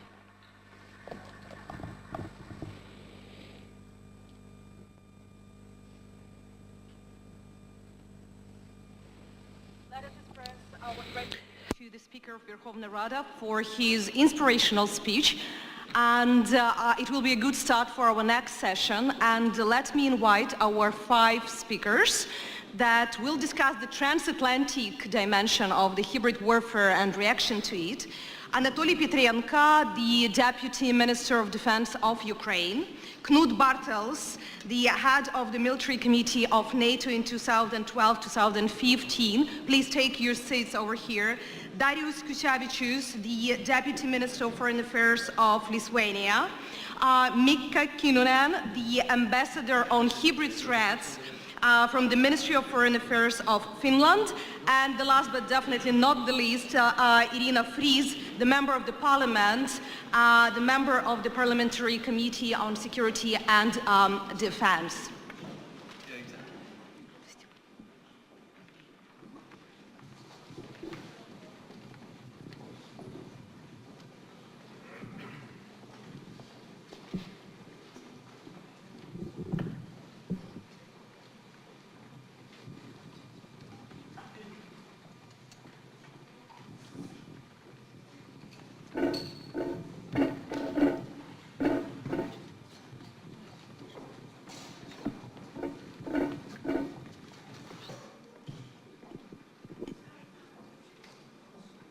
So first of all, let me thank our speakers to be able to be here today with us.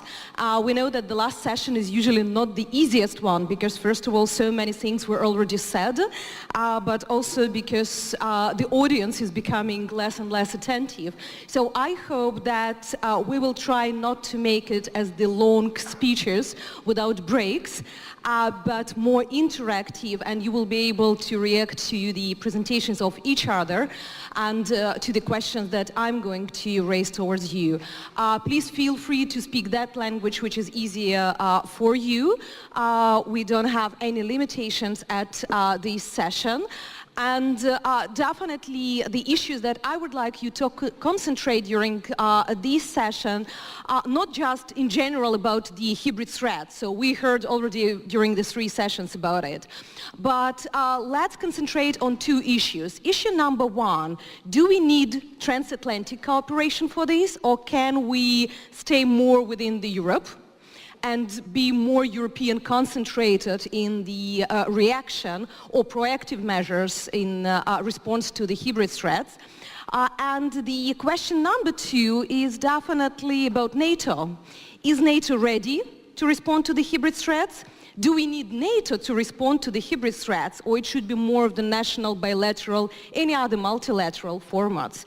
So I would probably ask you within your first 5 minutes, because we have 5 speakers, so in the beginning 5 minutes each, please, to respond to these 2 questions and your initial ideas before we go to the next questions. So let's go as we have in our list. So Anatoly Petrenko.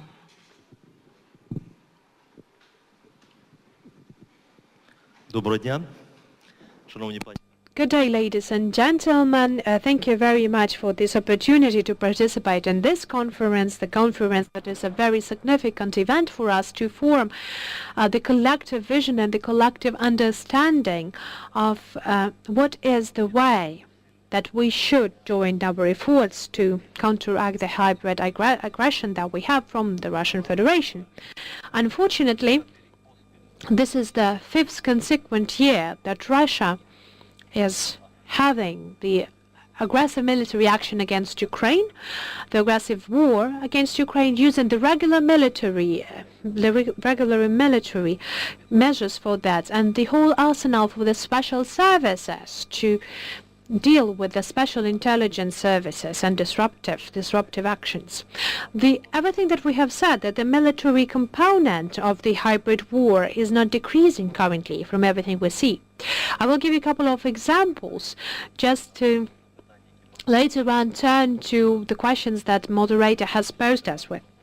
In 2014, the Russian Federation has used the joint military departments on the military basis to have the military actions held in the territory of Ukraine. And currently, we already have noticed the permanent military presence on both the temporarily occupied territories and around our borders.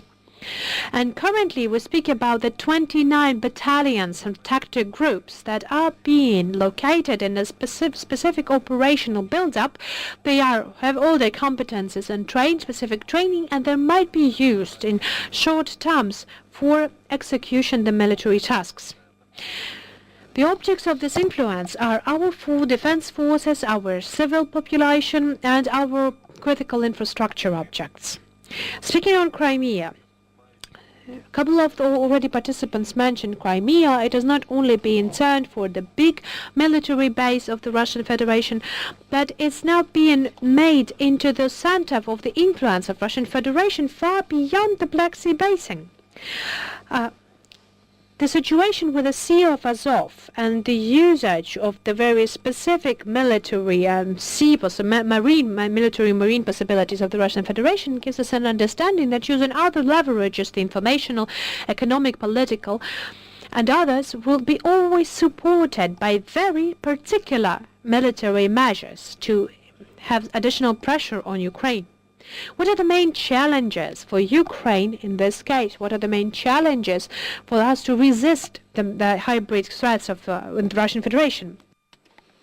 So the recipe is the only one. To be successful in the reforms, to develop the defense forces which will be self-sufficient to protect the motherland, and altogether they will achieve the military criteria of membership in the alliance.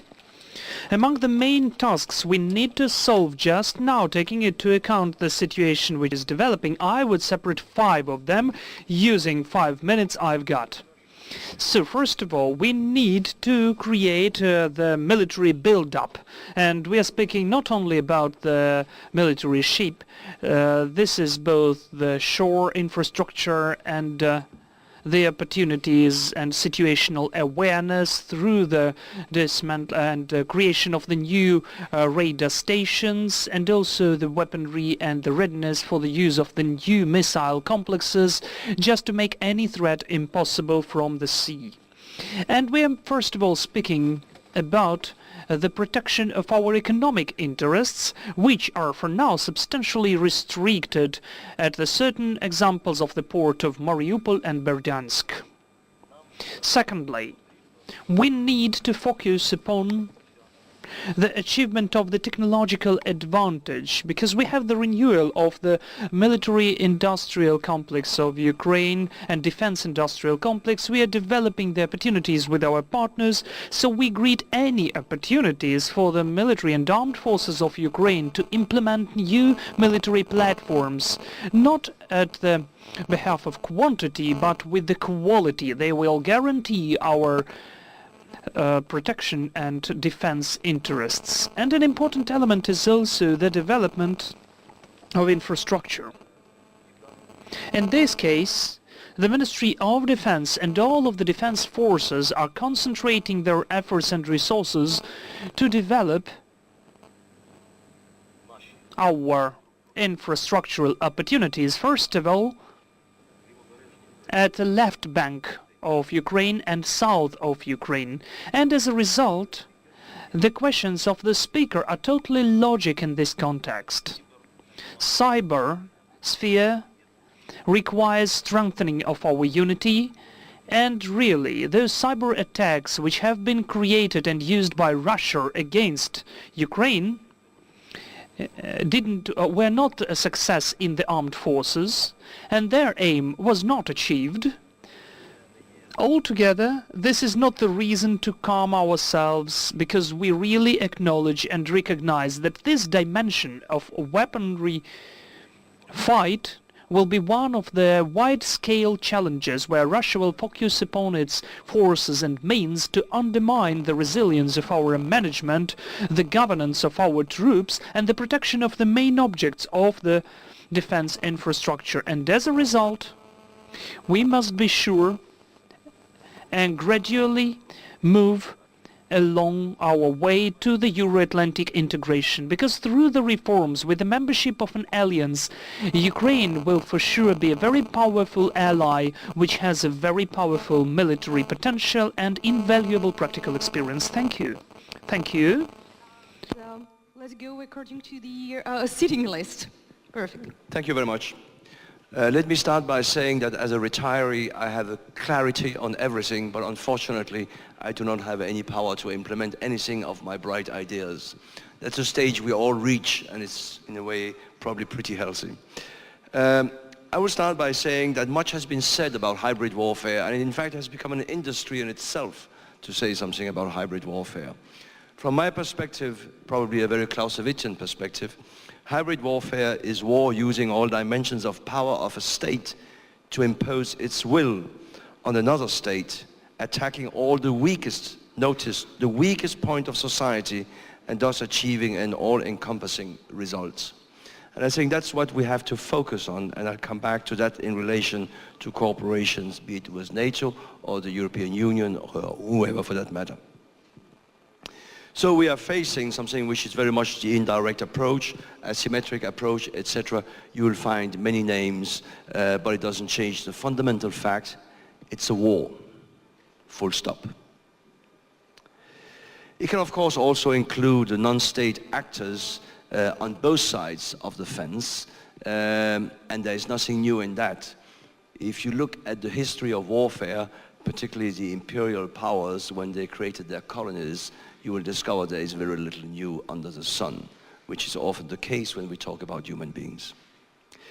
And what this type of war implies is that the first line of defense is society itself. And what is particularly important in society here is solid democratic institutions, good governance, independent judiciary, and police force, and not to be forgotten, accountability. Now, of course, all this becomes much more complicated in what has been described by many other previous speakers as to how the hybrid dimension is being used. So what do we need to do? And how does this fit with the North Atlantic Treaty Organization or the European Union? Well, my first point is, of course, situational awareness, both interior and exterior. And please notice, on purpose, I do not use the word intelligence gathering. Situational awareness. Because from the moment you move into intelligence gathering, and particularly you move into the internal dimension, the line can become very thin between finding out what's going on and imposing a solution to your own citizens. When I'm talking about situational awareness, both interior and exterior, you need to identify your own potential weaknesses and thereby to reduce them, and potential threats. And by the way, those two dimensions will often be linked together.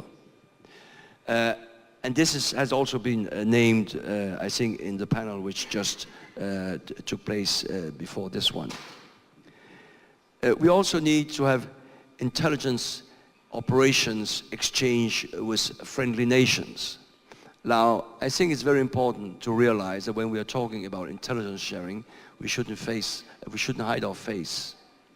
It's a very difficult operation. The intelligence world is not a world where you just exchange. The intelligent world is a world where you bargain exchanges. That's how it is. Those are the realities, even among allies. So it takes time to build up the necessary trust and mutual understanding.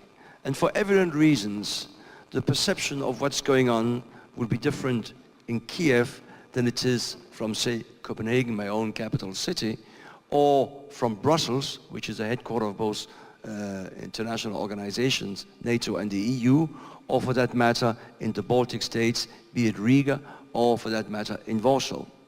It all depends on where you stand or where you sit, depending on how you want to define it. And you have to be able to ask the right questions. And those questions might be unpleasant, because they might turn towards you and then defining your own weaknesses. Because if you don't ask the right questions, you most probably will not get the right answers. So situational awareness goes much further than just looking at, shall we say, the pure, hardcore, primarily military intelligence or terrorist intelligence or whatever it is. I think the former president of Latvia made it quite clear. Situational awareness implies knowing your own society and how it works, and particularly how it does not work. And that goes for all of our societies. Further, let me turn to the role of the armed forces, which quite rightly have maybe been given a secondary role. But nonetheless, if we look at the Battle of Debaltseve, I would say there was no secondary role. It was a hard-fought battle, as we would have recognized it from military history, and the soldiers paid the price. The role of the military forces, or the armed forces of a nation in this type of warfare, is primarily to deter the use of the opponent's military forces, as Ukraine in particular has experienced it, or for that matter also Georgia before in 2008. And this raises a question of how do you implement deterrence. That's the quality of training and it's the credibility of your armed forces. When I say yours, I imply in general when we're talking about armed forces. It means also a military capable of conducting full spectrum operations. It was said earlier today, is the next hybrid war going to look like the one against Ukraine, or for that matter against Georgia? And I very much share that perception. We don't know. But the very fact that we do not know is also our strength, because then we don't sub-optimize our forces. And I think one of the essential foundations of a military force capable with dealing with any kind of the military dimension of so-called hybrid warfare is its ability to conduct full-spectrum operations. I mentioned earlier training as an essential dimension. Training with your partners. Training all the likely situations, scenarios you're going to face. And particularly be not shy to train in the unlikely scenarios. Because under all circumstances, the first day on the battlefield will be a surprise for everybody. And I was taught in the hard way during my military career. The good exercise, the good training is not when you get home from training and say, oh, we did really well. No, the good training is when you drive home from the exercise and enter your barracks and say, my goodness, almost everything went wrong during the last exercise. Why did it go wrong? Don't study victories, study defeats. That's where you learn the hardcore of the profession of the armed forces. Let me conclude. The Secretary General of NATO has said that hybrid warfare is the dark side of comprehensive approach. And in many ways, it's a very good way of putting it. And it also shows that there is a need for cooperations, be it with the alliance, or be it with the European Union in particular, or selected individual nations, potentially United States, United Kingdom, and others who are capable of providing greater bilateral support. But if we're not ready to look at it from a comprehensive approach perspective, we will be caught by its dark side, the so-called hybrid war. And war it is, nothing else. Thank you. Thank you very much. And let us move from the military approach to the diplomatic approach. What is the view not from the military and army capabilities, but from the diplomatic capabilities? How we can jointly respond, or should we jointly respond, especially in terms of transatlantic response to the hybrid warfare? So first of all, let me thank organizers of this conference. It's a great pleasure to be here today with you, and this already not the first event organized by NATO Ukraine hybrid platform shows that that this format is viable. In the afternoon, almost end of the working day, we still have lots of people in the room. You told that we can talk in any of the language. Can I talk in Lithuanian? No translation. Okay. I'm sorry, I'm not able still to talk in Ukrainian. I will continue in English. So, you know, when we talk about hybrid, and it was perfectly stressed by the President in the morning, we talk about mixture of lots of very different things. We talk about strategic communication and disinformation. We talk about economic blockades. We talk about cyber. We talk about chemical attacks. We talk about lots of other areas where those attacks are addressing.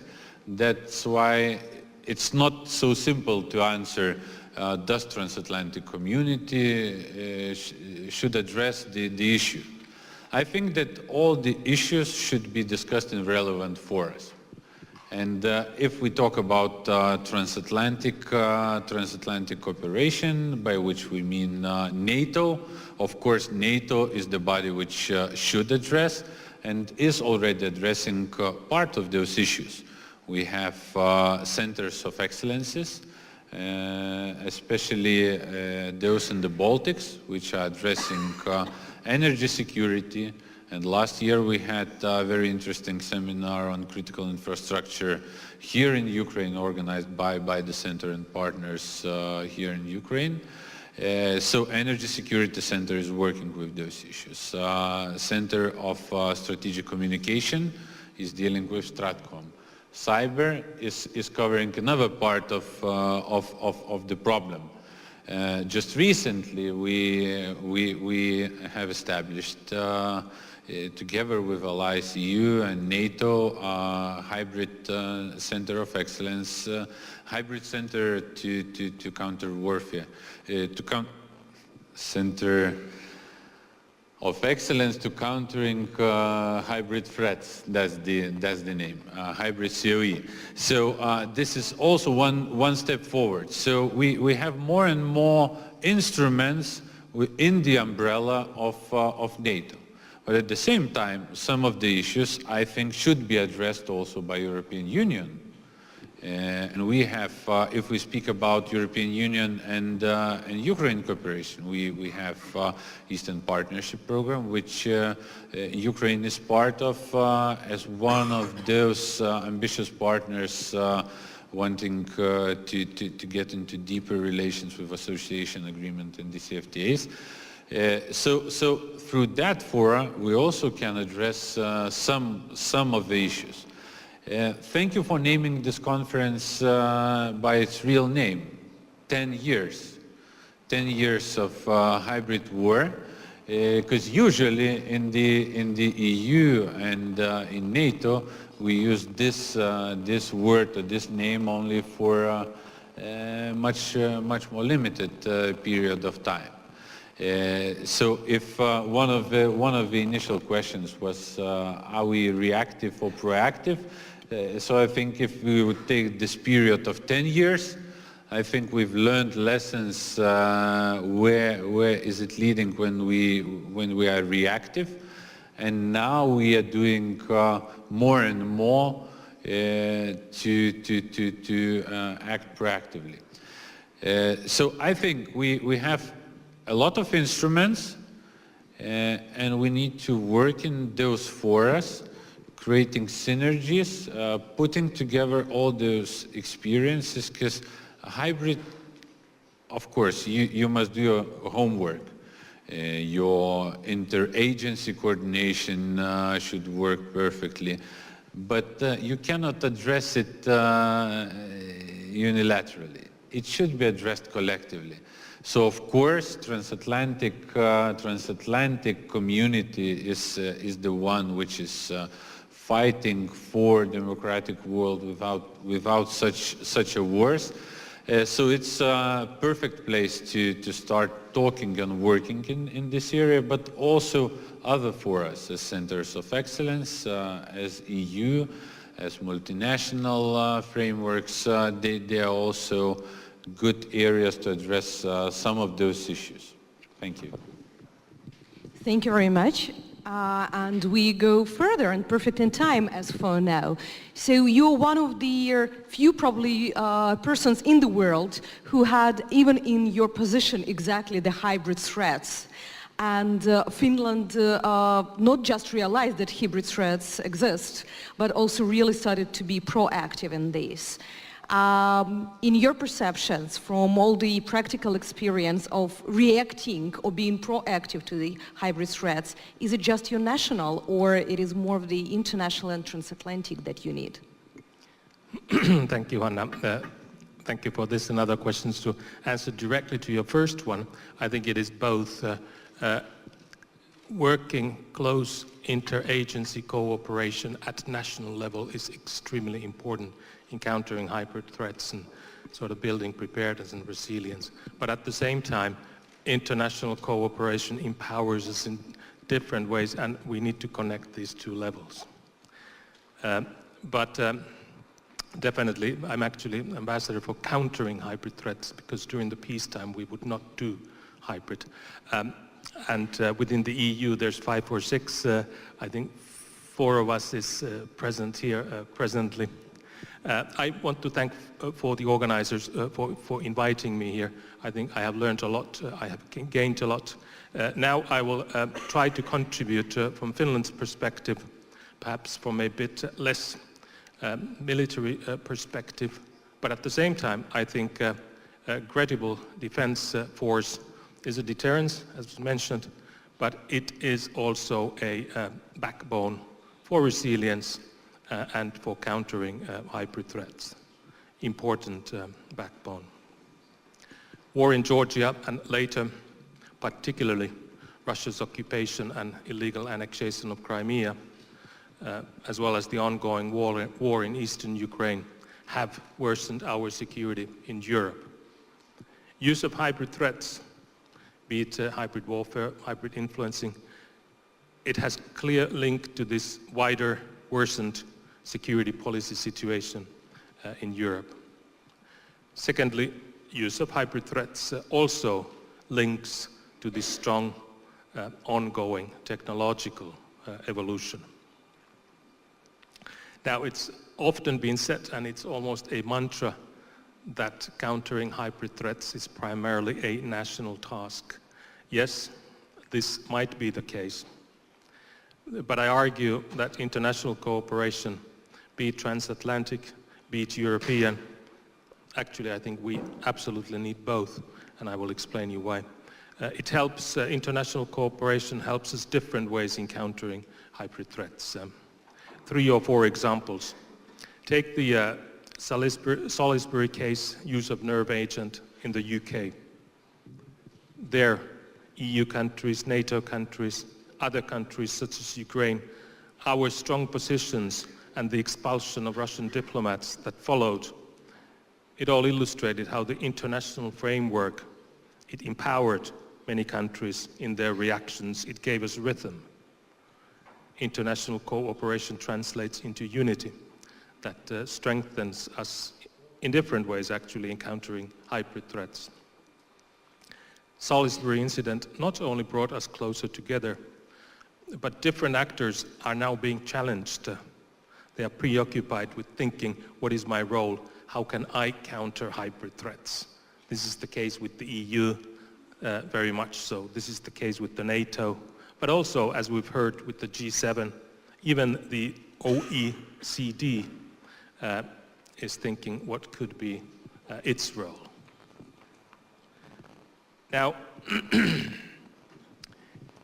EU, I think, is doing something well. One of the things that I think we're taking good steps forward is something that relates to countering malign, systematic disinformation. And this is probably something that fits better into the EU's portfolio than NATO's. And at the same time, both need to do, for example,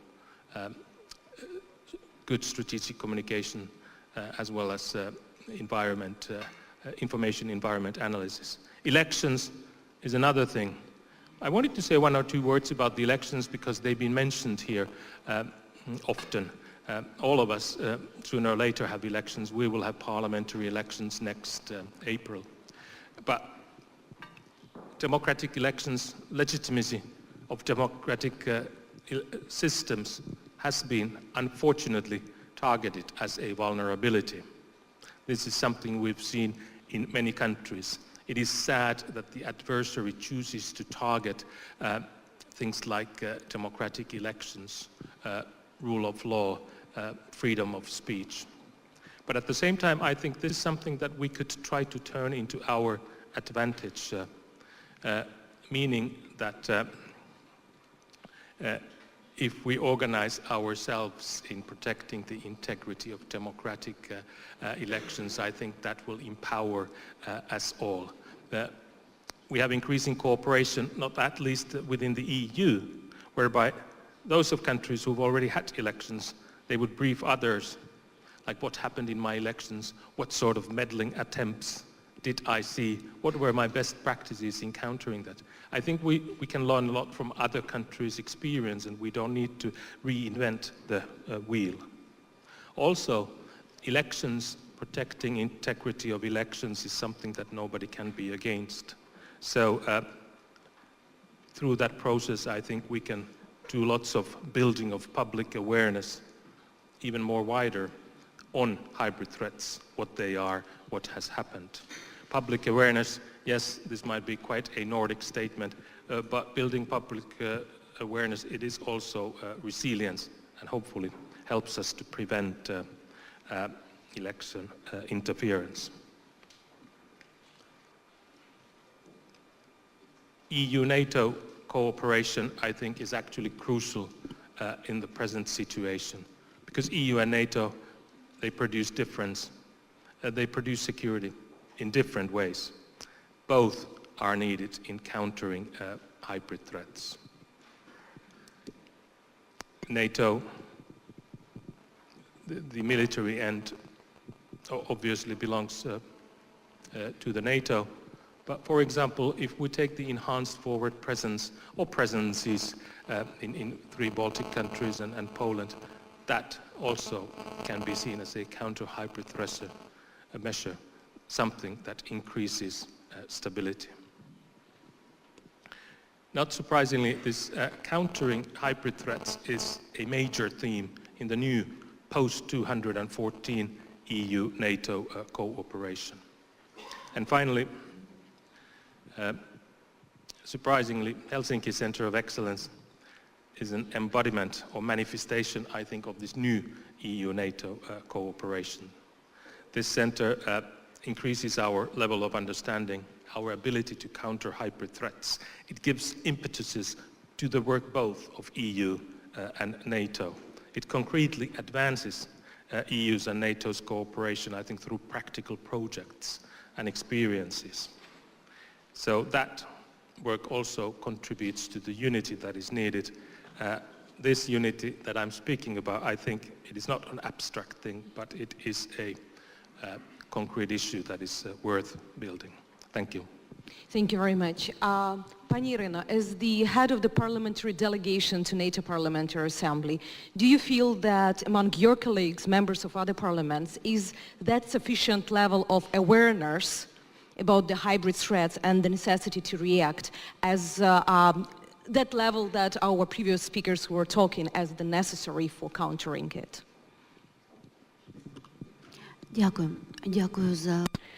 Thank you very much for this question. Thank you very much for organizing this event, because this event is very important for Ukraine. It's an international conference, international of the high level, and now we have the opportunities not only to listen to the recommendation, not only to share our experience in what way Ukraine has already been counteracting hybrid threats, but also to listen to our colleagues, to the other partnering countries and the countries of the NATO.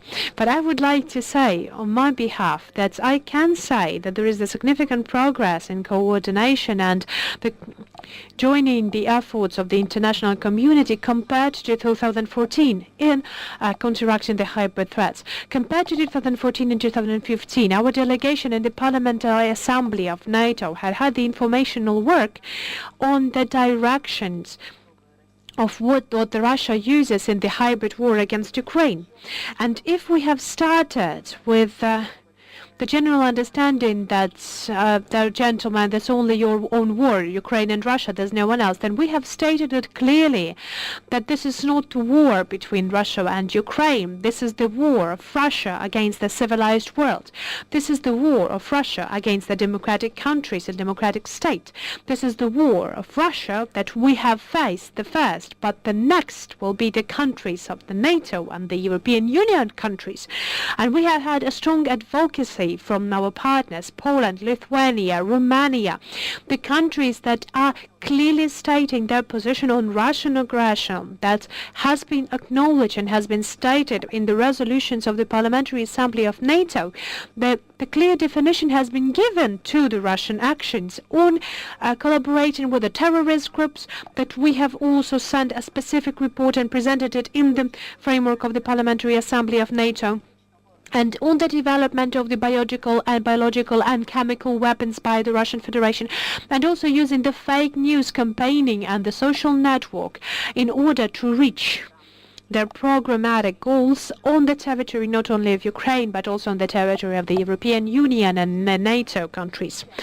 The brutal interfering into the electoral processes, interfering and influences impacting the civil opinions with supporting either the far left or far right movements in European Union and the NATO countries. And then we have the feedback from our partnering countries that are represented in the Parliamentary Assembly of NATO. They started to understand that it's not only the Ukrainian problem. It's not only that Ukraine has the possibility, has the need to have its own assessment of this context. But now we can state it clearly that the focus has changed towards Russia.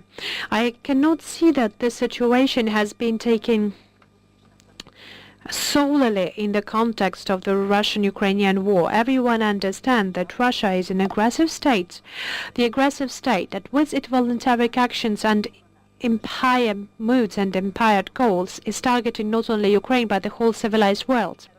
I can only outline that the common understanding of the hybrid war threats that are being sourced in Russia is the main basis for finding the effective strategy to counteract with the hybrid threats. On Ukrainian experience, on behalf of Ukrainian experience, we can clearly say that the only effective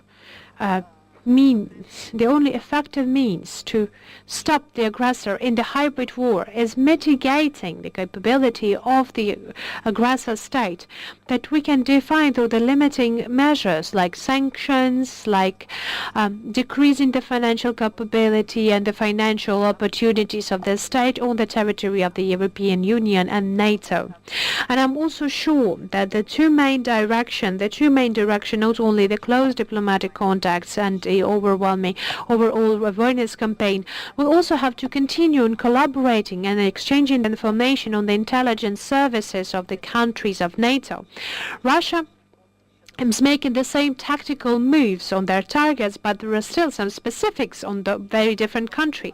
Understanding the specifics, taking into consideration our own strategies is very important. Things to increase and to build up, empower the capability of counteract the hybrid threats that are being sourced in Russian Federation.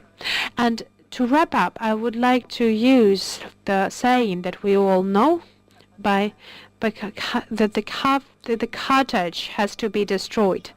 So the cartridge has to be destroyed, and only mitigating the powers of the aggressor state, we can ruin it. For the audience, so you already can prepare your questions. We have sufficient time. Mr. Petrenko, it's very nice that you started about the military component, because it was exactly my next question to you, that for the previous sessions, we mostly spoke about the information warfare as equal to hybrid warfare. What is definitely not, because hybrid warfare cannot be without strong military component, or at least without the strong military threat. Can you say that today Ukrainian army is ready not only in terms of physical material capabilities, but also in terms of the resilience towards the hybrid challenges and threats, not against the whole society, but against the army. As those who first met, you said about Navy, Ukrainian Navy were probably the first who met the hybrid threat in Crimea. And what about now, in the process of transforming army, how much we pay attention to this? Дякую за дуже. Thank you very much for that very important issue, very important question being raised. The resilience of the Ukrainian army for the non-military threats is one of the main demands of the military reform that has been currently on the way. In order to tell you how particularly the army has changed and their ability to stand up in front of the threats, I would like to give you a couple of examples. First of all, we have introduced the high-quality new capabilities that have never been presented in the Ukrainian army before. And I'm speaking on the capability of the strategic communication. And speaking on strategic communication, I do not mean the collaboration with the media or with the civil society. I mean those components that, according to the NATO standards, they have to be highly developed in order to provide the informational psychological operations, in order to have successful communications. We're working on the strategic narratives, creating the needed informational environments to start the operations of the army and to make their welfare and to make their livelihood in the time of peace. So this is one of the examples of how the army has changed. Another element is something that a lot of our speakers have mentioned already. This is our ability to protect our informational network. The cyber threats are real, and the Ukrainian military forces have created specific structures. We have the professionals who are responsible for everyday 24/7 work to protect our main headquarters, our main managing headquarters, and who are protecting the critical infrastructure objects that influence the military potential of Ukrainian army. And overall, I would also like to say that when we speak about the resilience of our army, we have to also understand that we are currently developing. I will get to the English speech. So what are we doing? We're having this blend between the military capabilities and civil capabilities by creating a joint policies and coordinated toolkits of measures that will help us to be successful in the military sphere once again, but then again to prevent any of the negative effects on the civil population. Then all of the efforts of the state are now being concentrated to provide this amount of the resources that will help us to implement the protection of the integrity and independence of our state. We're talking about situation awareness. Let's be honest that in 2014, NATO as an organization was completely not prepared for what has happened. And in some way, it's really demonstrated some kind of situation awareness somewhere in Afghanistan, but not in Europe, what was happening. Do you feel that 4 years really changed the situation? And now the situation awareness are equal to the military capabilities of the organization? Well, as you know, I'm not an active part of NATO anymore, so I will not respond on behalf of NATO. Others will be able to do that in one way or another. But what I did see from the summit in Wales in 2014 up till I stepped down as chairman of the military committee in mid-2015 was, and the vice minister or deputy minister was in NATO with me, so he can vouch for what I'm saying. A huge development took place. We became very much aware that there was a need to address the issue. And in the ongoing restructuring of the NATO command structure and also of the NATO headquarters, this has very much been taken into consideration. Not only having, shall we say, what we've been doing for many decades, military, shall we say, situational awareness, but also to have a political situation awareness, political situation awareness in the broader sense of the word, and to thereby to look at the trends and tendencies. So I would say, yes, a huge development has taken place. Whether this is enough, the test of time will show to us. Thank you very much. You were talking about that there are enough issues for NATO and EU to work on the disinformation or hybrid warfare. How do you feel with the new increase of the European initiatives in terms of the defense cooperation, and with the increased attention of NATO to the military capabilities? Is it that hybrid threats are going to the backyards? So in some way that we are returning to the circle? Yeah, to you. Yeah. That's Yes. for me. You know, I think having in mind what is happening in the world, in different regions around the EU, inside the EU, in US, with interference into electoral processes, with ongoing war in Ukraine, with occupied part of Georgia, with MH17. I can continue naming all those cases. Of course, it will not get out of our radars. And all those activities, of course, when we talk about direct defense capabilities, they should be strengthened, and that's a deterrence measure if we speak about enhanced forward presence. And recent summits agreed on the way forward in this regard, but nobody says that we shouldn't address hybrid threats which are popping up.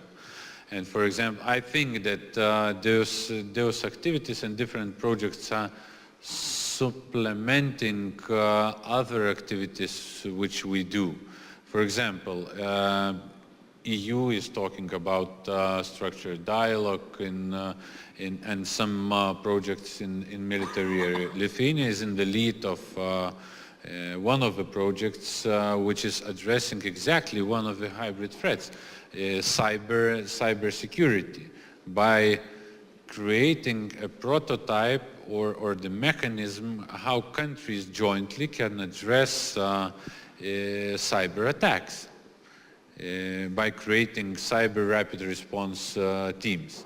So I think all those activities are complementing each other, and all the documents are reassuring again and again that we will continue addressing those issues. Of course, structures as structures, they need to be filled by the content, and content should become from collective approach to those organizations. So discussing here and getting better understanding of which issues should be discussed. Example of working together with electoral processes is perfect example which Hybrid Center of Excellence is doing, because every country is addressed by this threat. So we have a content which could go into that platform. Results from that can go to NATO and to NATO decisions during next summits or in different bodies. It can also be used in EU and its preparations of EU actions and finance allocations to protect Europe and neighborhood of the Europe in electoral process. So I don't think that it's going to the second phase. Thank you. Mr. Kinnunen, you were talking also about the elections, and I would like to refer to the phrase said in the very beginning that learn not from victories but from defeats. And we definitely had problematic examples across Atlantic for the last 2 years with elections, the investigation still happening. and we are expecting serious elections in Europe next year, not only national but also to the European Parliament. Do you feel that in terms of the hybrid threats, Europe learned lessons, especially from the examples of the interference in the US elections? Do we just observe what is happening there as a night show, or we are really learning the lessons that should be incorporated during the upcoming election process in European countries? Thanks, Anna. I think, as I said, we are learning a lot in the election sphere from other experiences. If you look at the French presidential elections spring 17, I think they benefited a lot when they reacted to so-called Macron leaks by what had happened in the US presidential elections. When it comes to the meddling to the elections, I think we've sort of studied it and opened it quite well, and one can find in public sources the methods used. One would be illegally doing cyber operations, hacking into the data, stealing then that data, perhaps manipulating it, then creating information operations, false information operations at the critical moments of the election cycle, perhaps 1 to 2 days before voting, in order to try to destroy a candidate or a party. I think that's generally one used method. I think that is something that we have learned quite a lot. Obviously, there are other questions as well related to the financing of the elections, which is yet another challenge in many countries. But we are doing better in the elections, and in the longer run, I think open society will prevail. Another thing which I think is European-wide, or you can see it in many countries, also in the other side of the Atlantic, apart from the elections, another theme is something that links refugees or irregular migration, our sort of resentment towards to foreigners.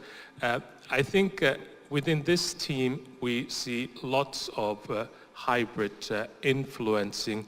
That is more difficult and challenging for us to detect because they're the external element, a malign state, a state actor with malign intent gets more mixed up perhaps with some domestic actors. And I think in this sector we'd have bigger challenges also to study and find out what is going on. Sorry for the long answer. But the interesting one. Pani Irina, you talked a lot about the raising awareness among the colleagues that it's not just Russian-Ukrainian problem, but is it also something that Ukraine can propose to this agenda or to this cooperation, except of explaining what is happening, in some way to countering, not only to bring in that it is a problem, please help, but also proposing how we can help to other countries in fighting hybrid threats? Thank you for the question. And the answer will begin with the simplest thing, the necessity to acknowledge that you are the subject of the hybrid war. And for us, it was the main aim for all of the Ukrainians who took part in all of the international events, in all of the parliamentary assemblies, beginning with the Parliamentary Assembly of NATO and ending with the Parliamentary Assembly of the European Council, OSCE, and so on. And the most important thing was to let our partners be aware, who supported us in the counteraction with the Russian aggression, that their sanctions, in fact, have become the reason for the hybrid tools to be conducted against their countries too, because hybrid warfare, hybrid aggressor is like a thief. He is trained to find an opportunity and to attack you there where you are not expecting the least, and this is his main advantage, because we are always trying to react post factum. Sometimes even we were failing where we had huge problems. Unfortunately, Russian aggression against Ukraine has begun in the beginning of the 2000s.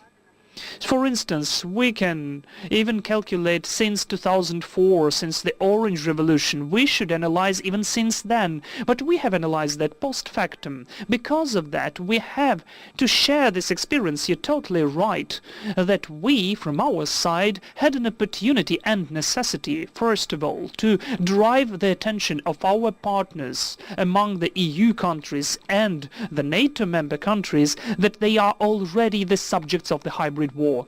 That hybrid war is conducted by Russia not only against Ukraine, that the annexed and occupied territory of our state of Georgia or Moldova is only one side of the hybrid warfare of the Russian Federation, and the appetites are much bigger, and we should unite our efforts in a proper manner. So it's really pleasant to state that we have changed the focus of the actions of Russian Federation. Just look at the decision of the General Assembly of the UN. Russia is becoming the non-handshaking country, and this is the main defeat for them, because it's important for them to stay in the international formats, to have an opportunity to influence. Only for that they are trying with all the possible ways to strengthen on the international grounds. And that is why there are so interesting events in the Parliamentary Assembly of Europe, and that is why we don't have those shows in the Parliamentary Assembly of NATO, because even in February 2014 they adopted the decision that until there is the annexation of the Crimea and the military actions at the east of Ukraine, the Russian delegation shouldn't even be in this institution. Unfortunately, all the other parliamentary assemblies, they are still conducting liberalism to the country aggressor, which conducts hybrid war not only against Ukraine only, but against all the democratic countries. We need to acknowledge that. So 2 hands from this side, and then we're going to that side. Let me just find, yeah, and the first hand there. My request to those who will ask questions, first, please introduce yourself, because we don't see your faces properly because of the lights. Be short in your questions, and as soon as possible, refer to the exact personality in our panel. Okay? So. Thank you very much. In order to show that there is not only Finnish hybrid ambassador, Eitvydas Bajarūnas, Lithuanian hybrid ambassador. But seriously, my question first goes to our Ukrainian colleague, Vice Minister Petrenko, and the Member of Parliament, Member Fritz. We are here in the format of NATO-Ukraine hybrid platform. What do you see this format specifically can contribute to support of Ukraine? And contrary, where you see Ukraine can contribute to the future of this format. And my question also in line of the future of NATO-Ukraine hybrid platform goes to my Finnish colleague. Again, where you see Finland can contribute, non-NATO member can contribute to the NATO-Ukraine hybrid platform. Thank you.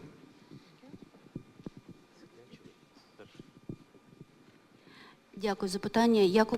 Thank you for your question. How can Ukraine contribute into this format? Well, Ukraine can contribute in a very efficient way, in my opinion, because even today it's a contributor of the security of the Euro-Atlantic space. Even today we are protecting the democratic values with the price of lives of our military men and women. We give an opportunity to have peaceful skies above the heads of the citizens of the member countries of NATO. How can NATO help with the support, and not only diplomatic, not only political support, in the support of training of our military and armed forces, because we now have the highest level of cooperation of our armed forces of Ukraine with the correspondent institutions of NATO, which have never been before during all of the times of independence of our country. And this is the best investment of NATO into Ukraine as the front runner of the democratic values on the modern map of the world. This is the first one. Secondly, how can we be integrated into the platform, right? Well, how is this platform and other platforms, similar platforms, are efficient enough to develop the counteraction with the hybrid threats. It is very necessary because it's not only sharing of the experience, but I do hope it will be the development of certain strategies and doctrines in the counteraction the hybrid warfare. If we are sitting and not only discussing the existence of hybrid threats, but we are trying to develop common actions, this is the best solution which will give us the opportunity to counteract the hybrid threat. Thank you. Thank you for an important question. I'd like to join the words of Ms. Irina, and on my side I would like to add several comments to give the proper understanding how this platform contributes to the development of our defense capabilities. First of all, Ukraine is now beginning another cycle of strategic defense planning. We are beginning the strategic defense review, the review of the safety environment, and the discussion, which is in this platform, has a strategic weight and use for us to formulate, to shape the image of the security environment and to define the priorities of the development of the security and defense forces for the long-term perspective. The second element, which is undoubtedly very weightful for us, we have the qualitative change of the military education, not only the processes but the content, to form the competency of the future leaders of the armed forces. It is important to acknowledge the whole spectrum of threats which exist. It's important not only to concentrate on the quantity of military platforms, but also to acknowledge what the consequences can be if we estimate the threats only from the one side as the consequences of the hybrid environment. And the third, which was mentioned by General Bartels, we need to train on the defeats. That is to create realistic scenarios to train the troops. And this is the whole line of the military trainings, which have to foresee not only the dismantling, moving, the use, but also what was mentioned by Ms. Irina, the combination of civil and military potential to protect the state. Thank you. Thank you. Mika? To a member state can do. Thank you for the question, Aitvidas. Now, correct, we are a NATO partner country, like Ukraine. Our security in Europe changed, NATO changed very much, but as a consequence, also Finland's cooperation, as well as Sweden's, for example, cooperation with the NATO changed and intensified very much. This platform, I think, is an important and one of the very useful forums or platforms for interaction for us to help to understand each other's more and our needs. Also, I think it illustrates how our security is strongly interlinked. I see as a role of this, one role of this forum is also that hopefully from this one we can derive some concrete cooperation projects. Thanks. Thank you. We have the next question over here. Thank you, Carl Petkacius, Director of NATO Energy Security Center of Excellence based in Vilnius, Lithuania. And before, I would like to ask my question both to the General and the Vice Minister, but before I ask my question, I would really like to compliment Ukrainian military. Myself being a military, I recognize, that you are fighting not only hybrid war, but you are also fighting the classical, traditional war where the lives are being lost. And on those sacrifices, you really should be praised. As it was said many times, you are now fighting on the front lines of where this war is going on. Thank you, really. And also finding the opportunities to train together with the partners, forming Lithuanian, Polish, Ukrainian brigade, which is another important element of you recognizing the opportunities provided by partners and you being involved. Also recognizing Ukraine's strategic decision to join Energy Security Center of Excellence, because energy question in one or the other form was mentioned throughout this forum, you know, as one of the important. And Ukraine soon be with the group of nations who both in NATO and the partners takes responsibility of this energy debate. But my question goes, another topic of this or red line of today's debate was unified response, that we should provide unified response. And for the general, apparently Russians have done the homework and found center of gravity, as we call in the military, that's both unity of the alliance and for the Vice Minister, unity of the broader European community. And my question is, since we have to be reminded that unified response to keep united against Russia is so important, are Russians not succeeding, somehow weakening our military response, or let's say response on the debate what we talk now in energy debate in European Union, both mentioning the Nord Stream 2 or the threats even to the southern corridor of the energy. So, sorry for long question. General, are Russians succeeding or not in disuniting? I don't know how many nations are represented in this room. But I will just ask the questions from all those coming from the, shall we say, the Western world. Look at ourselves. The greatest threats we are facing are not coming either from the East or Southeast. Thereby I mean the Middle East and North Africa. It might be coming from ourselves. And our inability to get together on a number of things. Fundamental things has been made. Values and fundamental approaches. Let's not hide our face. In many of our countries, we are seeing a turning to populism and nationalism. As the French President Mitterrand said, le nationalisme c'est la guerre, or if you wish, nationalism is war.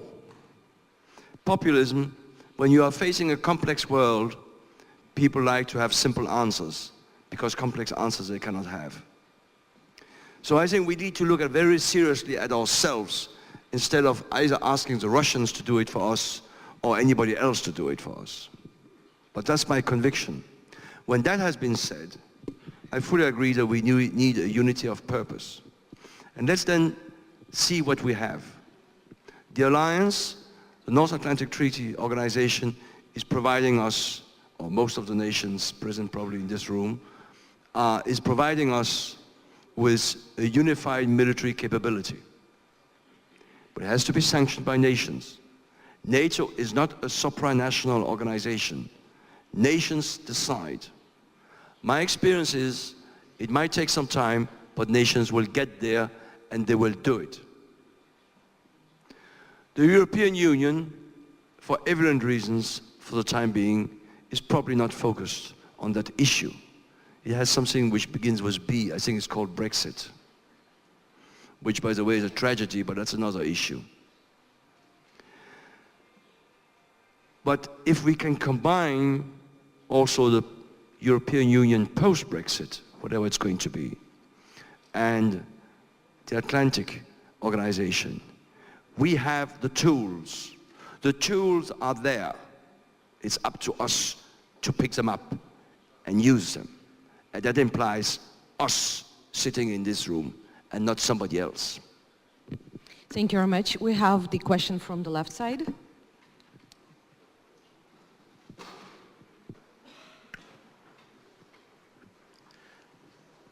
Jeffrey Stacy from the consulting firm Geopolicity and formerly of the State Department under the previous administration.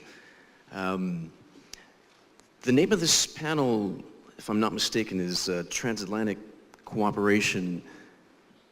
I was looking for a Spanish-speaking South American or perhaps a North American, maybe a Canadian up there, but This may have something to do with the person who is the president of my country at present, and the fact that we can legitimately perhaps pose a question that Donald Trump has been actively engaging in a form of hybrid warfare in his regular attacks against leaders in Europe and against both NATO and the European Union.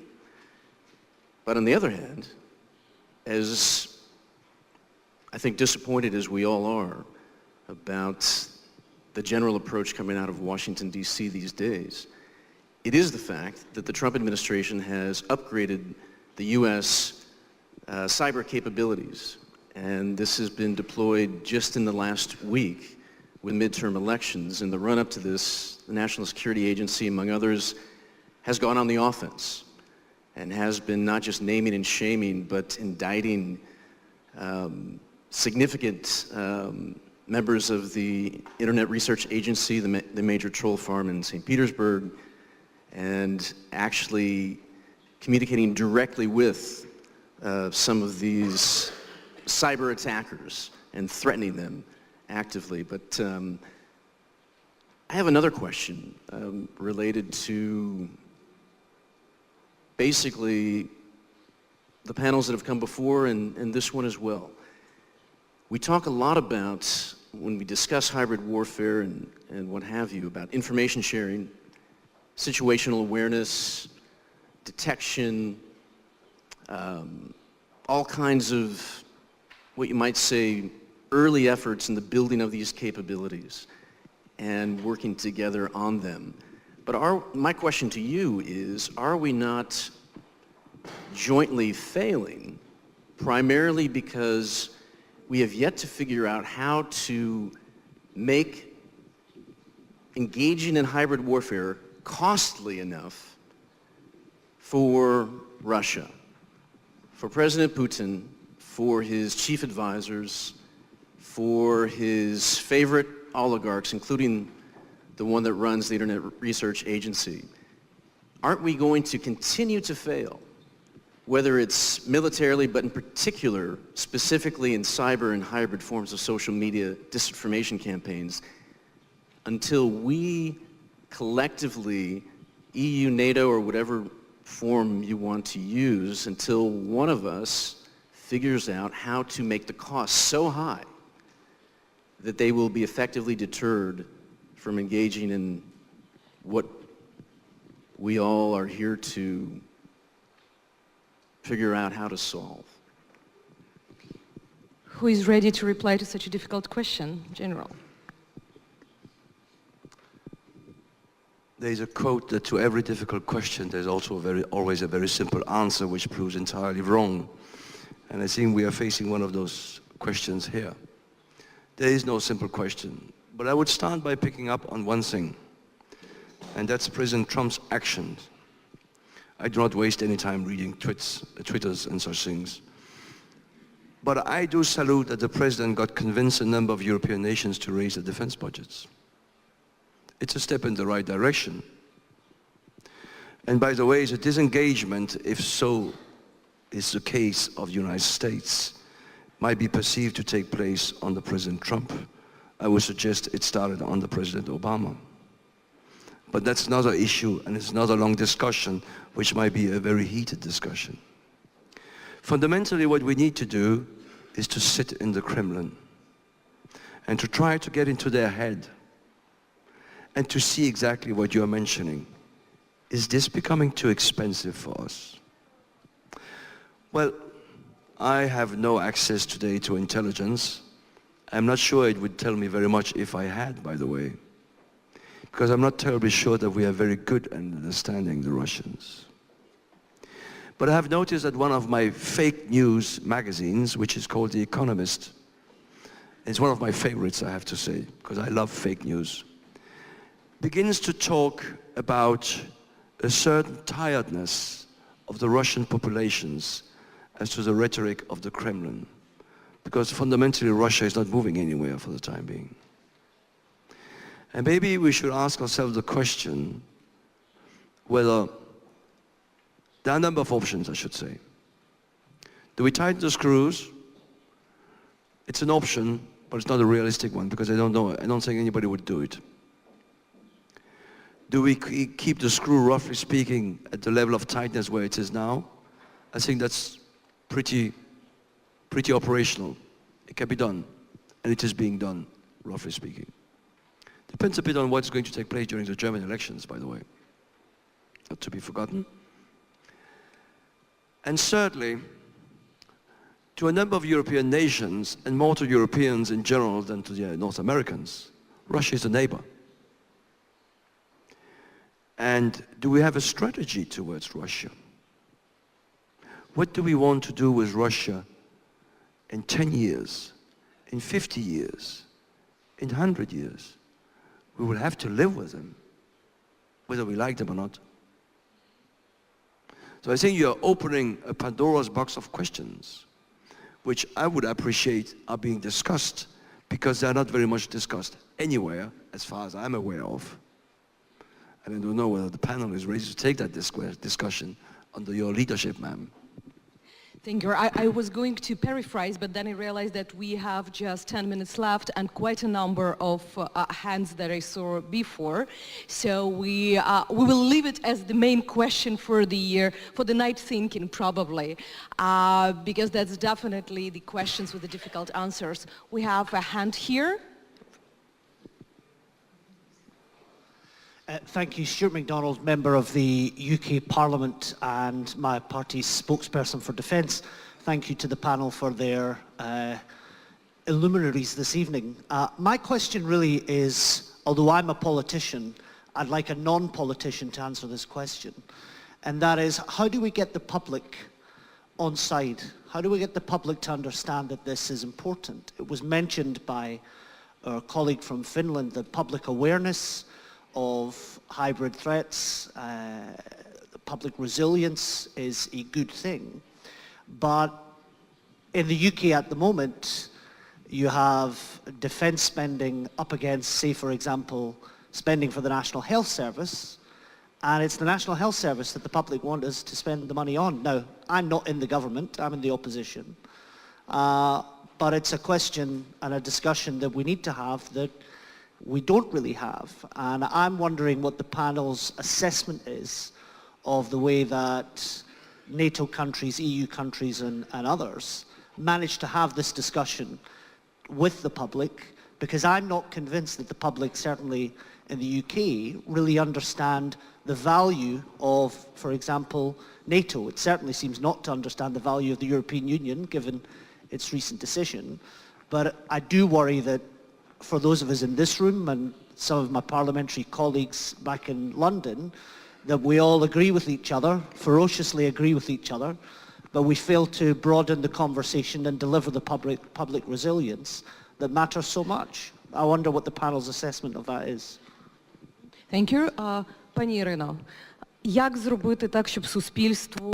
So, Irina, how can we make the citizens aware about the need for the collaboration with NATO and how to make them aware of all of the challenges that we're talking about? Well, thank you. Well, speaking on how the civil society has understand why we need NATO, why do we need NATO, then this is first of all the direct Russian aggression, military aggression on the eastern part of Ukraine and the annexation of Crimea, if we speak about Ukrainian example. But if we take a look at the sociological research, and if we speak about the number of the people who support the integration to NATO in 2013, and if we speak about the people who speak in favor to NATO integration in 2018, then the number have increased. There was around like 12% at that time. Now we have more than 50, so it have increased by 4.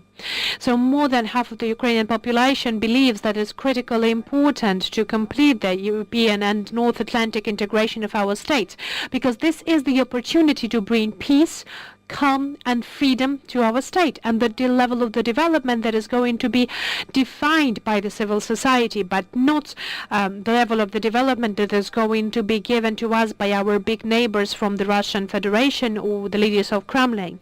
This is something speaking on the Ukrainian example. There has a dramatic change of the sort after the Russian aggression has taken place. Speaking on the informational work and the awareness campaign and the engage in the civil society in the European Union countries and the NATO countries, I do believe that because of the democratic means, because of the democratic informational work, the informational work of a high quality can be held in your countries on the specific reforms. And if you will have the same informational campaign, informational educational campaign on why NATO or why European Union is needed, what it gives to the citizens, I will believe that you will succeed more than if you will continue dealing with why you don't need that. And this might be a very banal answer, but as in many other schools of the European Union and the NATO countries, they have even lessons for the school children, the so-called lessons of the cyber hygiene. There has to be the lessons of the informational hygiene. For our children already to understand in what way you should receive information, in what way you should double-check the information, when you can trust the information you received, how you can identify this information is real, for you to start the processing of this information. I would like to react shortly to the question about how we address those issues. So, of course, when you see the percentage and support, that support is lower than 50%, it's already too late for any of the actions with regard to be it EU or NATO. So we must work on those issues on a regular basis, and that's why, and that's what exactly Stratcom in Lithuania, at least as an example, is doing. Is we perfectly know what are the areas propagandistic media is trying to address. We know dates around which those attacks will happen. This is historically important dates for Lithuania's freedom fights, for example. And we see already a pattern when articles are starting to appear. So what we are doing generally is we see which areas are attacked in social media and in the media, and we work proactively with trying to present our own narrative, how Lithuania and its government see the things which will be addressed later on by the other side. Let's put it like this. And if we speak about NATO, next year is a perfect occasion, 70 years for NATO, to have wider presentation of this organization and its activities. We do that. We have a very active organization, a non-governmental Riflemen's Union, which has more than 20,000 members, I think now. So they're going to the schools and presenting what is military, paramilitary activities, what they're doing, what is NATO, how that organization works, what they're doing. So, but you should do that on a permanent basis. And next year, 70 years of NATO anniversary could be a good year for raising public awareness and understanding about what is done. Miko? Thank you, Anna. To some extent, I think hybrid threats, reacting to hybrid threats, obviously is a event-driven sport. Many of our countries have had things that have touched us, seeing green men in Crimea or military without insignia, and the war in Ukraine. Case Lisa in Germany, I think gave a wake-up call to many. In Spain, one would, I think, refer to the election in Catalonia. This type of things, I think, unfortunately, wake us up to the reality. In general, hybrid threats, hybrid this and that is a bad term because it does not actually say anything. So it's all of our task, I think, to explain why is it that hybrid threat is a risk to our society, and why is it that there are certain malign, hostile means that we'll call hybrid influencing, hybrid war, that is being used on us. I think public education is important. we would train journalists, we would train civil servants in Finland.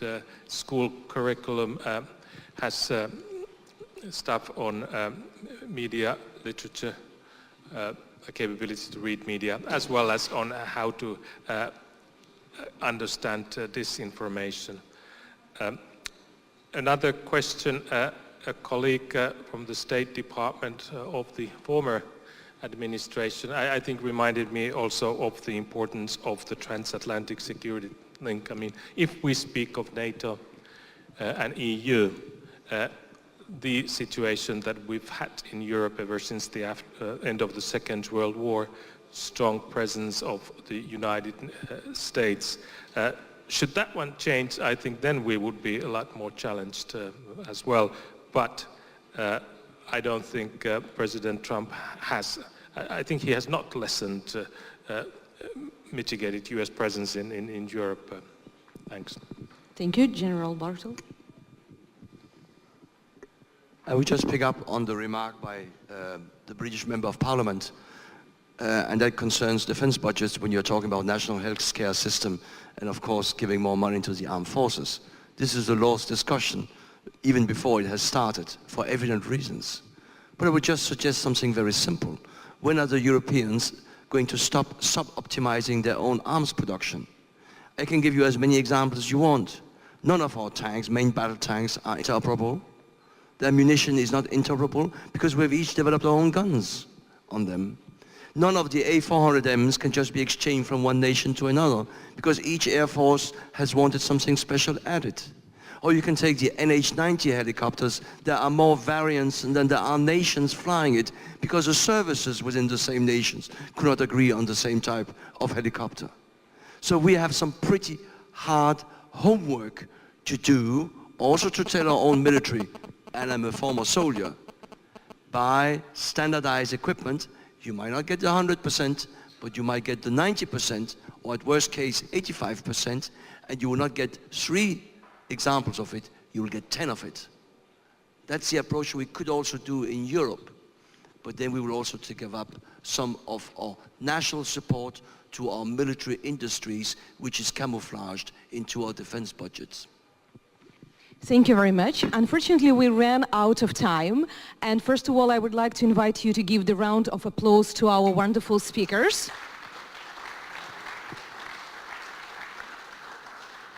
And today we were talking mostly about military and political issues. We are waiting for you tomorrow here at 9 a.m. to speak about the intelligence, cyber and information security. So tomorrow the day will be not less full of the new ideas, and we hope that the last session of today left you also with the food for thoughts. But not only exhausted after our 1.5 hours of conversations. Thanks all our audience for being present today with us.